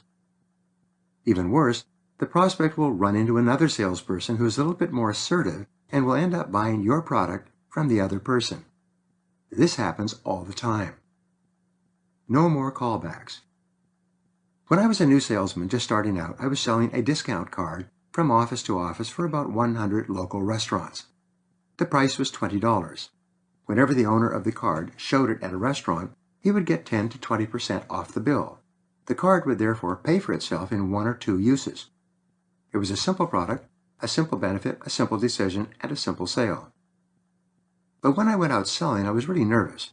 I would make my presentation and then wait. The prospect would invariably say, well, let me think it over. I would thank the prospect very much and promise to call back on him in a few days after he had a chance to think it over. Surprise, surprise, nobody ever thought it over, and nobody bought the card. When I phoned, the prospect was never available. If I went back to his office, I was left sitting in the waiting room indefinitely. I was making almost no sales, and I was getting desperate. The light went on. One day I had a revelation. I realized that it was me who was causing prospects to hesitate from buying. I already had decided in the back of my mind that people needed to think it over. I would even suggest if the prospect was hesitating, why don't you think it over? But from that day forward, I developed a new tactic. After I had given my presentation, and the prospect said, well, let me think it over, I would say, I'm sorry, I don't make callbacks. I remember the first time I said this to a prospect. He was surprised. He said, "What do you mean?" I told him, "Mr. Prospect, you know everything you need to know to make a decision today. This is a great product that pays for itself in 1 or 2 uses. After that, you can save 5 or 100 times the cost of the card. Why don't you just take it?"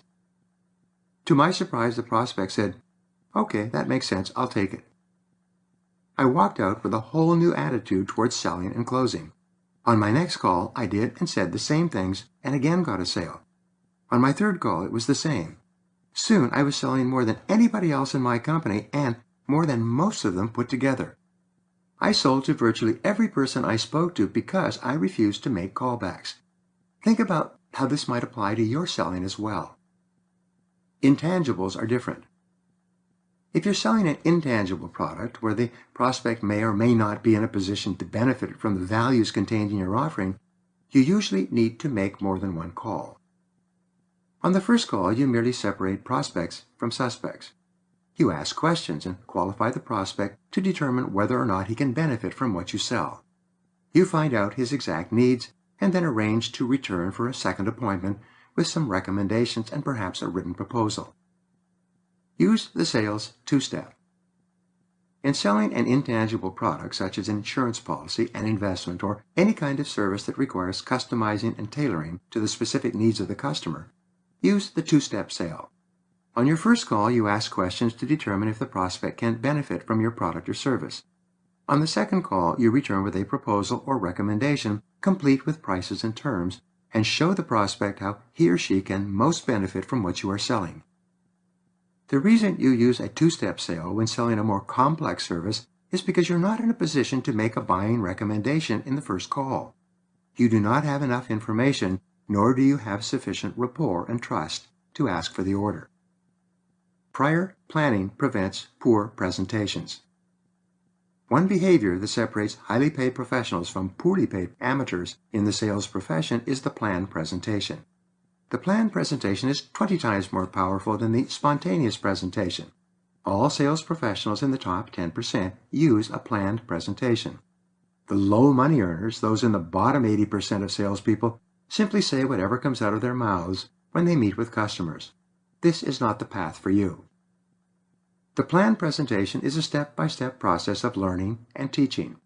It begins with your opening question. From your opening question, you move through the process of learning the situation and needs of the prospect, to teaching the prospect what your product does and what it can do for him. You move from the general to the particular, from the known to the unknown. Show, tell, and ask questions. The simplest process is a feature and benefit presentation. A simple format you can use for every feature and benefit is the 3 parts: show, tell, and ask questions. For example, if you were selling a new piece of computer software, you would show the prospect the software loaded onto the computer. You would then tell the prospect how the software can improve his business. Finally, ask a question. Would this be helpful to you in your business? 3-part presenting. Another 3-part method of presenting your product uses the structure, because of this, you can, which means. These 3 parts are the product feature, the product benefit, and then the customer benefit, which is the real reason why the customer will buy. For example, if you were selling a flat-screen television that hangs on the wall, you could say, because of this flat screen, the product feature, you can see from every angle, product benefit, which means that you can turn your living room into a theater for your family and friends, the customer benefit. List every feature and benefit of your product or service, and then write out both types of presentation. Show what it is, tell what it does, and then ask for feedback or approval.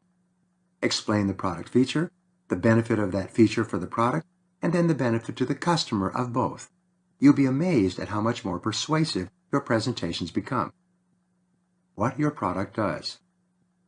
There are 2 different approaches to presenting any product or service, one used by the professionals and the second used by amateurs. The first approach, used by highly paid professionals, is to focus on what the product does. The second approach, used by low-paid amateurs, is to focus on what the product is. In reality, all the customer cares about is what the product does, what's in it for him. In selling to businesses, the primary reason that anybody buys anything is to either make or save time or money. These are the answers to what your product or service does. When you speak to business people, they are only concerned with the end result, the direct, measurable outcome that they will get from giving you money for your product or service. 4 questions you must answer. Business people ask themselves 4 questions. You must answer these questions clearly and distinctly if you're going to make the sale. The questions are: 1. How much do I pay? 2. How much do I get back? 3. How soon do I get these results? 4. How sure can I be that I will get the results you promise? Your entire sales presentation must revolve around answering these questions to the prospect's satisfaction. Often, you'll have to build a case for buying and using your product or service. Very much like a lawyer presenting a case in court, you'll have to present one piece of evidence after the other in sequence, with each feature and benefit leading to and reinforcing the next feature and benefit. Emotion or logic. Sometimes I ask my audiences, what percentage of a person's decisions is based on emotions and what percentage is based on logic? Almost everyone will say that people are 90% emotional and only 10% logical. But the correct answer is that people are 100% emotional. Thinking takes time and effort, but emotions are instantaneous. As I discussed earlier, this is why in sales, prospects decide emotionally and then justify logically. If a prospect feels good about you and your company, if he likes you and respects you, if you have a good relationship, then the power of liking will very often lead to the sale. Logic makes sales. Nonetheless, no matter how much the prospect wants your product emotionally, he still must be convinced logically that he will get the emotional benefits that he desires.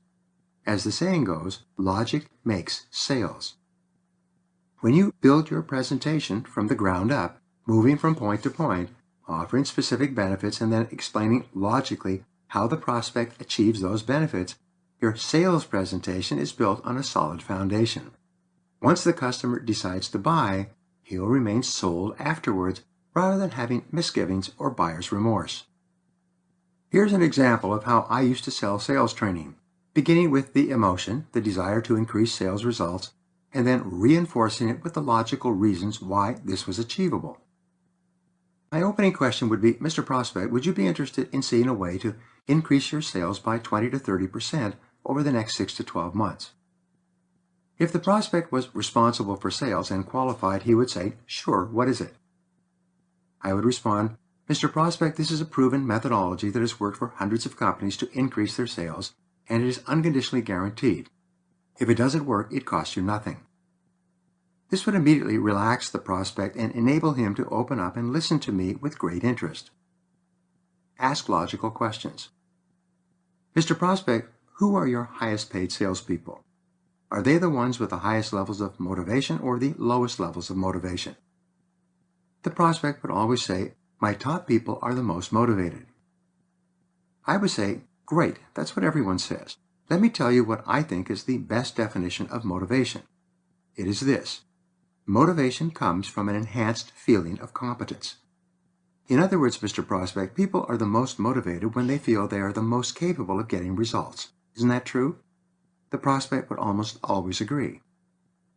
Mr. Prospect, what we have found is that the more you train your people with proven sales skills and techniques, the more motivated they are to use them to make more sales and more money for themselves.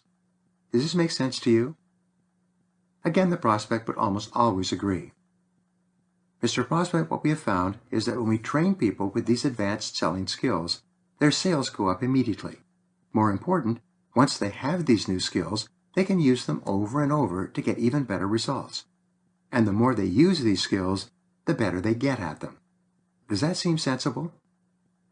Give measurable benefits. Mr. Prospect, if your average sale increased just 10% in the first month, they would probably continue to increase throughout the entire year. Isn't that right? Again, the prospect would agree. Mr. Prospect, if your sales went up steadily from the first month throughout the entire year, they would easily increase 20 to 30% on average. How much would that mean in terms of total dollars to your bottom line if you increased your sales 20 to 30% over the next 12 months? The prospect would quickly calculate that his return on investment in sales training would easily be 1,000% or more. For every dollar he spent on sales training, he would get back $10 or more to his bottom line. Once the prospect had made this calculation, it was quite easy to close the sale. Guarantee satisfaction whenever possible. My closing argument would be, Mr. Prospect, if anyone who takes this course does not feel that he or she will get a 10 or 20% increase in sales by using these ideas, there will be no charge for that person. If you personally do not feel that your people will get a 10 or 20% increase in sales by using these ideas, there will be no charge for the entire program. How does that sound? Using this presentation, going from the general to the particular, focusing on the benefit but emphasizing the logical financial benefit for the prospect, I was able to sell millions of dollars worth of sales training. And because the sales methods and techniques were so powerful and effective, there were never any requests for refunds or rebates. You can design your sales presentation so that it achieves the same kinds of results. Price comes last.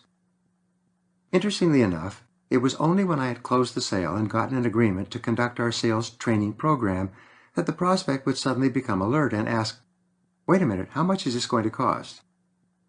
When you have designed and given your sales presentation effectively, the question of price will only come up at the end, after the decision to buy has been made.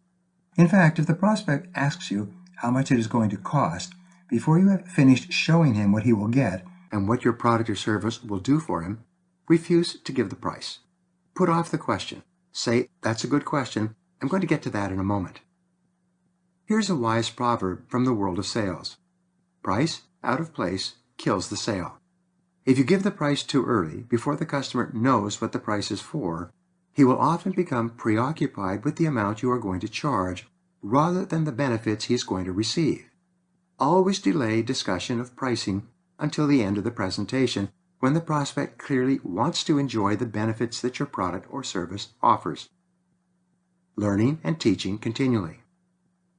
In a good presentation, during the process of learning and teaching, you learn what the prospect needs and you teach him how he will get it from the product or service that you are selling.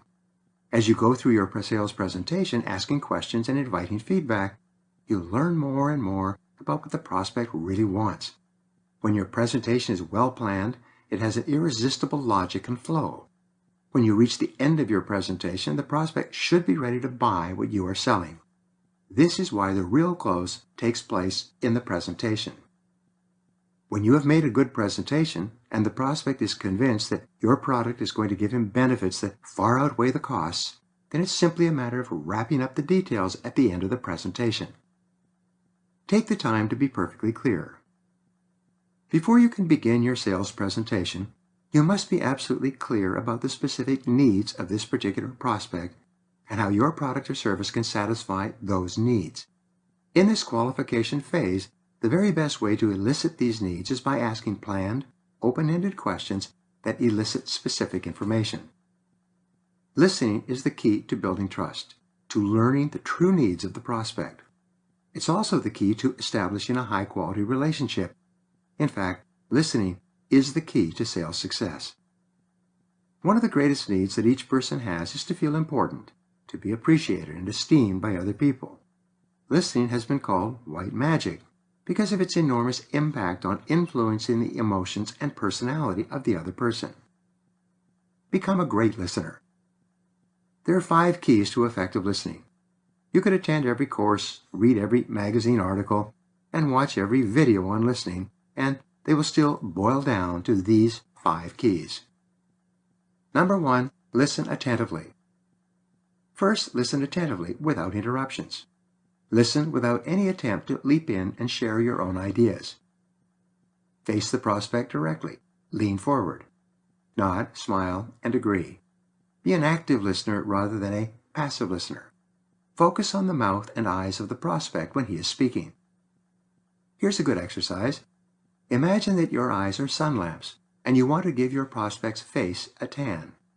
As you listen, keep moving your eyes up and down over your prospect's face, hanging on every word as if he or she were about to give you the winning lottery number, and she would only give it to you once. Listen as though you have all the time in the world. Listen as if you would still be here if she wanted to talk for 8 years, and you would love to hear every single word she says. Listening affects people. When a prospect is intensely listened to, he experiences specific psychological changes. His heart rate goes up. His blood pressure goes up. His galvanic skin response increases. Most importantly, when a person is intensely listened to, his self-esteem goes up. He feels more valued. He likes himself more, and as a result, he likes the person who is listening to him so intently. Listening is the most powerful of all techniques in selling. All of the highest paid sales professionals are described as very good listeners. They seek first to understand, then to be understood. They concentrate all of their attention on understanding the thoughts, feelings, and needs of the customer before they make any attempt to sell. 2. Pause before replying. Second, pause before replying or continuing. When the prospect finishes speaking, pause and wait for 3 to 5 seconds before you answer. Even if the prospect has asked you a question to which you know the answer, you must still discipline yourself to pause for a few moments. There are 3 benefits to pausing.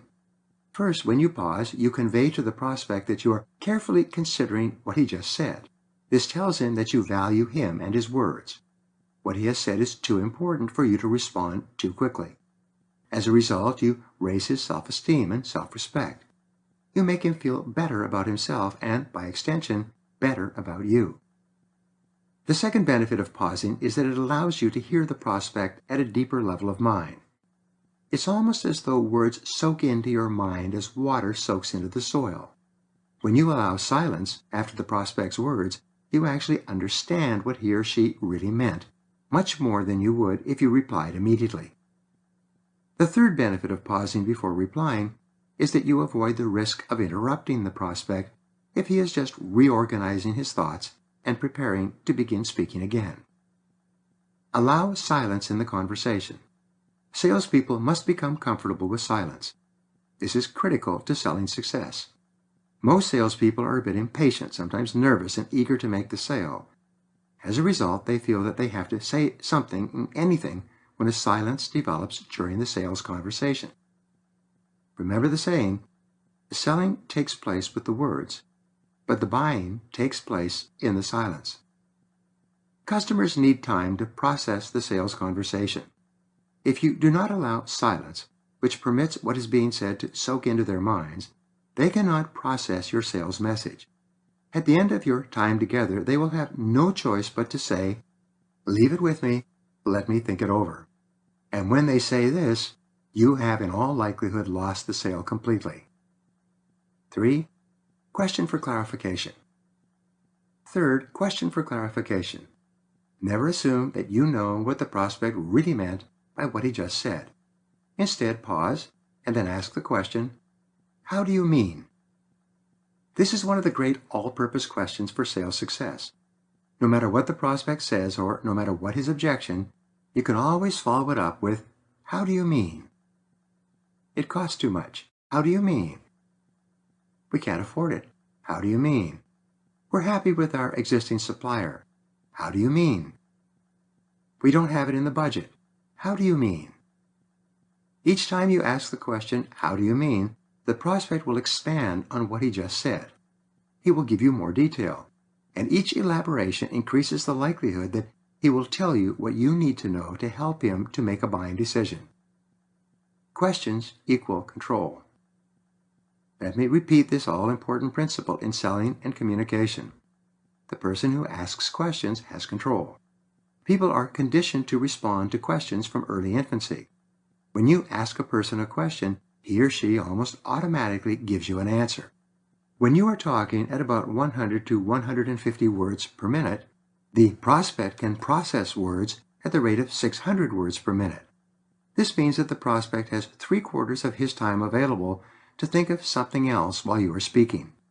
Very often, prospects drift off into their own thoughts because they have so much thinking time available to them when you are giving your presentation. But when you ask a question, 100% of the prospect's attention will be focused on answering you. It's almost as if you grabbed the prospect by the lapels and jerked him towards you. When you ask a question, the prospect cannot think of anything else but the answer until it is given, giving you the control. 4. Paraphrase it in your own words. Feedback what the prospect just said in your own words. Paraphrase the prospect's comments or questions. This is known as the acid test of listening. When you can feedback what a customer says, you prove to the customer that you are really paying attention. You are not just like one of those toy dogs in the back of a car window with his head nodding up and down. You were really listening. Only after you have listened attentively, paused before replying, questioned for clarification, and fed it back in your own words are you in a position to comment intelligently or to make a sales presentation. Listening builds trust, and the very best way to get an opportunity to listen is to control the conversation with questions. Number 5, use open-ended questions. Earlier, we covered the use of open-ended questions. These are questions that cannot be answered with yes or no.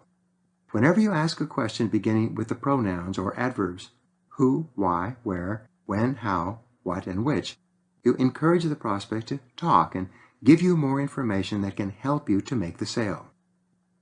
Closed-ended questions. Use closed-ended questions to bring the conversation to a conclusion. These are questions that can be only answered with a yes or a no.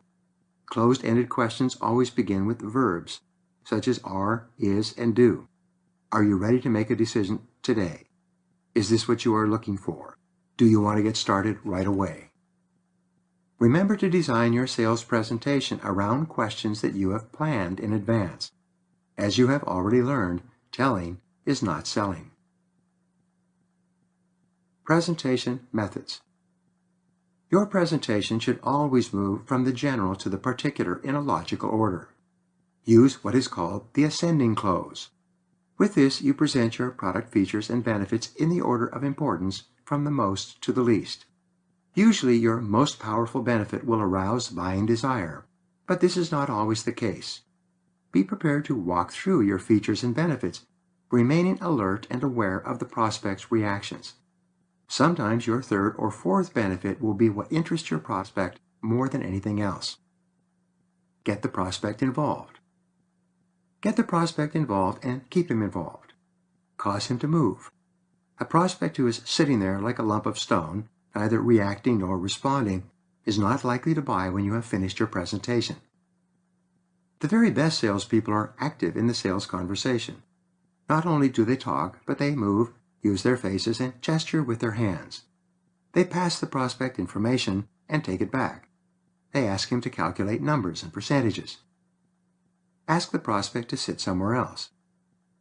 Don't be afraid to pull your chair around the prospect's desk and sit next to him while making your presentation.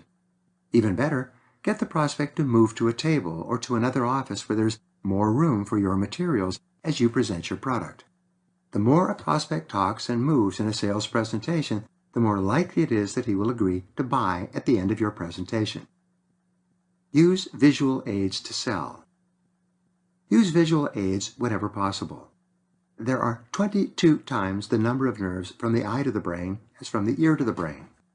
If all you are doing is talking, the prospect will have a hard time paying attention or remembering anything that you say. Use pictures, graphs, illustrations, and even financial comparisons on paper to reinforce and drive home your key points.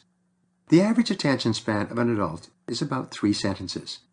Once you have spoken 3 sentences in a row, without asking a question, showing a picture, or giving an illustration, the prospect becomes lost in his own world. He will be busy thinking about what he will do when you leave. But as soon as you ask a question, you jerk the prospect awake and force him to focus his entire attention on your presentation. When you use illustrations combined with questions, you keep the prospect totally involved throughout your presentation. Telling is not selling. There's that adage again. That's because your most effective way of presenting is by taking every important piece of information that you have to convey and rephrasing it as a question. Instead of saying, "This costs $2.95 per person," you say, Do you have any idea how much something like this normally costs per person? Once you have asked it as a question, you will have the prospect's complete attention when you answer. The trial close. Begin using the trial close very early in the presentation. It's one of the most powerful of all closing techniques, and it can be used throughout your selling work. Sometimes it is called the signpost close or the check close. You use it to find out if you are on the right track or to check if what you are talking about is important to the prospect. It's a wonderful way to get feedback continually throughout the presentation. The beauty of the trial close is that it can be answered with a no without stopping the presentation. You, do you like this color? Prospect, no, I hate it. It's the worst color I've ever seen. You, no problem. We've got lots of other colors that you would like better. Ask for feedback. Some of the most popular trial closing questions that you can ask are, does this make sense to you so far? Is this what you had in mind? Do you like what I've shown you up to now? Would this be an improvement on your current situation? Are we right so far? This new photocopier will produce 150 copies a minute versus the standard of 100 copies per minute. Would this be important to you in your business?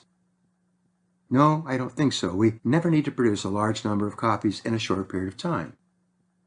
No problem. This machine has several other features that I think you will really like. And then you go on with the presentation. Feedback is essential. When the prospect says no to a particular feature or benefit, he is giving you valuable feedback. He is not saying no to the entire offer. He is only saying no to that particular feature. The difference between experienced salespeople and inexperienced salespeople in this area is that experienced salespeople present one feature or benefit and then ask for feedback. They make sure that they understand what the customer is thinking at each state of the sales presentation.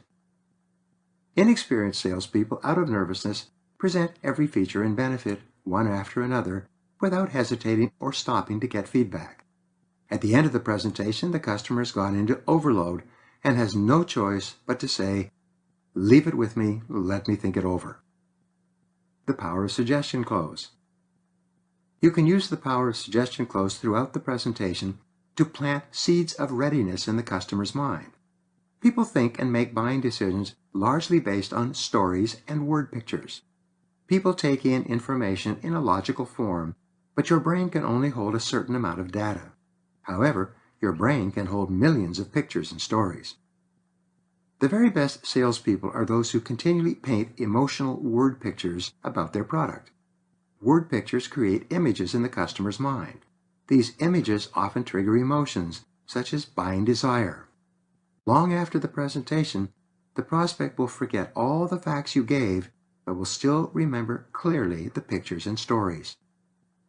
Create word pictures. For example, imagine that you are selling a car. You can say, you are really going to love the way this car handles in the mountains. What happens when you say this? The prospect sees and thinks about the car driving through the mountains. He or she instantly transports into driving this car around curves with forests and lakes on either side. If you're selling homes, you could say, you're really going to enjoy living on such a quiet street. It's just beautiful here. There's not a sound in the evenings. It's so relaxing. When you describe a house like this, the individual immediately reaches out mentally and emotionally for the benefits. When his friends later ask why he bought this particular house, he'll almost invariably talk about the house in terms of how quiet the neighborhood is. Double your responses. When I was working as a sales consultant for a residential real estate company, we developed a powerful telephone question that doubled the number of people coming in to look at houses. In the business of residential real estate, companies place advertisements in the newspapers for homes for sale, inviting prospective buyers to phone for more information. In most cases, prospective buyers will telephone, ask for the very best price and terms available for that house, and then hang up. Too often, the real estate company won't even get a chance to meet and talk to these people. Answer questions with questions. Rather than giving facts and details on the home, we taught them to answer inquiries with a simple question. Thank you for calling. May I ask you a question? Are you looking for an ideal home in a quiet neighborhood? This question was carefully formulated. When the person answering the phone asked this question, it immediately triggered two mental pictures in the mind of the prospective buyer. The first mental picture was his or her personal definition of an ideal home. This picture is different for each person, but the three words instantly caused the caller to visualize what he or she personally considered to be an ideal home. The second picture this question triggered was the scene of a quiet neighborhood. The two pictures in combination invariably elicited the answer, "Of course, do you have something that fits that description?" The real estate agent would say, "Well, as a matter of fact, we have two houses that have just been listed that you might like to see. They aren't even in the newspapers yet. When would you have time to take a look at them?" This simple approach, using the power of suggestion close, more than doubled the flow of prospects coming through this real estate office. Once prospects had come in and gone out to visit homes with one of the real estate agents, they typically stayed with that agent until they had found the type of home they were looking for. Talking past the sale close. In conjunction with the power of suggestion close, you can use the talking past the sale close. This method is very simple. You talk to the prospect as if he has already bought the product or service. You don't even ask him for a buying decision. You simply talk about how much he is going to enjoy the product or service now that he owns it. For example, the prospect is considering retaining the services of your company. You say, "You're going to love the type of service that you get from our company. When you place an order, it's confirmed within 30 minutes and out within 3 days, faster than any other company in the business." This immediately creates a mental picture of speed and efficiency in the customer's mind. The customer projects himself into the person of a satisfied customer and sees himself enjoying the benefits you just described. You're really going to adore living in this neighborhood. Even though it's quiet and peaceful, it's close to schools, shopping, and the freeway to get to work. This is a good choice. With this photocopier in your office, it will sit over there in your staff room producing 100 copies a minute, and it will be so quiet that you won't even know it's on. In every case, prospects become customers when they have a clear, exciting, emotional word picture of themselves enjoying the benefits of the product or service that you are selling. Your job is to create as many exciting pictures as possible of the customer benefiting from what you sell. The more of these pictures you can create, the more irresistible your offer becomes. Top sales strategy. One of my graduates is a top salesperson for a recreational vehicle dealership. She sells RVs that cost as much as $500,000 each. She outsells her competitors, both at her own dealership and throughout the state, by 3 to 5 times. She is a superstar in her field, and she has a simple technique to achieve this goal. When a couple comes in to look at a recreational vehicle, she first qualifies them to determine that they are serious buyers. She then shows them several vehicles to determine what size and price range they are interested in. Finally, she arranges to take them out for a combination lunch and test drive in the vehicle that they seem to like the most. A couple of days later, as prearranged, she arrives at their home driving the vehicle. She has them make themselves comfortable inside, and then she drives them to an idyllic spot in a park overlooking the lake with the mountains in the distance. She swings the vehicle around so that this beautiful scene is facing the couple as they sit at the kitchen table. She then takes out a picnic basket, lays out a beautiful luncheon, and serves it to them as they sit looking at the mountains. After lunch and after answering all their questions, she says, "Isn't this a beautiful way to live? Wouldn't you just love to be able to get away in this vehicle any time you wanted?" The couple looks at her, looks at each other, looks out over the mountains and the lake, and the decision is made. She sells more recreational vehicles than anyone else in her industry, and for good reason. Now, here are 7 action exercises for you. Number 1. Plan every sales presentation in advance. Design it so that it moves from the general to the particular, from the known to the unknown, starting with your most attractive benefit. 2. Ask trial closing questions throughout. Invite feedback and responses after every feature or benefit. 3. Take the time to determine the buyer personality style of the prospect you are talking to. Make note of the questions he or she asks. These are good indicators. Number 4, practice flexibility with your prospects and customers. Speed up or slow down. Be general or specific so that you can sell to more diverse people. 5. Create emotional mental pictures of how happy your prospect will be while owning and using your product or service. 6. Design each part of your presentation to show, tell, and ask questions about each feature and benefit you present. Keep the prospect involved and active. 7. Become an excellent listener. Ask good questions, listen without interrupting, pause before replying, and feed it back in your own words to prove that you fully understand the prospect's situation. Ogmandino wrote, "The only certain means of success is to render more and better service than is expected of you, no matter what your task may be."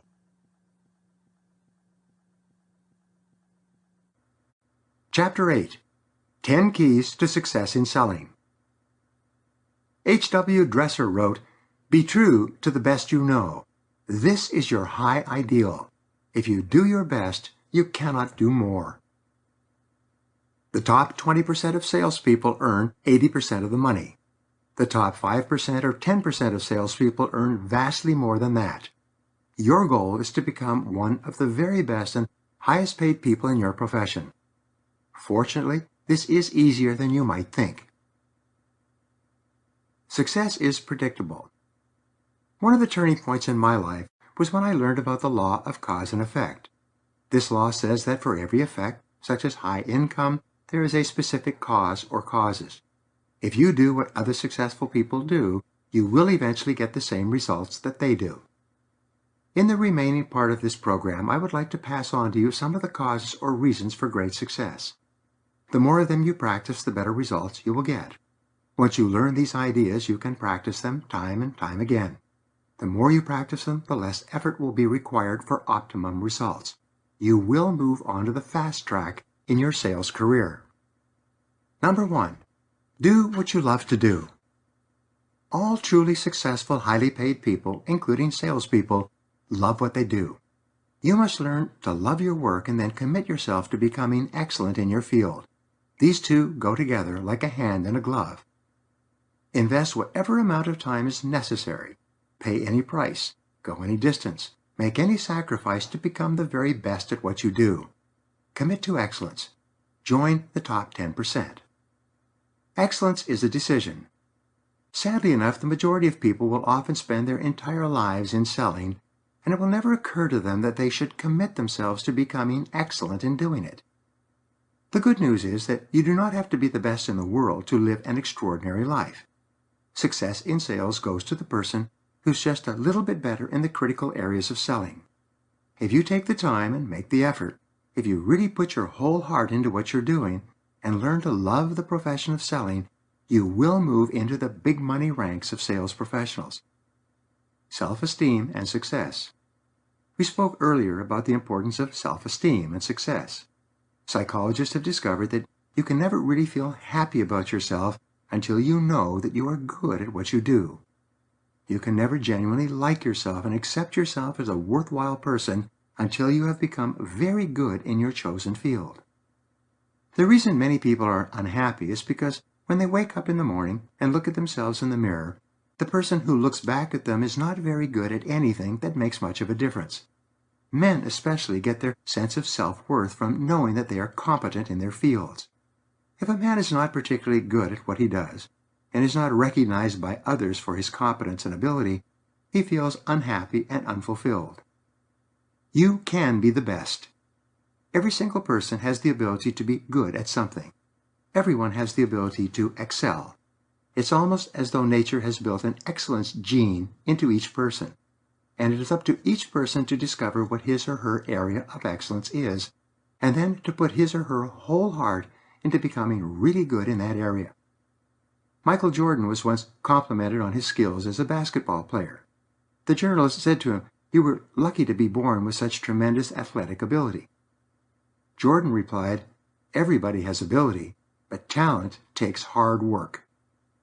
Many people make the mistake of thinking that if they have the ability to excel in a field, it will come naturally. But the fact is that excellence is the result of years of hard, dedicated effort in a single direction. There is no substitute for hard work. 2. Decide exactly what you want. Don't be wishy-washy or vague. Decide exactly what it is that you want in life. Set it as a goal, and then determine what price you're going to have to pay to get it. Most people never do this. According to the research, only about 3% of adults have written goals. And these are the most successful and highest paid people in every field. These are the movers and shakers, the creators and innovators, the top salespeople and entrepreneurs. Almost everyone works for them. The goals formula. Here is a simple 7-step formula for setting and achieving goals. I teach it everywhere I go, and it has often been life-changing for my seminar participants. First, decide exactly what you want. If you want to increase your income, be specific about the exact amount that you want to earn. Second, write it down. A goal that is not in writing is merely a fantasy. It has no power or energy behind it. It is like a cartridge with no powder, or like cigarette smoke in the air. Third, set a deadline on your goal. Your subconscious mind loves deadlines. It requires a forcing system to activate all its powers. If it is a large enough goal, set sub-deadlines.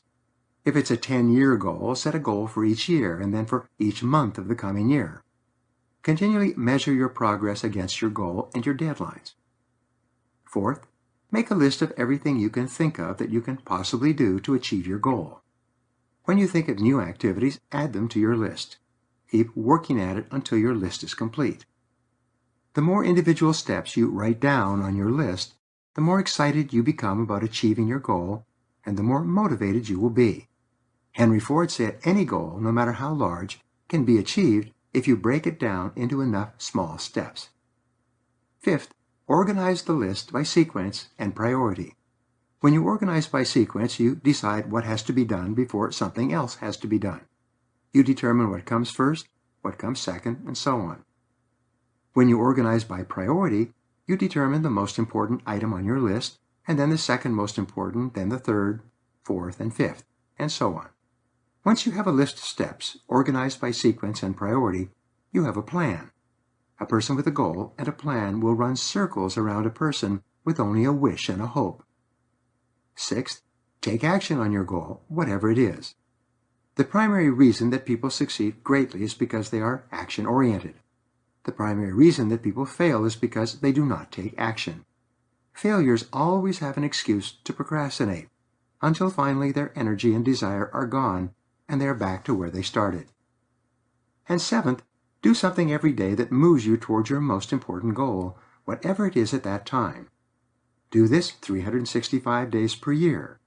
Develop the discipline of working on your goals daily so that it is as normal and natural to you as breathing in and breathing out. Set 10 goals immediately. Here's an exercise for you. Take a sheet of paper and write the word goals at the top of the page, plus today's date. Then write down 10 goals that you would like to achieve in the next 12 months. Write as quickly as possible. This exercise should only take you 3 to 5 minutes. Once you have your list of 10 goals, go over the list and ask yourself, which one goal on this list, if I were to achieve it within 24 hours, would have the greatest positive impact on my life? The answer to that question becomes your major definite purpose. This becomes the organizing principle or focal point for your life. Transfer this goal to the top of a clean sheet of paper and write it out clearly and in detail. Make it measurable. Set a deadline for when you intend to achieve it. Make a list of everything that you can think of that you will have to do to accomplish the goal. Organize this list by sequence and priority into a plan. And then take action on this goal and do something every day until you achieve it. Your major definite purpose. When you get up in the morning, think about this goal. As you work through the day, think about this goal.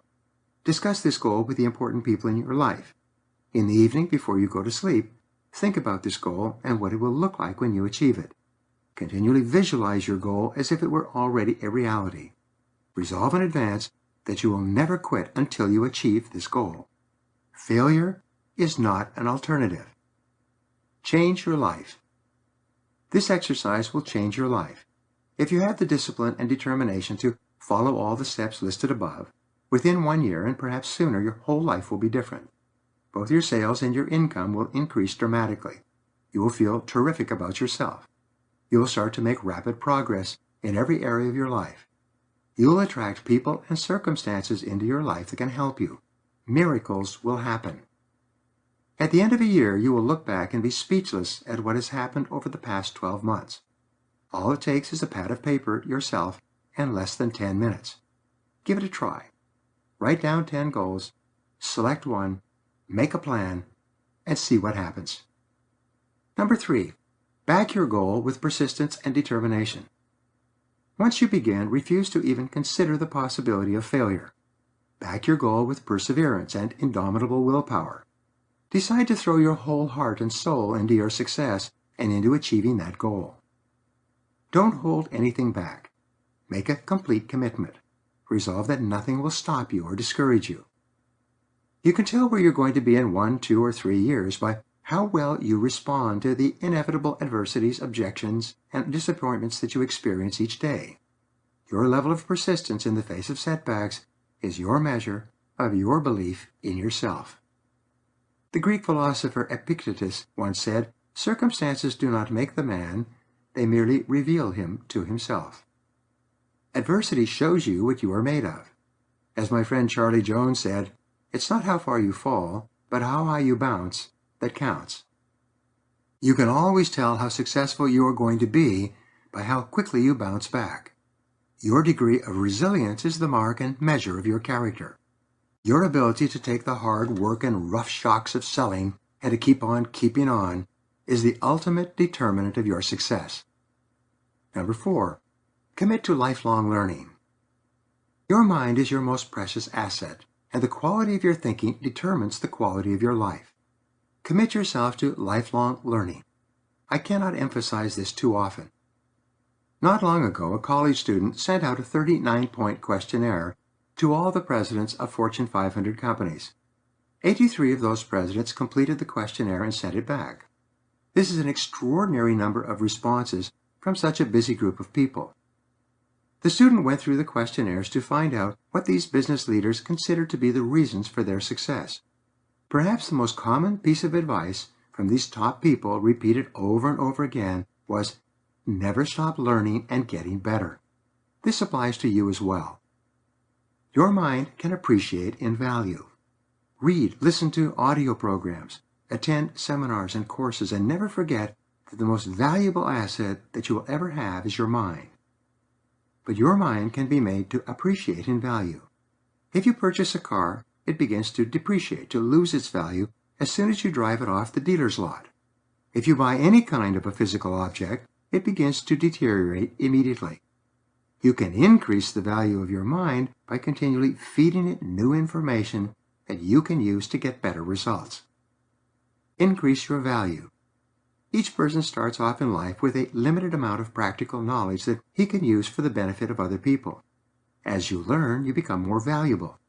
The more knowledge you acquire that can be applied to practical purposes, the greater will be your rewards and the more you will be paid. As you go through life, gaining additional experience, reading more books and articles, and upgrading your skills, your knowledge grows and your rewards in life increase.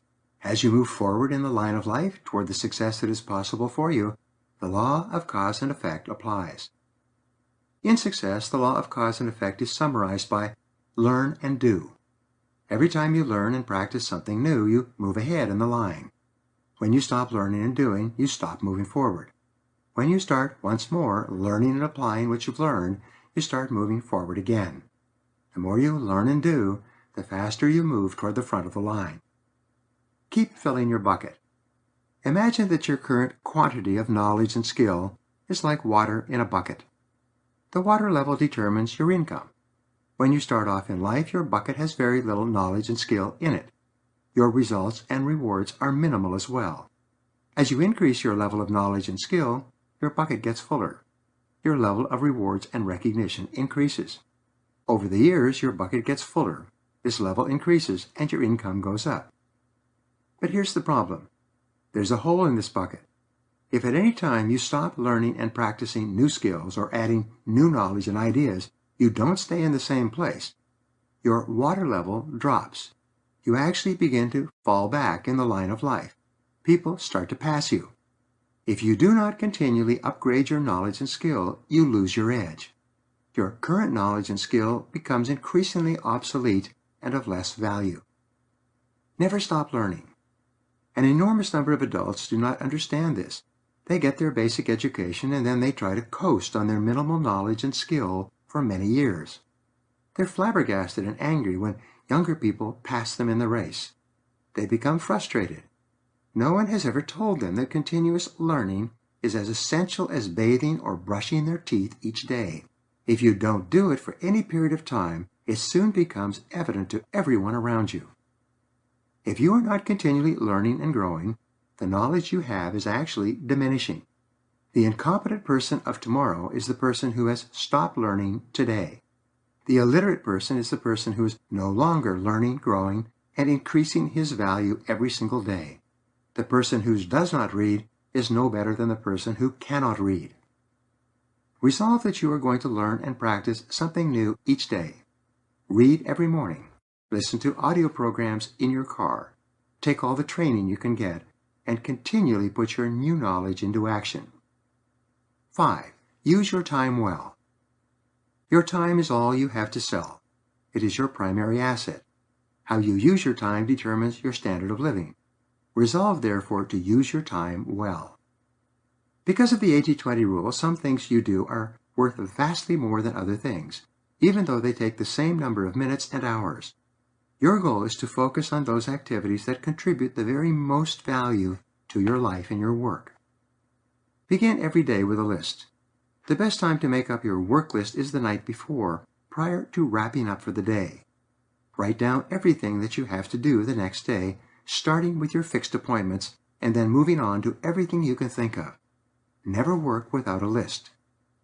Time management experts say that you will increase your productivity by 25% or gain 2 extra hours per day by the very act of planning your day in advance. Your list becomes the key to your time and life management system. Set clear priorities. Once you have a list, set priorities on your list. Determine what is more important and what is less important. Ask yourself, if I could only do one thing on this list before I was called out of town for a month, which one thing would it be? Whatever your answer, put a circle around that item. Then ask yourself, if I could only do 2 things on this list before being called out of town for a month, what would the second item be? Circle that item as well. Then ask yourself this question one more time. This exercise forces you to think about what is really important, rather than what is merely urgent or busy work. Once you've determined your highest priority task, you know where to start and what to work on. Select your most important task. A good time management question for you to ask is, what one thing, if done in an excellent fashion, would have the greatest positive impact on my work? There's always one thing that you can do that, if you do it well, can have a significant influence on your results and your rewards. A variation of this question is, what can I and only I do that if done well will make a real difference? Every hour of every day, there's only one answer to this question. There is something that only you can do that will make a real difference. This is something that no one else will do for you if you don't do it. But if you do it and you do it well, it can make a real difference. What is it? The final question you ask in setting priorities is, what is the most valuable use of my time right now? Again, ask this question every hour. There's always a single answer to this question. Your job is to make sure that whatever you are doing, it is the most valuable use of your time at the moment. Focus and concentrate. The final key to time management, once you have made a list and set priorities, is for you to begin on the most important task before you, and then to concentrate on it fervently until it's complete. Your ability to focus and concentrate, to be absolutely clear about your most important task, and then to do only that task until it's done, will do more to double and triple your productivity and performance than anything else. Number 6, follow the leaders. Do what successful people do. Follow the leaders, not the followers. Do what the top people in your field do. Imitate the ones who are going somewhere with their lives. Follow the people who are achieving the kind of things you want to achieve sometime in the future. Look around you. Who are the people that you admire the most? Which ones are getting the results that you want to achieve in the months and years ahead? Identify the very best people in your field and pattern yourself after them. Decide to be like them. Associate with them as much as possible. If you want to know how to be a successful salesperson, go to the top people in your business and ask them for advice. Ask them what books you should read and what audio programs you should listen to. Ask them what courses you should take. Inquire about their attitudes, philosophies, and approaches to their work and their customers. Learn from the best. Successful people will always help other people to be successful. People who are extremely busy with their own lives and work will always find time to help you if you genuinely want to be successful. When you ask for advice from a successful person, take that advice. Do what the winner encourages you to do. Buy the book and read it. Get the audio program and listen to it. Attend the course and practice what you learn. Then go back to that person and tell him or her what you have done. That individual will want to help you even more. Choose your role models. At a seminar for more than 1,000 sales professionals not long ago, a salesman came up to me at the break and told me an interesting story. I knew immediately that he was successful because of his appearance. He was well-dressed, well-groomed, confident, positive, relaxed, and easygoing. He had the feeling of success about him. He told me that when he started out, he hung around with the junior salespeople. Over his first 6 months, he noticed that there were 4 top salespeople in his company who seemed to associate mostly among themselves. They did not spend time with the junior salespeople. He observed the junior salespeople, himself, and the top salespeople, and noticed one thing immediately. The higher-paid salespeople were dressed far better than the lower-paid salespeople. They were sharp and professional-looking. They looked like successful people. Ask for advice. One day he asked one of the top salespeople what he could do to be more successful. The salesperson asked him if he used a time management system. As it happened, this young fellow had never been introduced to a time management system. The successful salesperson told him the system he used and showed him where to get it. And he did, and he used it, and he began to use his time more efficiently. After that, he began to model himself after the top salespeople. Not only did he ask them for advice about what to read and listen to, but he observed them and made them his role models. Each morning, before he started out, he would stand in front of his mirror and ask himself, "Do I look like one of the best salespeople in my branch?" Look the part. He was critical of himself, especially with regard to his dress and grooming. If he did not feel that he looked like a top salesperson, he would continue to make changes until he did. Only then would he go off to work. Within a year, he was one of the top salespeople in his branch. He only associated with the other top salespeople. He had become like them. Moving up. As a result of his high level of sales, he was invited to the National Sales Convention. At the convention, he made a point of going to each of the top salespeople from around the country sometime during the convention and asking for their advice. Not surprisingly, they were flattered and told him some of the things that they had done to move from the bottom to the top of their field. When he got back home, he wrote them letters of thanks and put their ideas to work. His sales went up and up and up. Soon he was the top salesman in his branch and later the top salesman in the state. Over a period of 5 years, he transformed his life. At the national sales conventions, he was invited onto the stage to receive prizes and awards. By his 8th year in the business, he was the top salesman in the country. What he told me was interesting. He said that all of his success had come from asking other top salespeople what they were doing and then following their guidance. But what he learned was that even though these top salespeople had been going up on the stage and receiving prizes for sales excellence year after year, he was the first person who had ever sought them out and asked them for advice. Fly with the Eagles. David McClelland of Harvard, author of The Achieving Society, observed that the main difference between success and failure in life is your choice of a reference group. He concluded that birds of a feather flock together. The reference group, the group that you choose to associate with most of the time, largely determines what you accomplish in life. You tend to take on the values, attitudes, dress, and lifestyle of the people around you. If you associate with successful people, you tend to adopt their attitudes, philosophies, manners of speaking and dress, work habits, and so on. In no time, you start to get the results that they do. The fatal error. What McClelland also found was that the choice of a negative or unmotivated reference group could be enough in itself to condemn a person to lifelong underachievement and failure. A person could go to the best university, get the finest education, and have the greatest talents and abilities, but if he associated with unsuccessful people, he would be a failure as well. What we have found is that a change in your reference group, moving from one company to another, or starting to associate with successful people, can transform your life and your results. But as Zig Ziglar said, you can't fly with the eagles if you keep scratching with the turkeys. Human beings are very much like chameleons. We take on the attitudes and the behavior of the people with whom we associate. We become like these people. We adopt their opinions. The power of suggestion, especially the outlooks and view of other people, exerts an enormous influence on how we think and feel about ourselves and how we behave on a day-to-day basis. 7.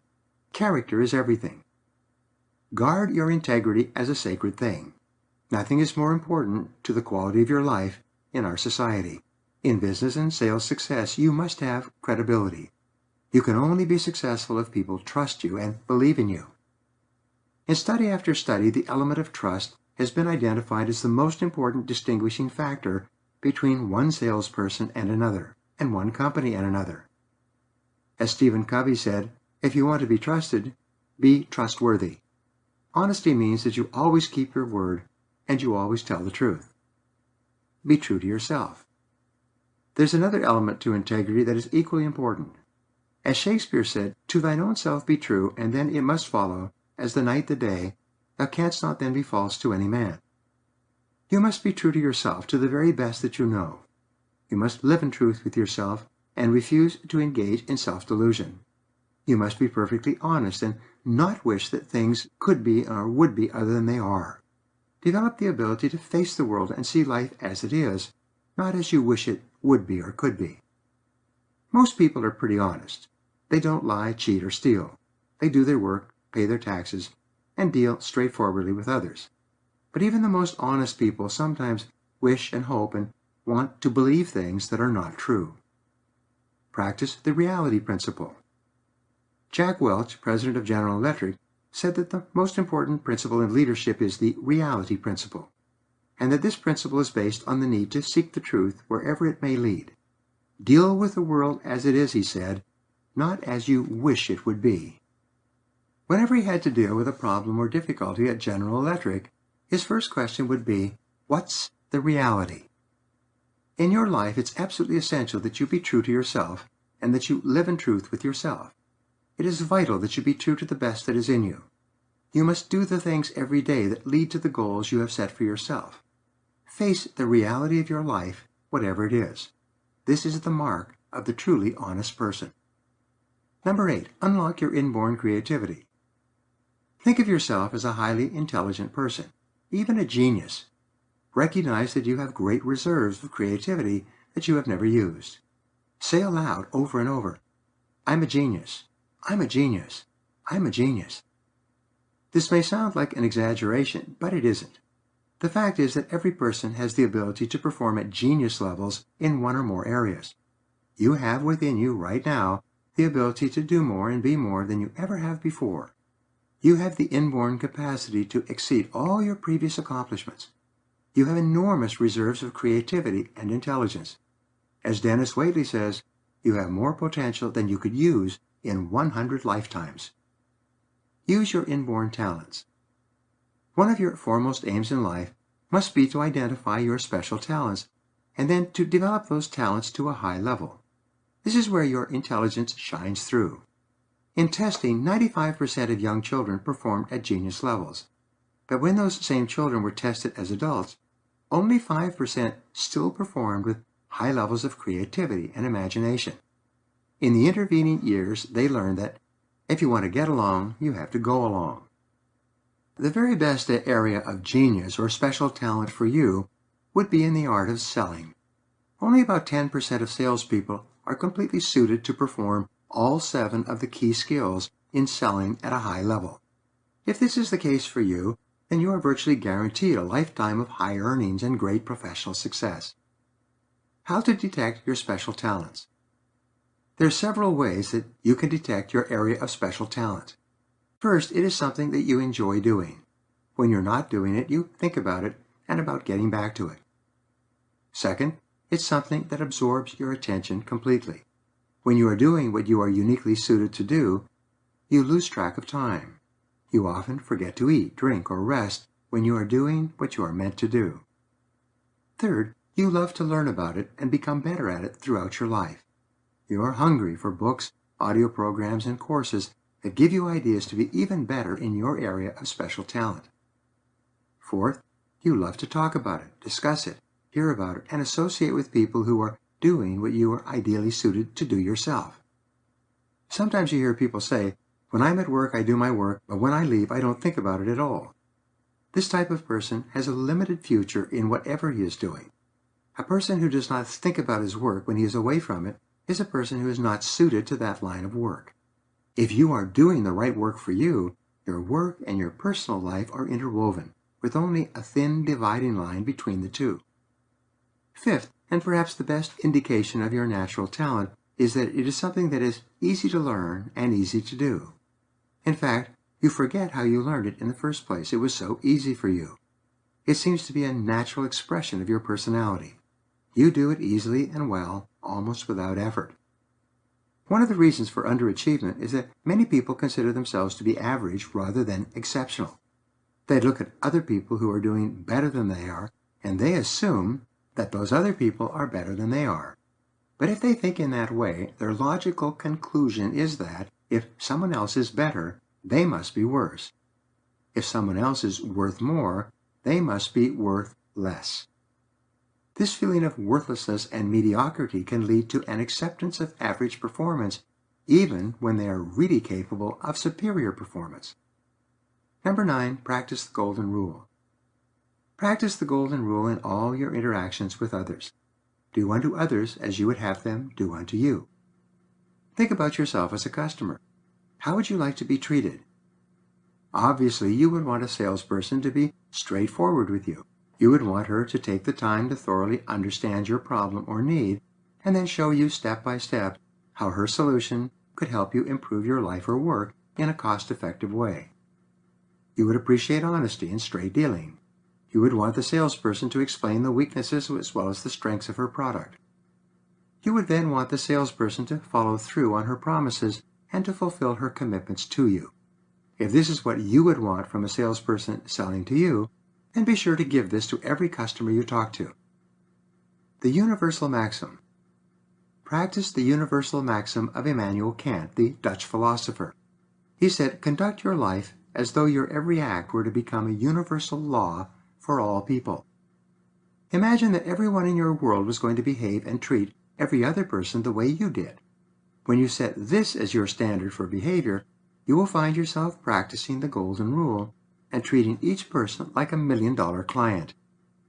Ask yourself, what kind of a company would my company be if everyone in it were just like me?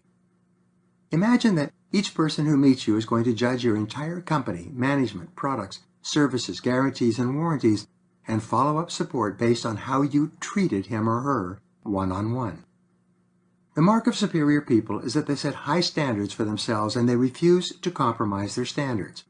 They imagine that everyone is watching them, even when no one is watching. You can tell the character of a person by what he does and how he carries himself when he is alone. And number 10, pay the price of success. Finally, and perhaps more important than anything else, resolve to work hard. This is one of the great keys to success in life. In the background research for The Millionaire Next Door, Drs. Stanley and Danko interviewed thousands of self-made millionaires, asking them to what they attributed their success. An astounding 85% of self-made millionaires in America admitted that they were no more intelligent or talented than others, but that they worked much harder than anyone else for a much longer time. The key to success in selling is for you to start a little earlier, work a little harder, and stay a little later. Do the little things that average people always try to avoid doing. When you begin your workday, resolve to work all the time you work. Don't waste time. Get going, move fast. Develop a sense of urgency, a bias for action. Give it full throttle. Hard work and life success can be compared to taking off and flying an airplane.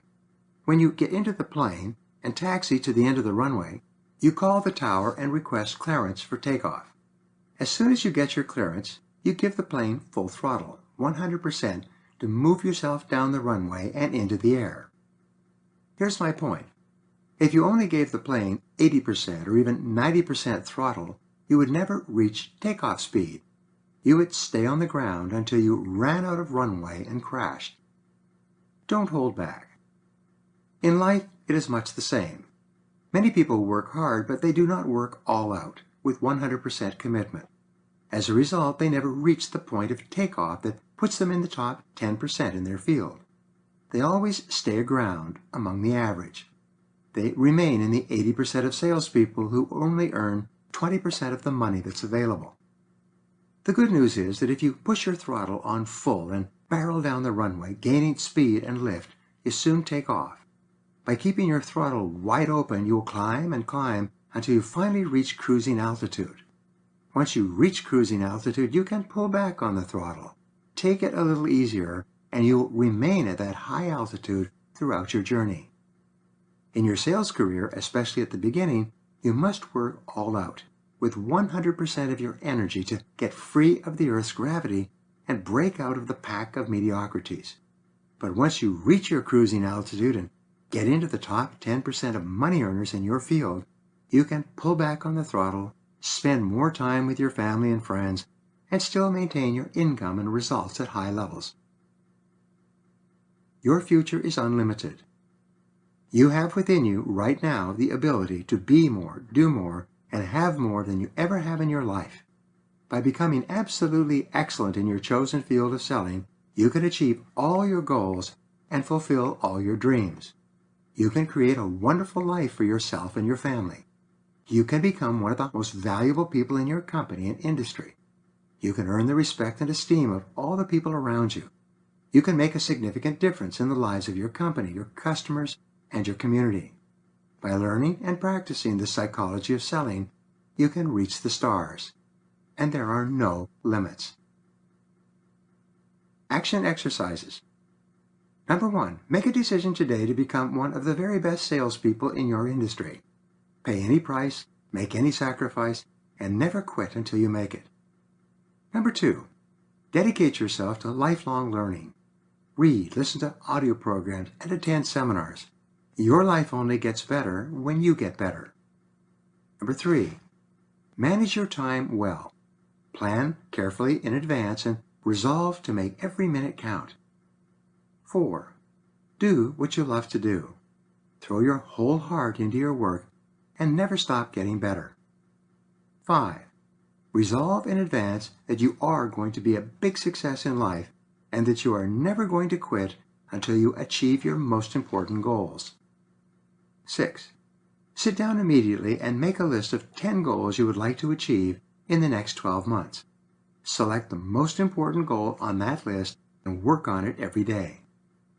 And 7, work all the time you work. Live at full throttle. Start early, work harder, and stay later. Pay the price of success in full, in advance. As Napoleon Hill said, nature cannot be tricked or cheated. She will give up to you the object of your struggles only after you have paid her price. Thank you very much for listening to The Psychology of Selling.